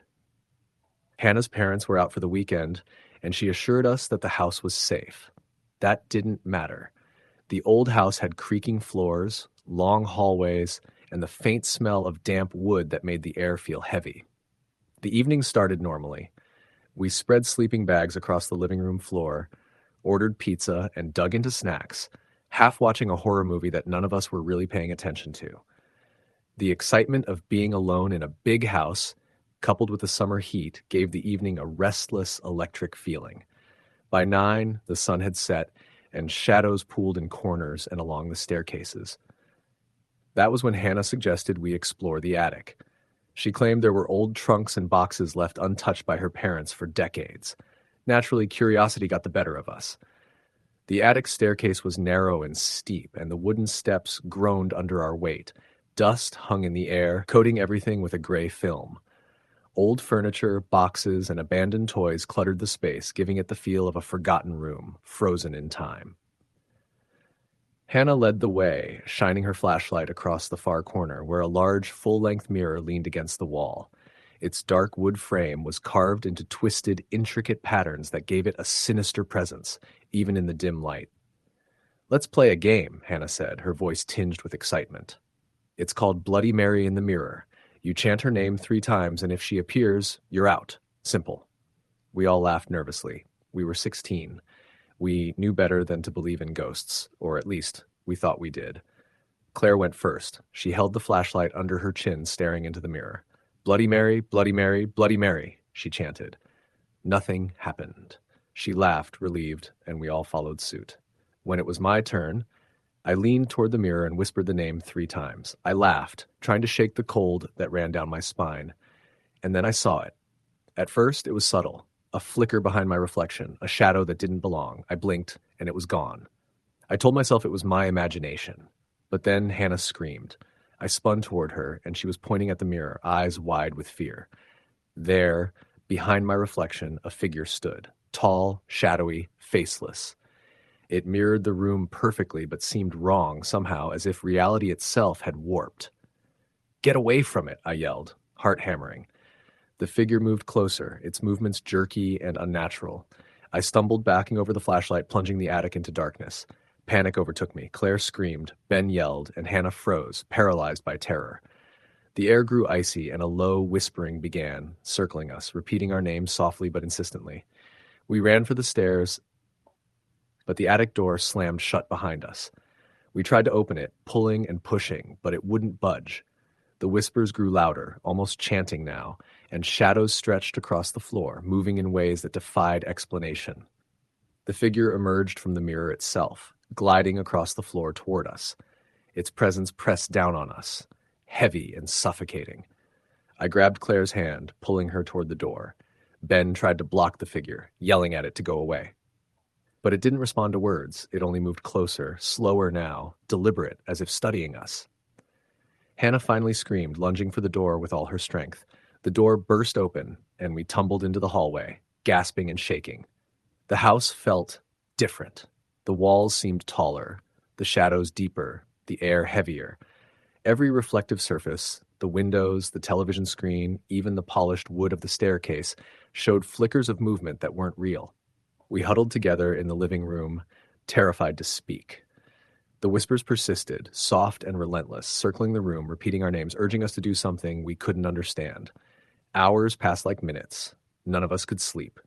Every sound, the creak of a floorboard, the hum of the refrigerator, the rustle of curtains, made our hearts leap. We tried to distract ourselves, watching movies, scrolling through our phones, but the presence never left. It lurked in corners, lingered in reflections, always just beyond perception. By morning, Hannah's parents were returning. We packed our sleeping bags and fled, promising each other never to speak of what had happened. But the experiences didn't end there. Sleepovers became terrifying. Mirrors felt hostile, windows seemed like portals, and shadows weren't to be trusted. At school, I found myself constantly scanning hallways and bathrooms for movement that wasn't there. Ben and Claire had nightmares for months, often waking screaming, claiming the figure chased them. Hannah eventually moved again, though none of us wanted to discuss why. Months later, I learned more about the house. It had been built in the 1800s, on land with a history of strange occurrences. People reported shadows that moved on their own, whispers in the dark, and objects that disappeared and reappeared. The mirror we had used wasn't ordinary. It had been in the family for generations. Local lore said it reflected more than reality. It reflected potential, sometimes drawing entities through that shouldn't exist. Even years later, I couldn't escape it. Mirrors became a source of anxiety. Shadows moved where they shouldn't. Occasionally, I would wake in the middle of the night to hear whispers, soft but insistent, calling my name. Sometimes, a figure would appear at the corner of my vision, tall, faceless, watching. It was always just out of reach, waiting for me to glance to acknowledge it, and I knew then it would step closer. I tried to rationalize it. Stress, imagination, sleep deprivation, but nothing accounted for the cold I felt in the attic, the way the shadows twisted, or the presence that seemed to follow us home. I moved houses multiple times, but the feeling of being watched never fully left. I avoid mirrors when alone, never stay in dark rooms without light, and still, sometimes when I catch a reflection in a window at night, I see it. Tall, faceless, smiling just behind me. The sleepover changed me. It marked me. It taught me that curiosity can be dangerous, that some places and objects carry history and presence that cannot be understood. I've learned to live cautiously, always aware, always vigilant. But I also know that no matter how careful I am, it waits, patient, watching, knowing that one day I will look and it will be there fully, ready to cross the line between reflection and reality. Even now, writing this, I feel the familiar chill creeping from the edges of the room. Shadows gather at the corners of my vision. Reflective surfaces seem to warp slightly, as if bending towards something I cannot see. The whispers are faint, just beyond understanding, reminding me that the sleepover never truly ended, that the attic, the mirror, and that faceless figure left a mark on all of us, one that can never be erased. I live with the memory, with the fear, with the knowledge that it doesn't forget. And sometimes, late at night, when the house is silent and the air is heavy, I see it again, just at the edge of perception, smiling, waiting, patient, knowing that one day it will step out fully, and there will be nothing I can do to stop it. Story the end. It was the kind of Friday night that felt heavier than usual, humid and sticky. The kind that made the air inside a house seem thick and still, even when the ceiling fan was spinning at full speed. I was 15, and my best friends, Jenna, Marcus, and Lily, had all been planning this sleepover for weeks. Jenna's parents were out of town for the weekend, leaving her massive suburban house completely to us. It sat on a quiet cul-de-sac in upstate New York, one of those neighborhoods where everything looks perfect in daylight. Manicured lawns, clean streets, houses painted in soft shades, white picket fences. But at night, the shadows between the streetlights seemed deeper, almost watchful. We arrived around 6, armed with sleeping bags, snacks, and a few horror movies we were desperate to watch, even though none of us had any real courage. The living room was huge, with a vaulted ceiling, plush leather couches, and a fireplace that looked like it belonged in a magazine. The first thing I noticed, even before we started unpacking, was the smell. Jenna's house had a faint metallic tang under the usual scent of her mom's lavender candles. I shrugged it off at the time, assuming it was just the old pipes or some cleaning product. The first hour was typical. We ran around, claiming spots for our sleeping bags, raided the kitchen for snacks, and tried to scare each other with silly jumps. Marcus, the jokester, had found a flashlight and insisted we go ghost hunting in the empty basement, but Jenna shot that down immediately. "No way," she said. "The basement's creepy enough without you guys making it worse." Lily, the quietest of us, just laughed nervously and huddled near the couch, sticking close to me. By 8, we had moved into the living room with all the lights dimmed, setting up our makeshift fort with blankets draped over chairs and couches. That's when Jenna suggested we tell ghost stories. At first, I protested. I'd grown up hearing my dad's stories, and I'd never believed them. But tonight, there was something in the air that made me hesitate. Marcus went first, recounting a local legend about a boy who disappeared from the woods near our town decades ago. His story was full of suspense, and even though I tried to laugh it off, the hair on my arms stood on end. Jenna's story followed, about a woman who had died in a fire and whose spirit was rumored to wander the houses of the neighborhood, always watching, always searching. Lily barely spoke, only whispering the ending, which somehow made it worse. Then it was my turn. I decided to tell a story that wasn't made up about my cousin. She had stayed at a friend's house one summer and had been woken up multiple times to footsteps and whispers. At first, she thought it was her friends messing with her, but she found the doors unlocked, even though she was sure she had locked them herself.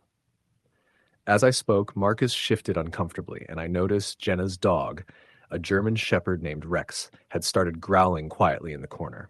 I assumed it was just him being protective, but the growl deepened, and he stood, staring toward the staircase. "Rex, calm down," Jenna said, her voice tight. Rex didn't calm down. His hackles were raised, and he refused to take his eyes off the stairs. I glanced in that direction, and the shadows seemed heavier, thicker than they should have been. We tried to laugh it off, but the unease stayed. Around 10, we decided to set up in Jenna's bedroom. It was huge, with 2 beds, a window seat, and walls painted a soft cream color. The room was cold, colder than it should have been for summer, and there was that faint metallic smell again. We tried watching a movie to distract ourselves, but every creak in the house sounded like footsteps, every shadow in the corner seemed to twitch. Marcus got up around 11 to use the bathroom at the end of the hall. A few minutes after he left, we heard soft footsteps moving along the hardwood floors outside Jenna's door. They were deliberate, slow, and didn't match Marcus's usual stride. Then came the whispering. A low, almost imperceptible voice saying something I couldn't make out at first, then clearly, "Jenna. Jenna." Lily let out a sharp gasp, and I felt my stomach clench. Jenna tried to convince us it was nothing, but her voice betrayed her. We stayed in her room, huddled together, whispering and jumping at every sound. Around 1 a.m., I thought I heard something behind me, a soft scraping sound near the window. I turned slowly, and for a brief moment, I thought I saw a shadow move across the backyard. But when I blinked, it was gone. By 2 a.m., none of us could sleep. We decided to try and call it a night, but the power flickered. The lamp by the bed went out and then back on, and the shadow in the corner of the room seemed darker, denser. I tried to laugh, telling myself it was just nerves, just shadows playing tricks. But then we heard it, a door creaking open downstairs, slow and deliberate, followed by footsteps approaching the stairs. We froze. None of us moved, not even breathing. The steps stopped just below the room, then a long silence. Then came a scratching at the door, light at first, almost teasing. Jenna whispered, "It's probably just the house," but her words sounded hollow, far too forced. I wanted to believe her, but every instinct screamed otherwise. The scratching became a steady, dragging sound, like someone or something was testing the door. Suddenly, Rex barked, loud and ferocious, and the sound of the door slamming echoed through the house. We screamed and ran to the window, trying to see anyone outside. The backyard was empty, but the air felt thick, pressing against us, heavy and still. I grabbed my phone to call Marcus, who had been gone for a while, but there was no signal, no Wi-Fi. Then I saw it.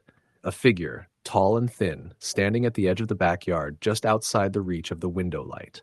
Its face was hidden in shadow, featureless, but I could feel its gaze. We all stared in silence, frozen. And then it moved, gliding silently across the yard toward the fence, stopping just out of sight. But I knew it was still watching. We didn't wait to see what would happen next. We grabbed blankets and ran out the back door into the humid night.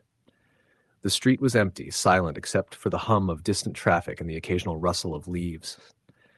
We ran until we reached the corner where the streetlight flickered weakly, finally stopping to catch our breath. A neighbor, Mr. Davis, came out with a flashlight asking what was happening. We tried to explain, but our words tumbled out in panic and tears. He shook his head, dismissing it as teenage hysteria, shadows, and nerves. But none of us felt reassured. The sense of being watched didn't leave, not even after we got home. Over the next week, strange things started happening. Marcus received silent calls at night. Lily reported shadows moving in her room, even with the blinds closed. Jenna found the front door unlocked multiple times despite locking it herself. I began hearing whispers outside my window, soft, deliberate, insistent. The sleepover, which had seemed fun and harmless, now felt like the beginning of something we couldn't explain. Weeks later, I heard from my cousin again. Her own experiences, which I had used in my story, had escalated. She heard footsteps, voices, doors unlocking, and moving objects. She sounded terrified, her voice trembling as she described what had been happening. We never spoke of the sleepover again, not fully. Even years later, the memory lingered like a shadow across my thoughts. Years later, I drove past Jenna's old house. New owners lived there now, the windows dark, the yard perfectly trimmed. Everything looked normal, peaceful even. But I knew what we had encountered that night hadn't been normal. And sometimes, when I'm alone, I swear I hear the soft, deliberate footsteps again, moving closer, just outside the reach of the light, just out of sight. Story the end. It started as a regular Friday night in late August. The air was thick and humid, the kind that made every surface stick to your skin. I was 16, and my best friends, Maddie, Tyler, and Claire, had all agreed to have a sleepover at Maddie's house. Her parents were out of town for the weekend, leaving the entire house to us. Maddie's home was one of those suburban American houses that looked perfect from the outside. Manicured lawns, white siding, big windows with curtains drawn just so, and a quiet street with nothing but the occasional car driving by. On the inside, it smelled faintly of lemon polish, mixed with the faint mustiness of old carpet, and it had that subtle creaking that older houses always do. We arrived around 6 in the evening, dragging our sleeping bags, pillows, and a ton of junk food. The living room had been cleared of furniture, so we could build a fort with blankets draped over chairs and couches. At first, everything was normal. We were joking, playing games, and taking turns scaring each other with stories we'd found online.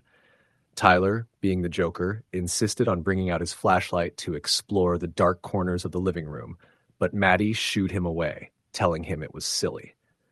Claire, the shyest of us, stuck close to me, her fingers entwined with mine, but even she was laughing along. By 8 o'clock, we were hungry, so we raided the kitchen. Maddie's parents kept it well stocked, so pizza rolls, chips, soda, and leftover Chinese food disappeared within minutes. After eating, we settled into the living room with our snacks, turning off all the lights except for one lamp, which cast a dim yellow glow. That's when Claire suggested we tell ghost stories. At first, we were hesitant, but the summer heat made the idea of doing something spooky in the dark seem irresistible. Tyler started telling a story about a boy who had vanished from the woods behind our town decades ago. He described how the boy had been chasing his dog when he fell into a ravine and was never seen again. He added small details about the boy's home and neighborhood, and the story sounded almost real. Maddie followed with a story about a woman who had died in a house fire and whose spirit was said to roam empty houses in the area. Claire was next, her voice barely above a whisper, as she recounted a tale about a local cemetery that was rumored to be haunted by the children buried there. When it was my turn, I decided to tell something that had actually happened to my older cousin. She had stayed at a friend's house one summer and had been woken multiple times to footsteps and whispers in empty rooms. She thought it was her friends playing pranks until she found the doors unlocked and things moved from their original places. As I spoke, I noticed Maddie's dog, a German shepherd named Max, had started growling softly in the corner. He stood, hackles raised, staring at the staircase leading to the upstairs. "It's probably nothing," I said, trying to reassure myself more than anyone else. Max continued growling, low and menacing, his gaze fixed. The unease didn't fade. Around 10 o'clock, we moved to Maddie's bedroom to set up sleeping bags. The room was large, with 2 beds, a window seat, and walls painted pale blue. The temperature felt suddenly cooler, and there was that metallic smell again. We tried to distract ourselves with a movie, but the creaks of the old house and shadows in the corners made it hard to focus. Every gust of wind against the windows made the blinds rattle like soft tapping, and I found myself checking the hallway every few minutes. Around 11, Tyler got up to use the bathroom at the end of the hall. We heard his footsteps fade away, then stop abruptly. A moment later, soft footsteps echoed down the hall toward Maddie's room, slow and deliberate. At first, we thought it was Tyler, but the rhythm didn't match his usual pace. Then came a whisper, soft and drawn out, almost imperceptible. "Maddie? Maddie!" Claire yelped, gripping my arm, and Maddie tried to calm us, insisting it was just the old house settling. But I could feel my chest tighten with fear. The footsteps retreated slowly, then silence returned. We huddled together, whispering and trying to convince ourselves it was nothing. I could feel the shadows in the corners of the room shifting, almost alive. By 1 a.m., none of us could sleep. The air in the room felt heavy, almost suffocating. We decided to stay awake, talking quietly, but then came a sound from downstairs, a door creaking open slowly, followed by dragging, shuffling footsteps. We froze, hearts pounding, not daring to breathe. Max barked once, short and sharp, then was silent, ears pricked, staring toward the doorway. Then we heard it. A scratching sound, soft at first, then louder, like nails on wood. It moved along the floor, circling, coming closer. Maddie whispered that we should hide, so we piled under the blankets, trembling. The scratching stopped right outside the bedroom door, and a long, oppressive silence filled the room. Then came the faintest sound of breathing, deliberate and heavy. I peeked out from under the blankets and saw a shadow at the edge of the door. It was tall and thin, completely black, with no discernible features, but I could feel its gaze pressing down on us. It didn't move, didn't speak, just hovered there. My heart hammered in my chest, and I couldn't speak, couldn't even cry out. Suddenly it was gone. The shadow dissipated into the corner like smoke. We didn't move, not even daring to breathe. Then we heard the front door slam downstairs. Panic took over. We grabbed the nearest blankets and ran out the bedroom door, down the stairs, and out the back door into the backyard. The night was thick, humid, and heavy with silence. The streetlights in the cul-de-sac flickered weakly, casting long, thin shadows across the pavement. We stayed in the yard, too scared to go back inside. The sense of being watched didn't leave us. After a while, we heard a neighbor's voice, and Mr. Thompson came out with a flashlight. He asked what was happening, and we tried to explain in broken sentences, but he dismissed it as teenage hysteria, shadows, and nerves. None of us felt reassured. The next week, strange things began happening. Tyler got silent calls on his phone in the middle of the night. Claire reported seeing shadows move in her room, even with the blinds closed. Maddie found doors unlocked despite locking them herself. I began hearing whispers outside my bedroom window. The sleepover, which should have been fun, now felt like the beginning of something larger, something we couldn't explain. Weeks later, I received a call from my cousin. Her experiences had escalated. Footsteps in the walls, whispers calling her name, doors unlocking, and objects moving on their own. She was terrified, and I realized our experiences that night were far from coincidental. Years later, I drove past Maddie's old house. New owners had moved in, and it looked peaceful, normal even. But I knew better. That night had left a mark, a shadow lingering in the corners of my mind. Even now, when I'm alone in my apartment, I sometimes hear faint footsteps outside my door, deliberate, slow, and watchful, as though whatever had been that house years ago had followed me. Story the end. It was a Friday night in early November, the kind of night where the air smelled faintly of wood smoke and wet leaves, and the wind carried a hint of winter chill. I was invited to a sleepover at my friend Madison's house, which was a big deal because she lived out on the edge of town in a neighborhood bordered by woods and empty lots. It was just me, Madison, and her younger brother Tyler, who was 12, along with a few other kids from school, Sarah, Ethan, and Lauren. We were all excited, and there was a nervous energy buzzing in the air as we gathered in the living room, where blankets and sleeping bags were already laid out in a messy circle. Madison's parents were out for the night, visiting her aunt, leaving the house empty, except for us. The house itself was an old two-story American suburban home, the kind with creaky floorboards and drafty corners that made every sound louder. The lights flickered a little when we turned on the overhead ones, and the shadows they cast seemed to stretch longer than they should have, crawling along the walls. At first, we tried to ignore it, laughing and joking, playing board games and eating snacks, but there was a subtle sense that the house was watching us.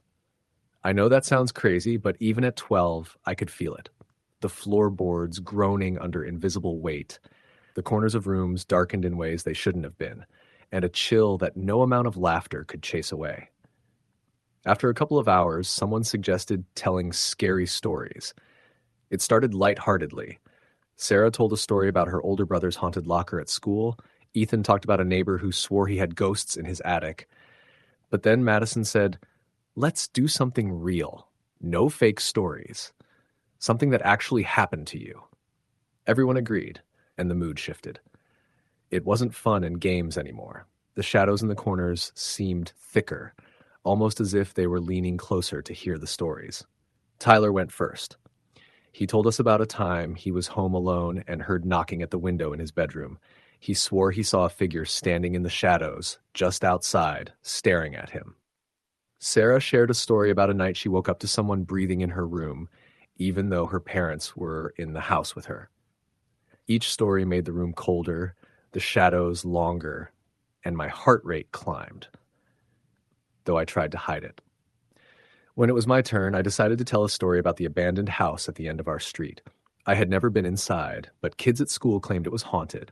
I described the broken windows, the rotting porch, the faint sound of scratching that could be heard at night, and how once I had seen a dark figure move behind a boarded-up window when I walked past during the day.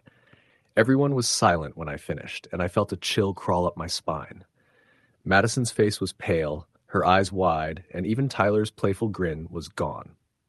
After that, Madison suggested we play a game she found online called Shadow in the Mirror. The idea was simple. Stand in front of a mirror and see if a shadow, not your own, appears behind you. We all hesitated, but curiosity got the better of us. We gathered in the hallway, the full-length mirror at the end of it reflecting the dim light from the living room. I went first, standing in front of the glass, holding my breath and asking quietly, "Is anyone there?" At first, nothing happened, just me, staring back. But then, in the corner of the mirror, a movement. A shadow that wasn't mine shifted. I turned quickly. There was nothing. I looked back at the mirror. The shadow was gone. My heart pounded, but I laughed nervously, trying to convince the others it was nothing. Sarah went next, and she screamed almost immediately. In the mirror behind her, a pale face appeared, staring at her with hollow eyes. Lauren clutched her arm, and Ethan whispered that it looked like someone standing right behind us. I turned to look. Nothing. But the temperature dropped suddenly, our breath visible in the faint hallway light. The shadows seemed to crawl closer, as if they were watching. The house felt alive. The floorboards groaned above us, even though no one was upstairs. And then we heard it. A scratching, faint at first, like nails on wood, coming from somewhere deep inside the house. We froze. Tyler whispered, "It's just the house." But his voice trembled. The scratching grew louder, moving, deliberate, circling the living room and hallway. The floorboards creaked as if someone or something was pacing just above us. We tried to leave the hallway, moving slowly toward the living room, but the lights flickered and went out. Total darkness. In the blackness, the scratching and soft thumping of footsteps grew closer, moving toward us. I could feel the hairs on my arms stand on end, my chest tightening. Something was moving in the house, and it wasn't the wind or old boards. We ran to Madison's parents' bedroom and barricaded ourselves inside with a chair, whispering frantically. Then came the soft tapping on the window, deliberate, steady, like someone was outside, waiting. We huddled together, silent, straining to hear. The tapping stopped. Then, from the basement, a single clear voice whispered, "Come downstairs." It wasn't any of us. We didn't recognize it. The blood drained from my face. Tyler began shaking, and Sarah whimpered that she could see something moving just outside the glass. I could hear it too, the dragging of something heavy along the floor, circling the bedroom, then stopping abruptly. Morning never felt like it was coming. The night stretched, hours melting into hours as we stayed locked in that room, listening to the house. Every groan, every whisper of movement above us made our stomachs churn. At one point, the doorknob rattled. Not lightly, deliberately. The chair against the door barely stopped the door from swinging open. We screamed, clinging to each other, whispering, "It's just the house! It's just the house!" But deep down, we knew it wasn't. The first weak light of dawn finally seeped through the blinds. The house had fallen silent. Cautiously, we unblocked the door, crept into the hallway, and saw the basement door wide open, even though we had locked it. Long, jagged scratches marked the wood, and the air smelled faintly metallic, like blood or rust.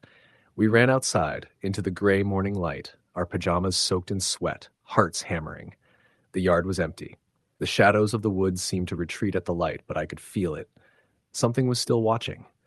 We never returned to Madison's house for sleepovers after that. The basement remained closed, the attic locked, the mirror covered.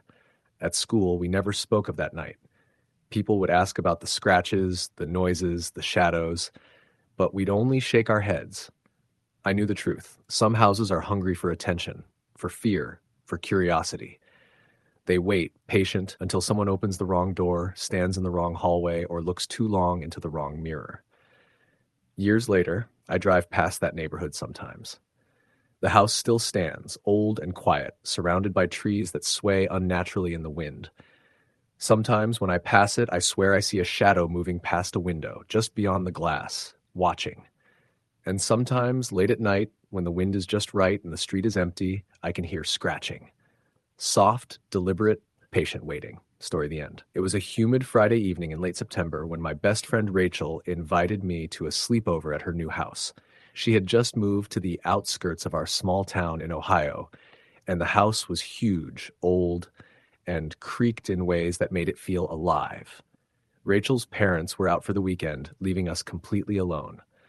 I was 16 at the time, along with Rachel, her cousin Emily, my friend Chris, and Rachel's little brother, Ben, who insisted on tagging along even though he was only 10.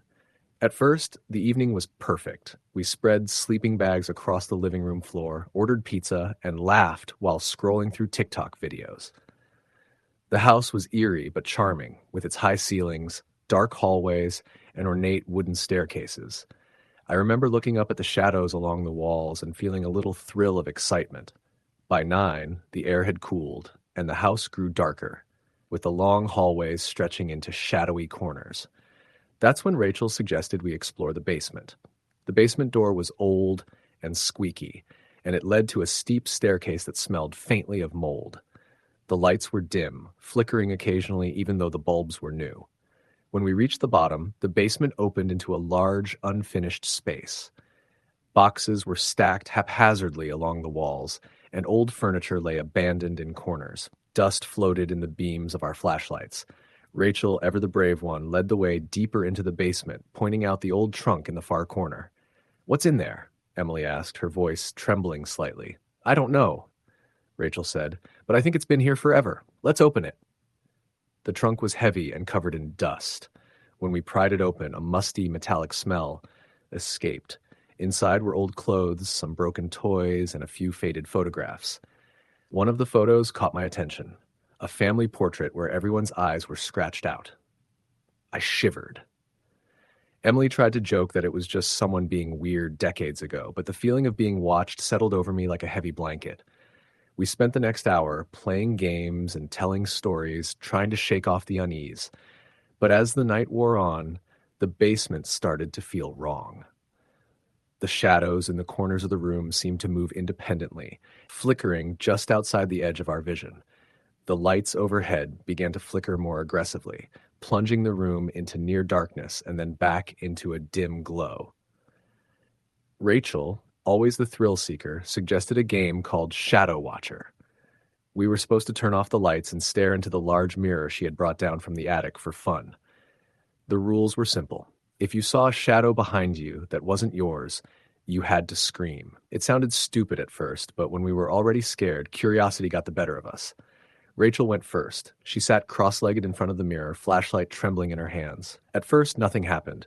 Then she gasped, jerking backward. I saw something," she whispered. "What?" I asked, leaning closer. "I don't know," she said, her voice barely audible. "A figure. Behind me. A shadow. It moved." Next was Emily. She screamed moments later, eyes wide, clutching her flashlight as if it could shield her from whatever she saw. Ben clung to Chris, terrified. When it was Chris's turn, he became pale, muttering that he could see someone standing behind him. I didn't want to do it, but everyone insisted. I sat in front of the mirror, heart hammering, and stared at my reflection. The room seemed still at first, but then I noticed movement behind me. A shadow, tall and humanoid, faceless. I froze, unable to look away. It raised its hand slowly, pointing directly at me. My scream caught in my throat. I fell backward, stumbling over a box, and the shadow vanished. Immediately, the temperature in the basement dropped. My breath fogged in the beam of the flashlight. The shadows grew longer, stretching unnaturally, as if they were reaching toward us. I could hear whispers, low and unintelligible at first, then repeating our names in soft, deliberate tones. Rachel's parents weren't home, and there was no one else in the house. The whispers circled the room, moving with an almost intelligent rhythm. We tried to leave the basement, but the door slammed shut on its own. I ran to it, trying to open it, but it wouldn't budge. The shadow returned, gliding across the floor, closer, deliberate and silent except for the whispers that now felt like chanting. Panic overtook us. Ben tripped, scraping his knee, and Emily screamed again. Chris and I pulled him up, but the shadow didn't stop. It seemed to feed on our fear, moving slower now but with intent, each step deliberate. The whispers became voices, repeating not just our names but details from our lives, secrets we hadn't told anyone. My stomach dropped. How could it know these things? Suddenly, the trunk in the corner rattled violently. The old photographs spilled out, fluttering across the floor. One of them, another family portrait, shifted as though alive. I saw the eyes of the figures blink. The shadow raised its hand again, and a cold, wet pressure pressed against my chest, making it hard to breathe. I screamed, and Chris grabbed my arm, yanking me backward. The shadow seemed to recoil slightly, but then the basement door slammed harder, making the walls shake. The temperature dropped further, and a layer of frost began forming on the walls and floor. Emily was sobbing quietly, rocking back and forth. Rachel whispered that she had seen the trunk itself moving, crawling toward us as if it had a will of its own. Then, as suddenly as it started, it stopped. The shadow vanished, the whispers died, and the lights flickered back on.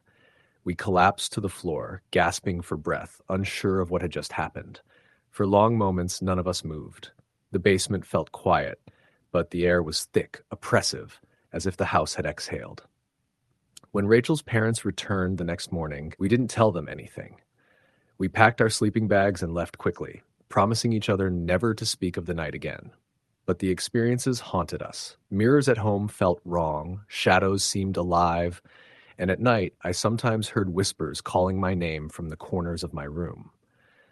Months later, I discovered that the house had a history. Built in the late 1800s, it had changed hands many times, and people had reported strange occurrences: shadows moving independently, objects disappearing, cold spots, and whispers. Some locals said the basement had once been the site of a tragic accident, a young child dying mysteriously, though records were sparse. Others claimed that mirrors from that house could trap more than reflections. They could trap attention, curiosity, or even the soul. I moved away from that neighborhood soon after, but the memory never left. I stopped attending sleepovers for years, and my fear of mirrors and dark corners became obsessive. Friends who had been at that night reported similar experiences: nightmares, feelings of being watched, fleeting glimpses of shadows that vanished when confronted. Even now, I cannot fully explain what happened. Rational thought fails to account for the cold in the basement, the whispers, or the shadow that moved with intent. Sometimes when I glance at my reflection in a window or mirror, I catch something at the edge of my vision, tall, faceless, watching. My heart races and I look away quickly, refusing to give it more than a fleeting acknowledgement. The experience changed me. Curiosity now feels dangerous.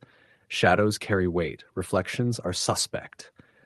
I have learned to live cautiously, always aware of what might be hiding just out of sight. The sleepover, which should have been a fun, innocent night, became the moment I realized some things in the world are not meant to be understood. They wait patiently, observing, knowing that one misstep, a glance, a dare, a simple game, can give them the chance to step closer.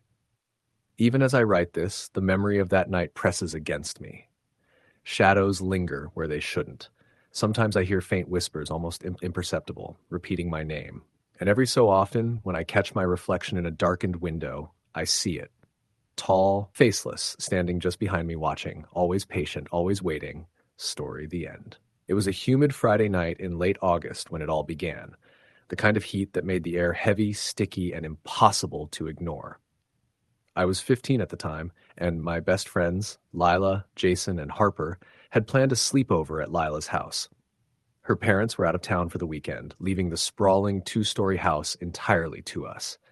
It was the kind of suburban home you'd see in a magazine. Perfectly trimmed lawns, wide, white siding, large windows with curtains pulled neatly, and a quiet cul-de-sac where the only noises came from distant traffic or the occasional dog barking. At first glance, it looked completely safe, peaceful, and inviting, but there was something about the shadows stretching across the streetlights that felt off, almost alive. We arrived just before 6, each of us carrying sleeping bags, pillows, and far too much junk food. The living room had been cleared to make room for a blanket fort we intended to build, draping sheets over the chairs and couches to create our little world. The house smelled faintly of lemon polish, mixed with the faint mustiness of old carpet and wood, but there was something else underneath, a metallic tang that none of us could identify. We shrugged it off, too excited to care. The first hour was filled with laughter and chaos. We ran around, threw pillows at each other, and tried to scare one another with badly timed jumps. Jason, the class clown, found a flashlight and insisted we do a ghost hunt in the basement. Lila shot that down immediately. "No way," she said, shaking her head. "That basement gives me the creeps even in the daytime." Harper, the shyest of our group, stuck close to me, gripping my arm as we all joked and laughed to mask the nervousness creeping up my spine. By 8 o'clock, hunger won over our fear, and we raided the kitchen. Pizza rolls, chips, soda, and leftover Chinese food disappeared in a matter of minutes. After stuffing ourselves, we moved back to the living room with our snacks, turning off the lights except for one dim lamp that cast flickering shadows across the walls. It was Harper who suggested we tell ghost stories. I tried to protest, not because I didn't want to play along, but because something in the air made the idea feel heavier than fun. The silence that followed my hesitation only made the room feel colder. Jason went first, telling a story about a boy who had disappeared in the woods near our town decades ago. He described how the boy had chased his dog too far, fell into a ravine, and was never seen again. The story was detailed, almost real, and I felt my stomach twist with unease as he described the boy's house, his neighborhood, and the tiny details of the disappearance. Lila followed, telling a story about a woman who had died in a house fire and whose spirit allegedly haunted abandoned homes in the area. Her voice was low, deliberate, almost hypnotic, and by the end, even Jason, who rarely stopped to listen, was quiet. Harper's story was the shortest, a whisper about a local cemetery where children's graves were said to move slightly on their own, as if the spirits were restless. Then it was my turn. I told a story about my cousin who had stayed at a friend's house one summer. She had been woken multiple times by footsteps and whispers in empty rooms. At first, she thought it was her friends playing pranks until she found doors unlocked, objects moved, and shadows stretching in ways they shouldn't. As I spoke, I noticed Lila's dog, a German shepherd named Max, had started growling softly, low in his throat. He stood, hackles raised, eyes fixed on the staircase leading to the second floor. "It's probably nothing," I muttered, more to convince myself than anyone else, but Max didn't settle. He remained rigid, staring, alert. The unease lingered as we moved upstairs around 10 o'clock to set up our sleeping arrangements in Lila's bedroom. The room was spacious, with 2 beds, a window seat, and walls painted soft cream. The air suddenly felt colder, the metallic smell returning faintly. We tried to distract ourselves with a movie, but the noises of the old house, the creaks, the shifting sounds of the wooden floor, kept us on edge. Every shadow seemed to twitch as if alive, and I caught myself checking the hallway repeatedly, sure that something was moving just beyond my vision. Around 11, Jason left to use the bathroom at the end of the hall. Moments later, we heard soft, deliberate footsteps moving toward Lila's room. They weren't in Jason's rhythm, and I could feel a knot of fear tighten in my stomach. Then came a whisper, faint, elongated. "Lila? Lila." Harper let out a small, frightened sound, clutching my arm. Lila tried to soothe us, insisting it was just the house settling, but even she sounded nervous, her voice trembling slightly. We huddled together, whispering, trying to convince ourselves that it was all imagination. But then came the sound from downstairs, a slow, dragging, shuffling step, followed by a door creaking open, inch by inch. Max barked sharply, his deep growl vibrating in the room, then fell silent, ears perked, staring at the door. The scratching began, faint at first, then louder, like nails scraping across wood. It moved along the hallway outside the room, circling, stopping, then returning. Frozen, we didn't move. The scratching ceased for a long, oppressive moment. Then the breathing, slow, heavy, deliberate, started. It was right outside the door, and I could feel it pressing down on us, suffocating and oppressive. Peeking from under the blankets, I saw a shadow. Tall, thin, featureless, completely black, but I could feel its gaze. It didn't move, didn't speak, just stood, watching. I couldn't scream, couldn't cry, my body paralyzed with fear. Then it was gone. The shadow seemed to dissipate into the corner of the room like smoke. We didn't dare move or speak. That's when the front door slammed loudly downstairs, echoing through the house. Panic set in. We grabbed blankets and bolted out the bedroom door, down the stairs, and through the back door into the yard. The night was thick with humidity, oppressive and heavy. The streetlights in the cul-de-sac flickered, casting long shadows that seemed to stretch toward us, almost reaching. We stayed in the yard, huddled together, too afraid to return inside. The sense of being watched didn't leave.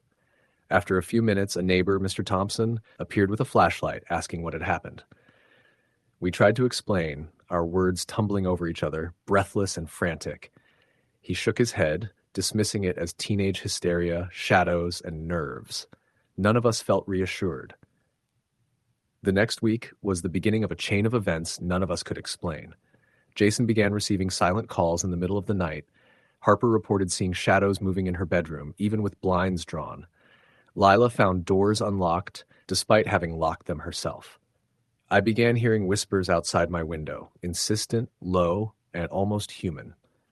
The sleepover, meant to be fun and harmless, now felt like the beginning of something beyond comprehension, something that followed us home. Weeks later, I received a panicked call from my cousin, the one whose story I had told. Her experiences had escalated, footsteps in the walls, whispers calling her name, doors unlocking, and objects moving on their own. She sounded terrified, her voice trembling as she described the events. It became clear that what had happened during that sleepover was far from isolated. It was as if something had been awakened or released in the house that night, and it hadn't stayed confined to one location. Over the following months, we avoided speaking of the sleepover. Even years later, the memories lingered, heavy and unsettling.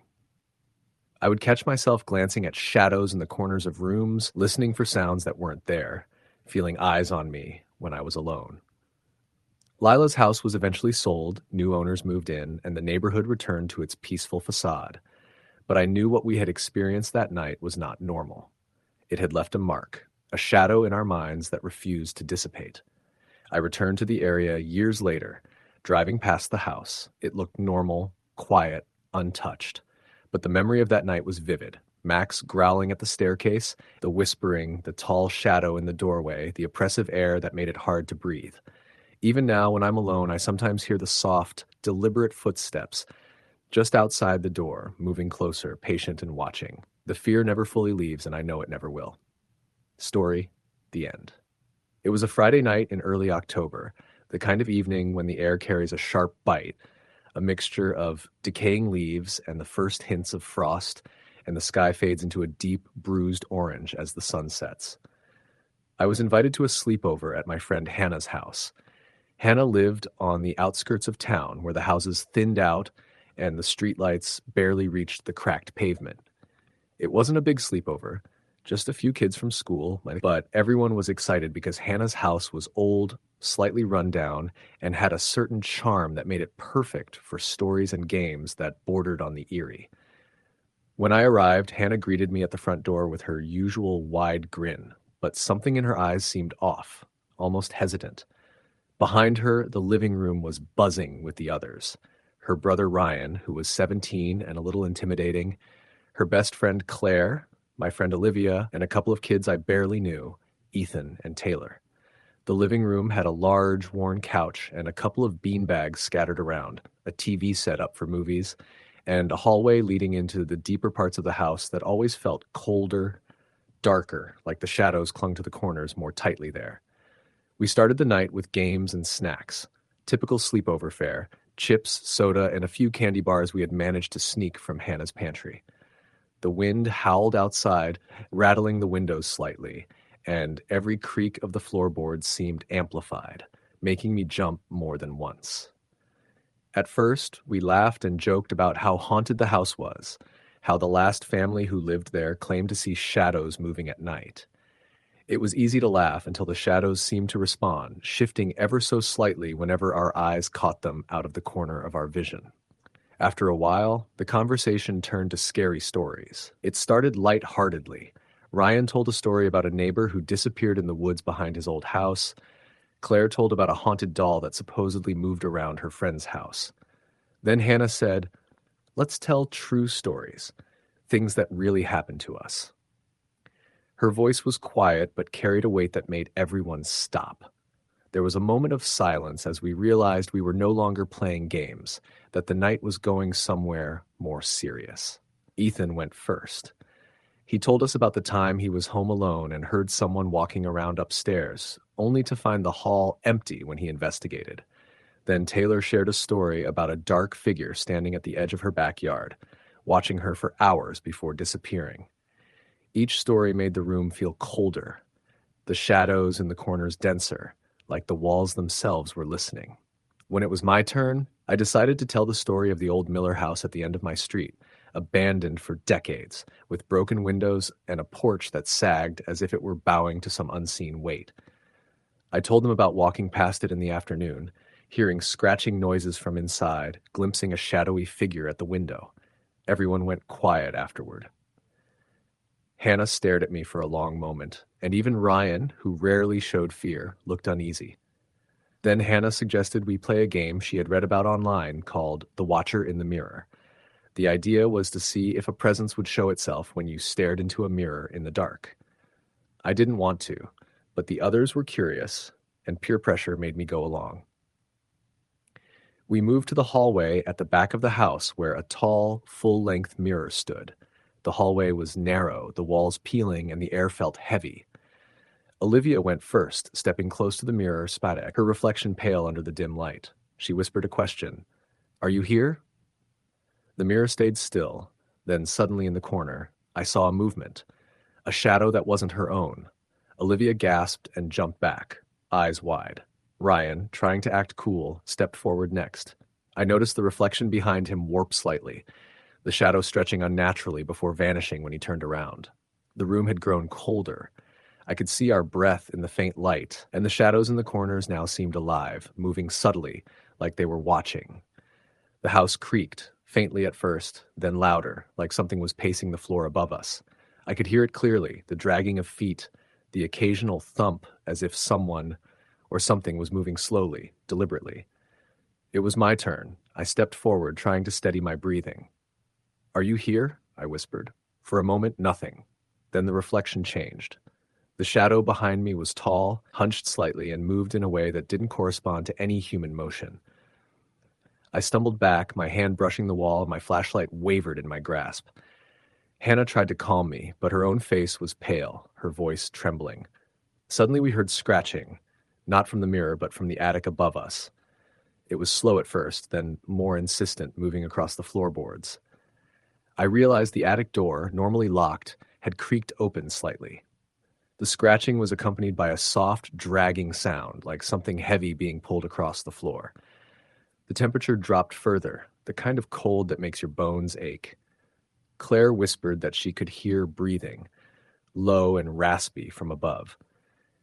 We tried to stay together, moving carefully toward the living room, but the lights flickered and went out completely. Darkness swallowed us. The scratching and soft footsteps moved closer, circling us, then paused. A single voice, distorted and hollow, whispered my name. "Michael," it called, slow and deliberate. I froze. That wasn't anyone in the room. I knew it. We ran to Hannah's parents' bedroom, barricading the door with chairs and anything heavy we could find. The sounds followed us, scratching at the door, soft taps against the windows, faint footsteps on the floorboards outside. Hours passed. Minutes stretched into hours. None of us dared speak, lest it be heard. At one point, the doorknob rattled violently, as if something were trying to get in. We screamed and huddled together, each breath visible in the icy air. Finally, weak morning light seeped through the blinds.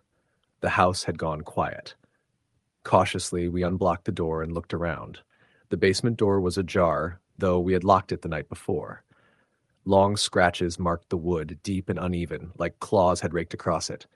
The hallway walls had marks too, faint but jagged, but leading toward the living room. We ran outside, into the gray dawn, the cold air sharp in our lungs. The street was empty.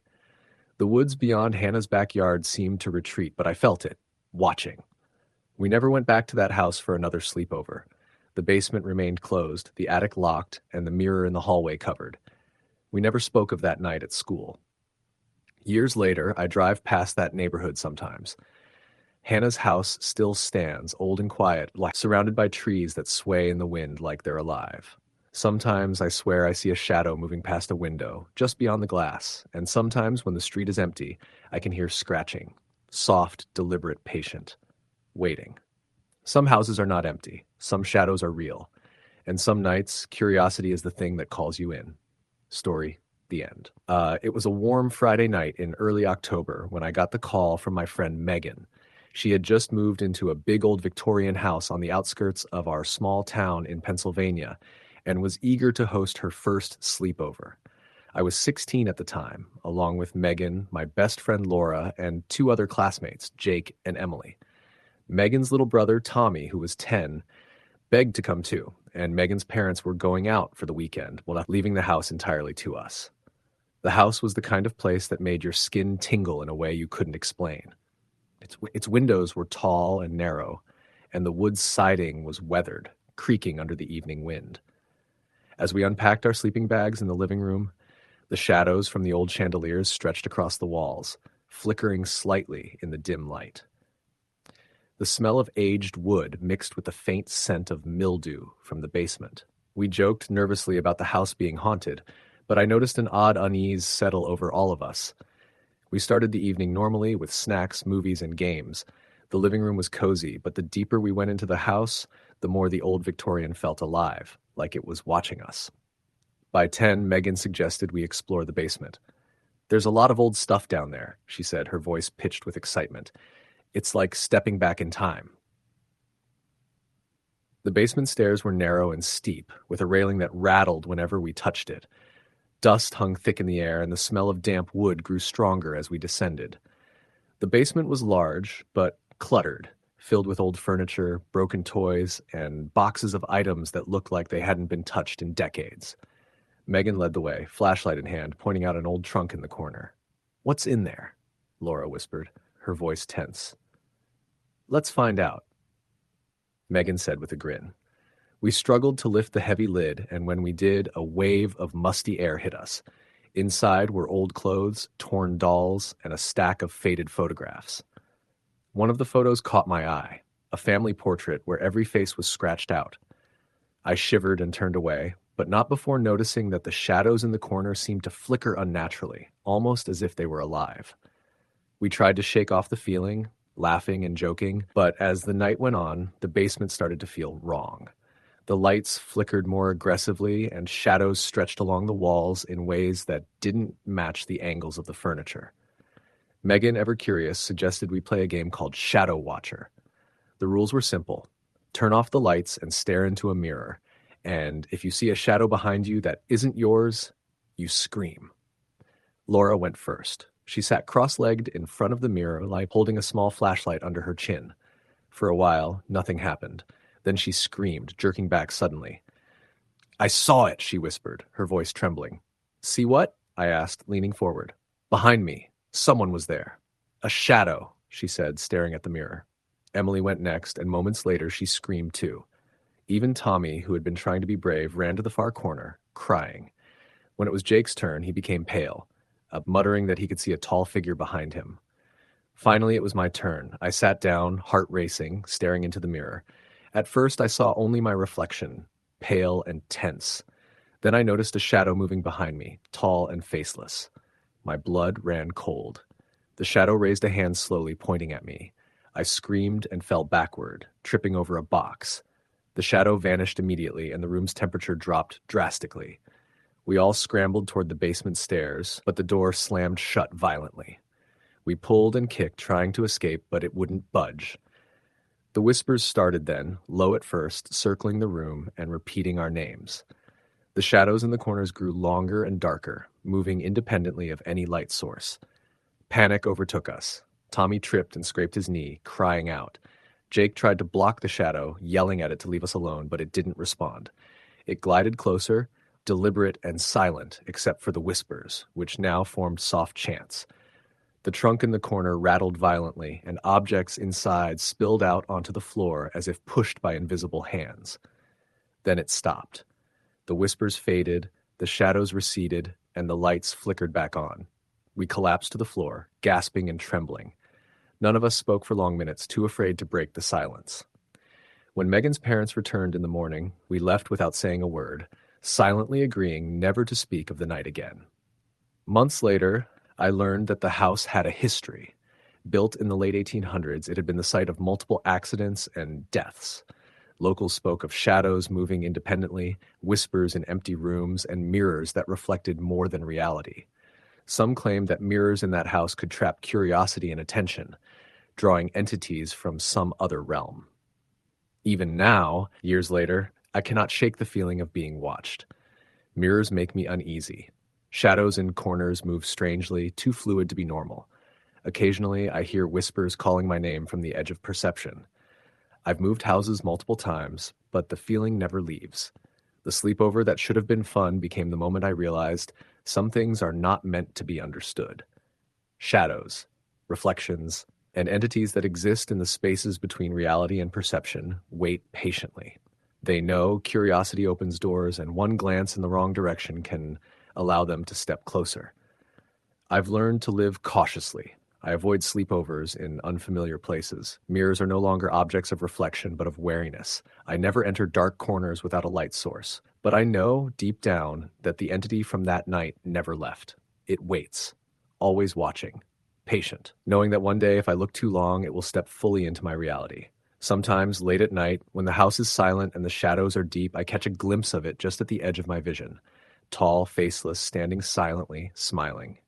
It waits, patient, aware. The sleepover never ended. It marked me, and it waits for the moment I might glance one final time and acknowledge it completely. Story the end. It started as an ordinary Friday night in late October. The kind of night when the wind was chilly, but the air still smelled faintly of fall leaves and the asphalt of the neighborhood roads. I had been looking forward to this sleepover for weeks. My best friend, Ashley, had just moved into her new house at the edge of town, a sprawling, older home that her parents had gotten for a steal because it had been on the market for over a year. Everyone said it had character, but I didn't really care about that. I cared about sleeping over with my closest friends, Ashley, Maddie, and Tyler.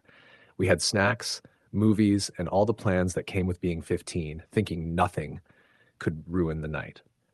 When I arrived, the sky was already dark, and the streetlights cast long, eerie shadows along the quiet suburban road. Ashley's house was a little intimidating. 2 stories with dark siding, windows that seemed to watch you, and a long driveway lined with trees whose branches clawed at the sky. Her parents were out for the weekend, leaving us alone, and that was perfect. Or so we thought. As soon as I stepped out of the car, the wind shifted, carrying a cold, damp smell, and even before the door opened, I could hear Ashley's dog, Scout, growling from inside the house. Normally, Scout was sweet, but tonight she was tense, baring her teeth, low growl vibrating in her throat. "Scout, relax," Ashley called, laughing nervously, but even she looked uneasy. The first couple of hours were normal enough. We set up in Ashley's living room with blankets and pillows, ordering pizza, watching movies, and joking about nothing in particular. But as the night went on, I started noticing little things. Shadows that seemed too sharp, corners of rooms that seemed darker than they should be, and every so often, I thought I heard whispering, low and indistinct. I brushed it off, assuming it was the wind or maybe the house settling. Maddie, always the skeptic, claimed she heard nothing and teased me for being jumpy. Tyler didn't say much. He just sat with his headphones on, scrolling through his phone. Around 10:30, Maddie suggested we play Truth or Dare, and everyone agreed. The first few rounds were standard, silly dares like eating something gross, spinning around 10 times, and laughing at each other's embarrassing secrets. But when it came time for Tyler to dare Maddie to go into the basement alone, the mood shifted. Ashley's basement was unfinished and smelled musty, with exposed beams, old furniture stacked against the walls, and a strange dampness that never went away. "It's fine," Maddie said confidently, rolling her eyes. "I'll do it." She grabbed a flashlight, and we all watched her descend the narrow wooden steps. The first few minutes were quiet, then we heard a scream that froze our blood. It wasn't playful, it was sharp, terrified, echoing up the stairs. Ashley and I bolted down, but Maddie wasn't where she should have been. She was standing near the corner, staring at the far wall. Her flashlight was shaking in her hand. "There's someone," she whispered, voice trembling, "watching me, I swear." We squinted into the shadows, seeing nothing, but the chill in the air was unmistakable. It wasn't cold outside, it was inside. Something in that basement radiated cold, and it felt alive. We tried to calm Maddie down and convinced her to leave the basement. Back upstairs, we huddled in the living room, pretending everything was normal. But Scout wouldn't stop growling, her body rigid, ears pinned back, eyes fixed on corners of the room that were empty. Every so often, the lights flickered. At first, we thought it was just the old wiring, but then the power went out completely. Total darkness. Heart pounding. I reached for my phone to use the flashlight, but then I felt it. A cold brush along my arm, like fingers sliding over my skin. I jumped back, screaming, but there was no one there. Maddie whispered that she felt it too. Then the whispering started. At first, it was soft, distant, like the wind through the trees, but soon it became clearer. Get out. Go, stay. I couldn't understand all of it, but it was deliberate, intelligent, and terrifying. The voice seemed to come from all directions at once, from the walls, the floor, the ceiling. We tried to stick together, backing into a corner of the living room. Tyler shined his phone flashlight around the room, and that's when we saw it. A shadow, darker than darkness itself, standing near the staircase. Tall, humanoid, but without any distinguishable features. It didn't move at first, just observed us. And then it tilted its head.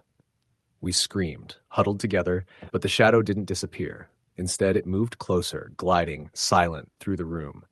Scout barked furiously, but it was like the shadow didn't even acknowledge her. Then the lights flickered back on, and the shadow was gone.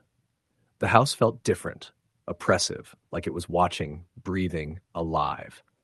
I looked at Ashley, and she had tears running down her cheeks, silent sobs. Maddie was shaking, and Tyler was pale, frozen.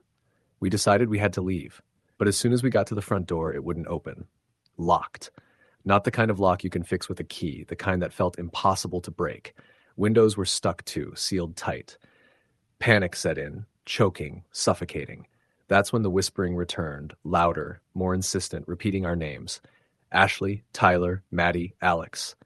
My name, my voice shook as I screamed at it to stop, but the house was alive and it wanted us trapped. From the shadows, things started moving. Pictures on the walls rattled, objects shifted across tables, and the floorboards groaned under invisible weight. Then the staircase creaked. Someone or something was coming down. It wasn't fast, but deliberate, slow, echoing, each step a threat. We pressed ourselves against the wall, trying not to breathe, and then Tyler screamed. Something invisible had slammed into him from the hallway, knocking him to the floor. We could hear it moving around us, brushing against our skin, whispering. Maddie clutched my arm, nails digging in.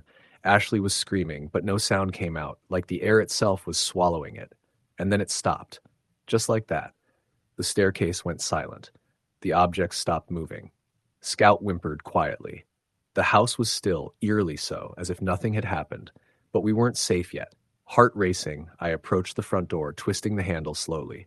It moved. The door opened. We didn't hesitate. We ran, scrambling down the driveway into the foggy night, not stopping until we were back on the street lined with streetlights, where the house looked ordinary again. Just a dark, silent house at the edge of the road. Nothing more. We never spoke about what happened again, not in detail. Each of us had our own memories, the shadow, the whispers, the icy touch, the feeling of the house trying to consume us. But the memory was enough. Years later, when I drive past that street, I still feel the chill crawling up my spine, the heavy, suffocating presence. I know, in the deepest part of me, that whatever we encountered that night still lingers in that house, waiting, watching, always waiting for the next group of kids who think a sleepover is just harmless fun. Story, the end. It was a Friday evening in early October when my friend Jenna invited me and a couple of other girls over for a sleepover at her parents' house. Her parents were out of town for the weekend, so it was just the four of us, Jenna, me, her younger brother Kyle, who was 12, and our friend Maddie. Jenna's house was in a quiet suburban neighborhood in Ohio, the kind of place where the streets were lined with old oak trees, and most of the neighbors had lived there for decades. Her parents' house was a 2-story colonial with a big backyard, and I remember thinking it was perfect for a sleepover. There was even an old detached garage in the back that looked like it hadn't been used in years, which gave the place an eerie charm. We arrived around 7 in the evening, all excited and carrying sleeping bags, pillows, and enough junk food to last a small army. Jenna's mom had left strict instructions. We could use the kitchen, living room, and bedrooms, but the basement was off limits. She said it was being renovated, but nobody seemed too interested in obeying that rule, especially after a few hours when the lights started dimming and the wind picked up outside. We settled into the living room with blankets spread out on the carpet, opening bags of chips and popping popcorn. We were laughing and joking, telling each other the usual ghost stories, not expecting anything to be real. But as the night wore on, the mood shifted. It started with small things. The lights flickered in the hallway. Kyle said he thought he saw a shadow move in the corner of the living room, and Maddie claimed she heard soft footsteps coming from the basement. I tried to laugh it off, telling everyone it was just the house settling or the wind outside. But even I felt my stomach tighten when we all heard a faint creaking from below. Jenna, trying to keep things light, suggested we play a game of hide and seek. It was past 9, and the house felt strangely empty, with only the 4 of us inside. I was it first, and I started counting at the top of the stairs. I heard the girls giggling and running, the sound echoing through the empty house. When I finished counting, I opened my eyes and started searching. I found Maddie quickly, tucked behind the living room couch, but when I went to the kitchen, Jenna was gone. I called her name, checking the bedrooms, the hallways. She was nowhere to be found. That's when I heard it, a whisper, so faint I almost thought I imagined it. "Get out!" I froze. The whisper came from the direction of the basement door, the one we weren't supposed to go near. My first thought was that Jenna was joking, but Kyle's face was pale and he was staring at the door like it had just appeared out of nowhere. He whispered, "She went down there," and my heart stopped. We all hesitated, looking at each other. Maddie was shaking, tears forming in her eyes. "Maybe we should just call someone," she said, but none of us could bring ourselves to reach for a phone. The wind outside howled through the trees, making the house groan, and the basement door seemed to shiver as if something was pushing against it from the inside. Finally, I swallowed my fear and approached the door. The basement stairs were old, wooden, and creaked under my weight. I called Jenna's name softly, but all I got was silence. Then I heard it again, the whisper, louder this time. "Leave. Now." My heart was pounding so hard I thought it would burst out of my chest. I turned to go back, but a cold hand grabbed my wrist. I spun around, expecting it to be one of the girls, but nobody was there. Just darkness. We huddled together at the top of the stairs, debating whether we should leave. Kyle kept insisting he saw something move down there, something that wasn't human. Maddie was crying, Jenna was still missing, and I felt like my body was frozen with fear. That's when the basement light, which I hadn't noticed before, flicked on. A single dim bulb illuminated the bottom of the stairs, revealing nothing at first, just dusty tools, boxes, and cobwebs. But then we saw it. A figure crouched in the corner, completely still. It was hard to make out, like a shadow with no real shape, but it was watching us. It didn't move toward us, didn't make a sound, but the sense of being stared at was overwhelming. Maddie screamed. Kyle ran to grab her, and I found myself frozen, staring at the thing. Then it whispered again, this time clear enough for all of us to hear, "Don't sleep." The power in the house flickered violently, and suddenly we were plunged into darkness. The smell hit us first, a metallic, rusted scent that made our stomachs turn. The figure was gone, but we could feel its presence. Something brushed past my arm, cold and wet, and I stumbled backward into the wall.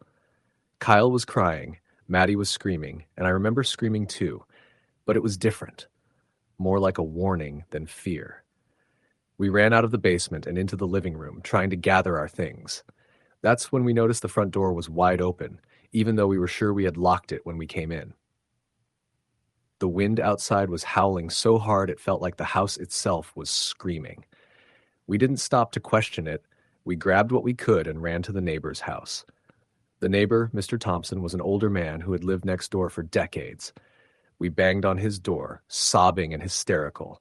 He let us in, and we told him what had happened. Mr. Thompson didn't seem shocked. He just nodded slowly and said, "You girls shouldn't have been down there. That house, it doesn't like being empty." We asked him what he meant, and he told us stories we hadn't heard before. Stories about Jenna's house being built on the edge of a swamp, stories of strange occurrences, shadows moving without cause, things whispering in the dark. He said the basement had always been different, a place where people felt things they couldn't explain. We stayed at his house for the rest of the night, too scared to go back home. When Jenna's parents returned Sunday, we told them part of what happened, careful to leave out some of the more frightening details because we didn't want to sound insane. But they did check the basement, and what they found was enough to keep me awake for weeks. The stairs had deep scratches along the sides, almost like something had been clawing its way out. Dust and cobwebs were disturbed, and boxes were toppled over as if someone or something had moved them. There was no sign of Jenna, though, which still haunts me. She had been in her room the entire time, fast asleep, claiming she had no idea what we were talking about. After that night, we never had another sleepover at Jenna's house. The basement was boarded up permanently, and even talking about it gave me chills. But the thing that stayed with me wasn't just the sight of that shadowy figure or the whispering voice. It was the feeling of being watched, of something waiting just out of sight, patient and hungry. I kept having nightmares, waking up in the middle of the night to hear faint scratching and whispers, even though I was hundreds of miles away in my own bed. Years later, I learned that strange things continued to happen in that neighborhood. People would report hearing whispers in empty houses, seeing shadows in places they shouldn't be, and some even claimed they had seen children disappearing into basements, only to reappear hours later with no memory of where they had been. I didn't go back to Jenna's house until after her parents had sold it. When I walked past, I noticed the basement window was still dark, uninviting, like it was waiting for the next person to enter. Even now, whenever I stay alone at night, I feel it. The presence of something just out of reach. Something that watches, waits, and whispers. And sometimes when the wind howls through the trees, I hear it again. Don't sleep. I never told anyone else the full story, not because I didn't want to, but because no one ever believes the details that make it real. The cold hand that grabbed me, the shadow crouched in the corner, the smell of rust and decay, and the voice that seemed to speak directly into my mind. But I know it happened. I know what we felt that night was real. And sometimes, late at night, I swear I can still hear that faint whisper coming from my closet, from under my bed, and sometimes even from my dreams. The memory of that sleepover is seared into my mind, a reminder that some houses aren't just empty, they're alive. They remember, they watch, and they don't like intruders. Jenna's house is gone now, replaced by a new development, but the feeling of that night stays with me, a silent warning I can't ignore. Even writing this, I can hear it again, faint, almost pleading, don't sleep. Story the end. It started like any other teenage sleepover, the kind that feels almost scripted in how predictable it is. My best friend Tyler had invited me, my cousin Ben, and our other friend Nick over to his house for the night. His parents were going out of town until Sunday evening, so the place was basically ours. He lived in one of those large, older houses just outside of town, the kind that sat back off the road with a long gravel driveway and a big yard. His parents weren't rich, but his dad had inherited the house from his grandparents, so it carried that old creaky charm. We arrived Friday evening with backpacks stuffed with chips, soda, and a couple horror movies we weren't supposed to watch. We were 13, at that age where you think you're too old for kiddie stuff, but still just young enough to get spooked by shadows in the corner.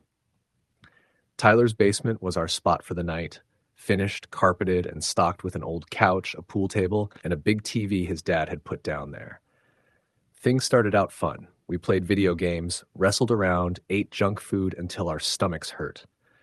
By midnight, we had settled on watching one of the horror movies. I don't even remember which one now, but at the time, it felt like the scariest thing we had ever seen. The four of us huddled on the couch, lights off, the only glow coming from the TV. Halfway through, Tyler suddenly paused the movie. "Did you guys hear that?" he asked. We all looked at him, half annoyed. "Hear what?"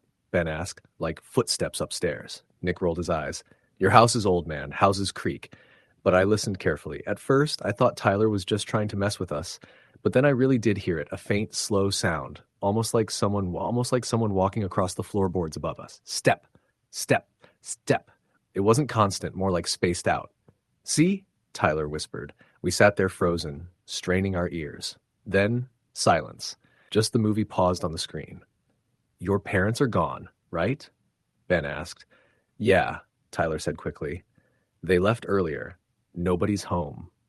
Nick wasn't buying it. Probably the house settling. Don't get all paranoid. We eventually shrugged it off and went back to the movie, though I noticed everyone sat a little straighter, a little more alert. An hour later, after the movie ended, we decided to do the classic flashlight game, telling scary stories in the dark. Tyler went first, making up some stupid story about a killer with a hook hand. We all laughed at how dumb it was, but when it got to Nick, he leaned in and whispered about an urban legend he'd read online about people hiding in houses. He called it the creep in the attic. Supposedly, someone would slip into a house without the owners noticing and live quietly in the attic or basement, sneaking food at night, using the bathroom when everyone was asleep. Families would start to notice little things: food missing, lights on, things moved. But the creep would always hide before they got caught. Sometimes the family never knew until they found the person one day. Or worse, never found them at all. By the time he finished, all of us were staring at the dark corners of the basement. "Not funny, dude," Tyler muttered. "Don't tell that when we're actually here alone." Nick smirked. "What? I'm just saying, maybe that's what you heard upstairs." The room felt colder after that. We tried to shake it off with more jokes, but it lingered. Around 2 in the morning, we finally started winding down. Tyler's basement couch wasn't big enough for everyone, so Ben laid out a sleeping bag on the floor, and Nick claimed the recliner. I was on the other end of the couch, and Tyler had the middle. We turned off the lights, leaving just the dim glow of the old digital clock on the wall. For a while, everything was quiet, except for the occasional sound of someone shifting in their sleeping bag. I thought I'd fall asleep, but then it came again. Step, step, slow and deliberate.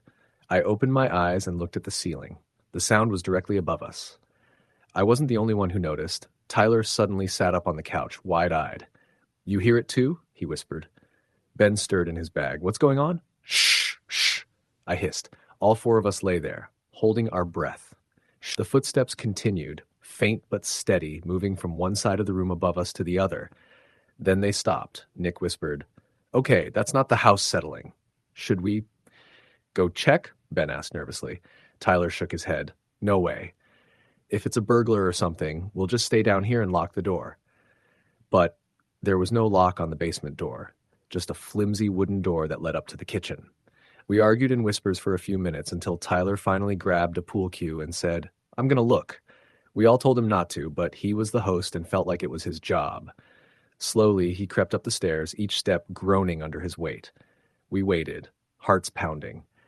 At the top, he pushed the door open just a crack. The faintest glow from the kitchen nightlight spilled down the stairs. "See anything?" Nick hissed. Tyler leaned out for a moment, then whispered, "Nothing. It's fine." He came back down, clearly forcing a brave face. "Just the house. Let's go to sleep." But I could tell he didn't believe it. We tried, we really did, but none of us slept well. I'd drift off only to jolt awake at every creak. At one point, I thought I heard breathing near me, but when I sat up, everyone was where they should be. The next morning, sunlight made everything feel silly. We laughed about being scared and teased each other for acting like babies. Tyler even joked, "Guess the attic man didn't get us." But when we went upstairs for breakfast, something was off. The back door, the one that led to the yard, was unlocked. Tyler's parents were strict about keeping it locked, and Tyler swore he'd checked it before bed. "Maybe you forgot," Ben suggested. Tyler frowned. I didn't. We brushed it off again, but unease hung in the air. The second night was worse. By then, we had convinced ourselves it was all in our heads. We stayed up later, playing video games until nearly 3. But once again, when the house went quiet, the noises came back. This time, it wasn't footsteps, it was scratching. A slow, dragging sound across the ceiling, like fingernails against wood. We all heard it at once. Nobody moved. The sound shifted from above us toward the far corner, then stopped. "Tell me that's not a raccoon," Nick whispered, his voice trembling. "It's inside," I whispered back. "That's not outside." We were frozen, terrified to even breathe. Then, a sudden loud thump shook the ceiling above us. Ben yelped and scrambled into his sleeping bag like it would protect him. Tyler grabbed his phone and called his dad. He didn't want to admit we were scared, so he just said, "I think there's something in the attic." His dad told him to check it in the morning, that it was probably squirrels, but none of us could sleep after that. We stayed awake until the first light of dawn seeped into the basement windows. When we finally went upstairs, something new made our blood run cold. The attic door in the hallway, the one with the pull-down ladder, was cracked open. None of us had touched it. We stared at it for a long time. Tyler's face was pale. "My dad keeps that closed," he whispered. Nick grabbed his backpack and said, "Nope, I'm done. I'm going home." But Tyler stopped him. "Wait, if someone's up there..." We all looked at each other. None of us wanted to admit what we were thinking. Finally, Tyler grabbed the pool cue again, and together we pulled the ladder down. Dust rained down as it unfolded. The four of us stood at the bottom, staring into the darkness above. "Who's going up?" Ben asked, his voice barely audible. Nobody moved. The silence was unbearable. Finally, Tyler climbed the first step, then the second. He slowly peeked his head into the attic. We waited, hearts in our throats. Then, in the quietest, most terrified voice I've ever heard, he whispered, "There's someone up here." He scrambled down so fast he almost fell, and the ladder swung wildly. We didn't wait. We bolted out the front door, barefoot, backpacks forgotten. We ran down the gravel driveway all the way to the road. Tyler called the cops from his phone. When they arrived and searched the attic, they found a sleeping bag, food wrappers, and empty soda cans. Someone had been living up there. For how long, nobody knew. The cops said it looked like he'd been sneaking in and out for weeks, maybe months. They never caught him. Tyler never slept in that basement again. And me? To this day, whenever I'm at a sleepover, I can't relax if I hear footsteps upstairs, because I'll always wonder if someone else is already in the house listening. Story, the end. 4 of us had planned the sleepover for weeks. It wasn't anything unusual, just another one of those late summer get-togethers before school started back up. Katie's parents were out of town for the weekend, and she was the only one of us with a basement big enough to spread out sleeping bags, snacks, and a stack of movies we probably wouldn't even watch all the way through. At 15, we were in that strange space between childhood and whatever came next. We still joked like kids, but there was an edge of curiosity about things we were starting to take more seriously. Ghost stories, dares, the little thrills that made an otherwise normal night feel like something bigger. Katie lived in a 2-story house on the edge of town.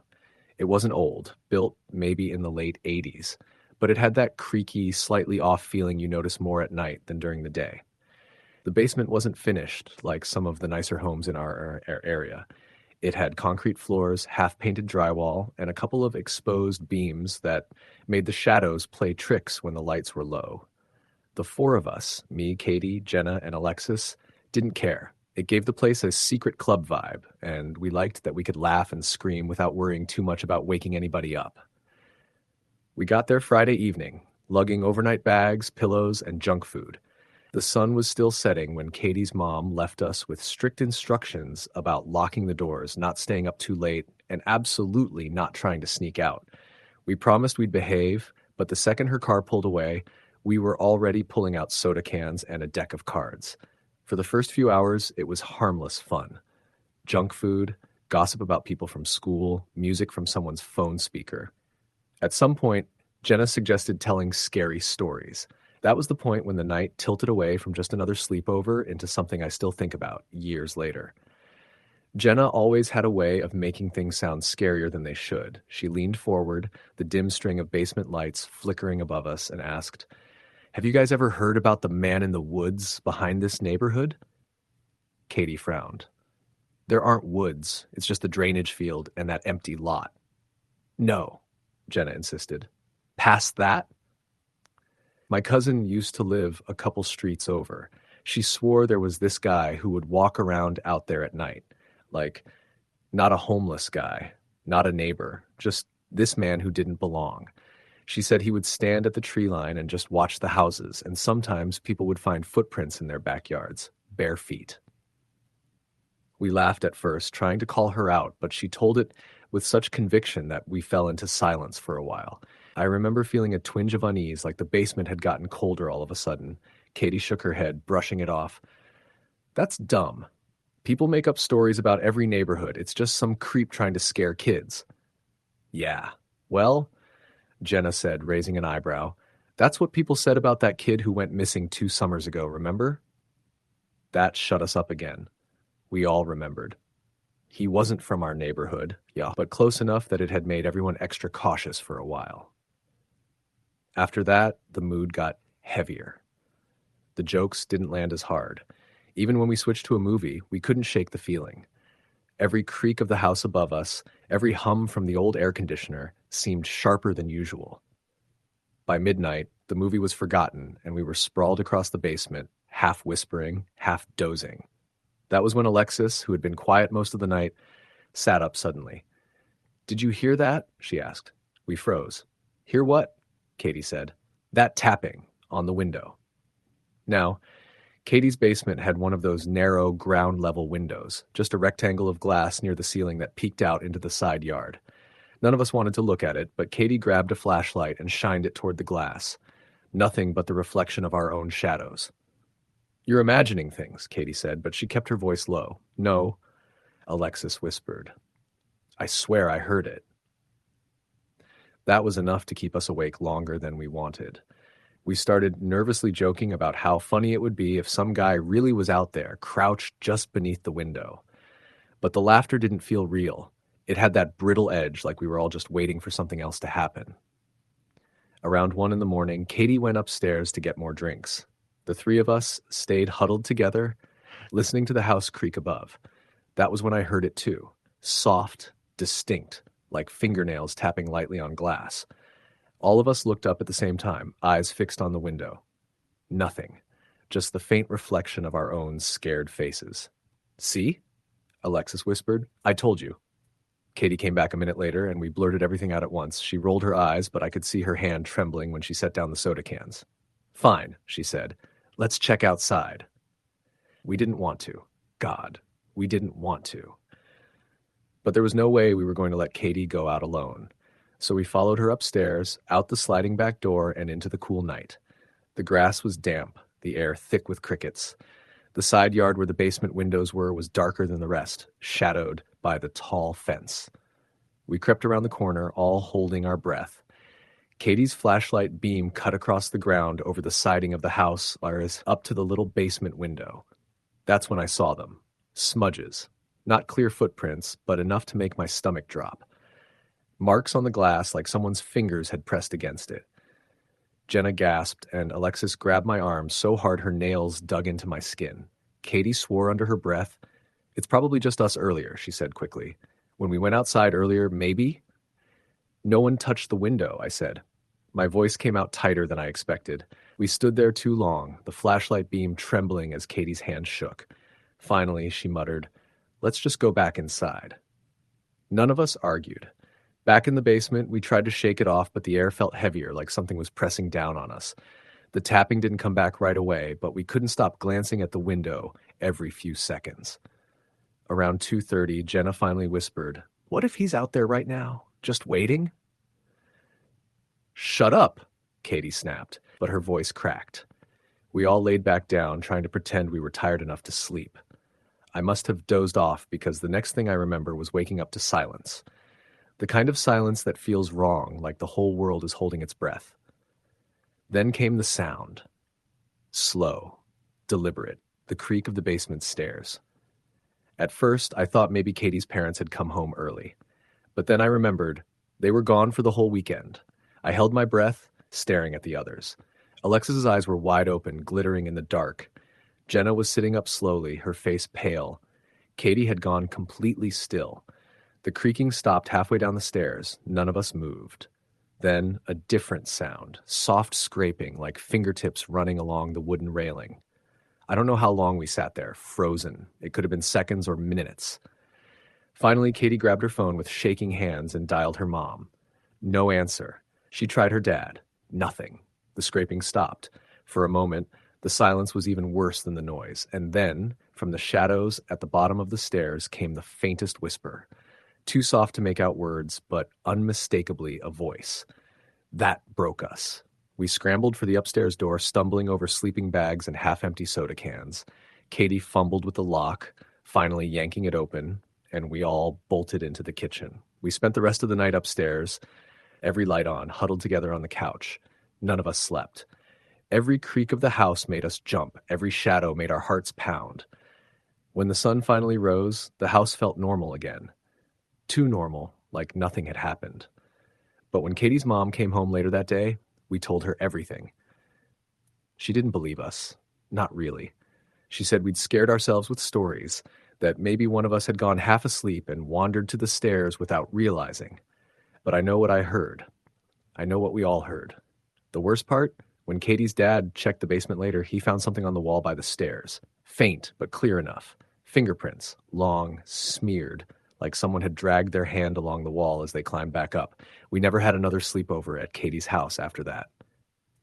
Story the end.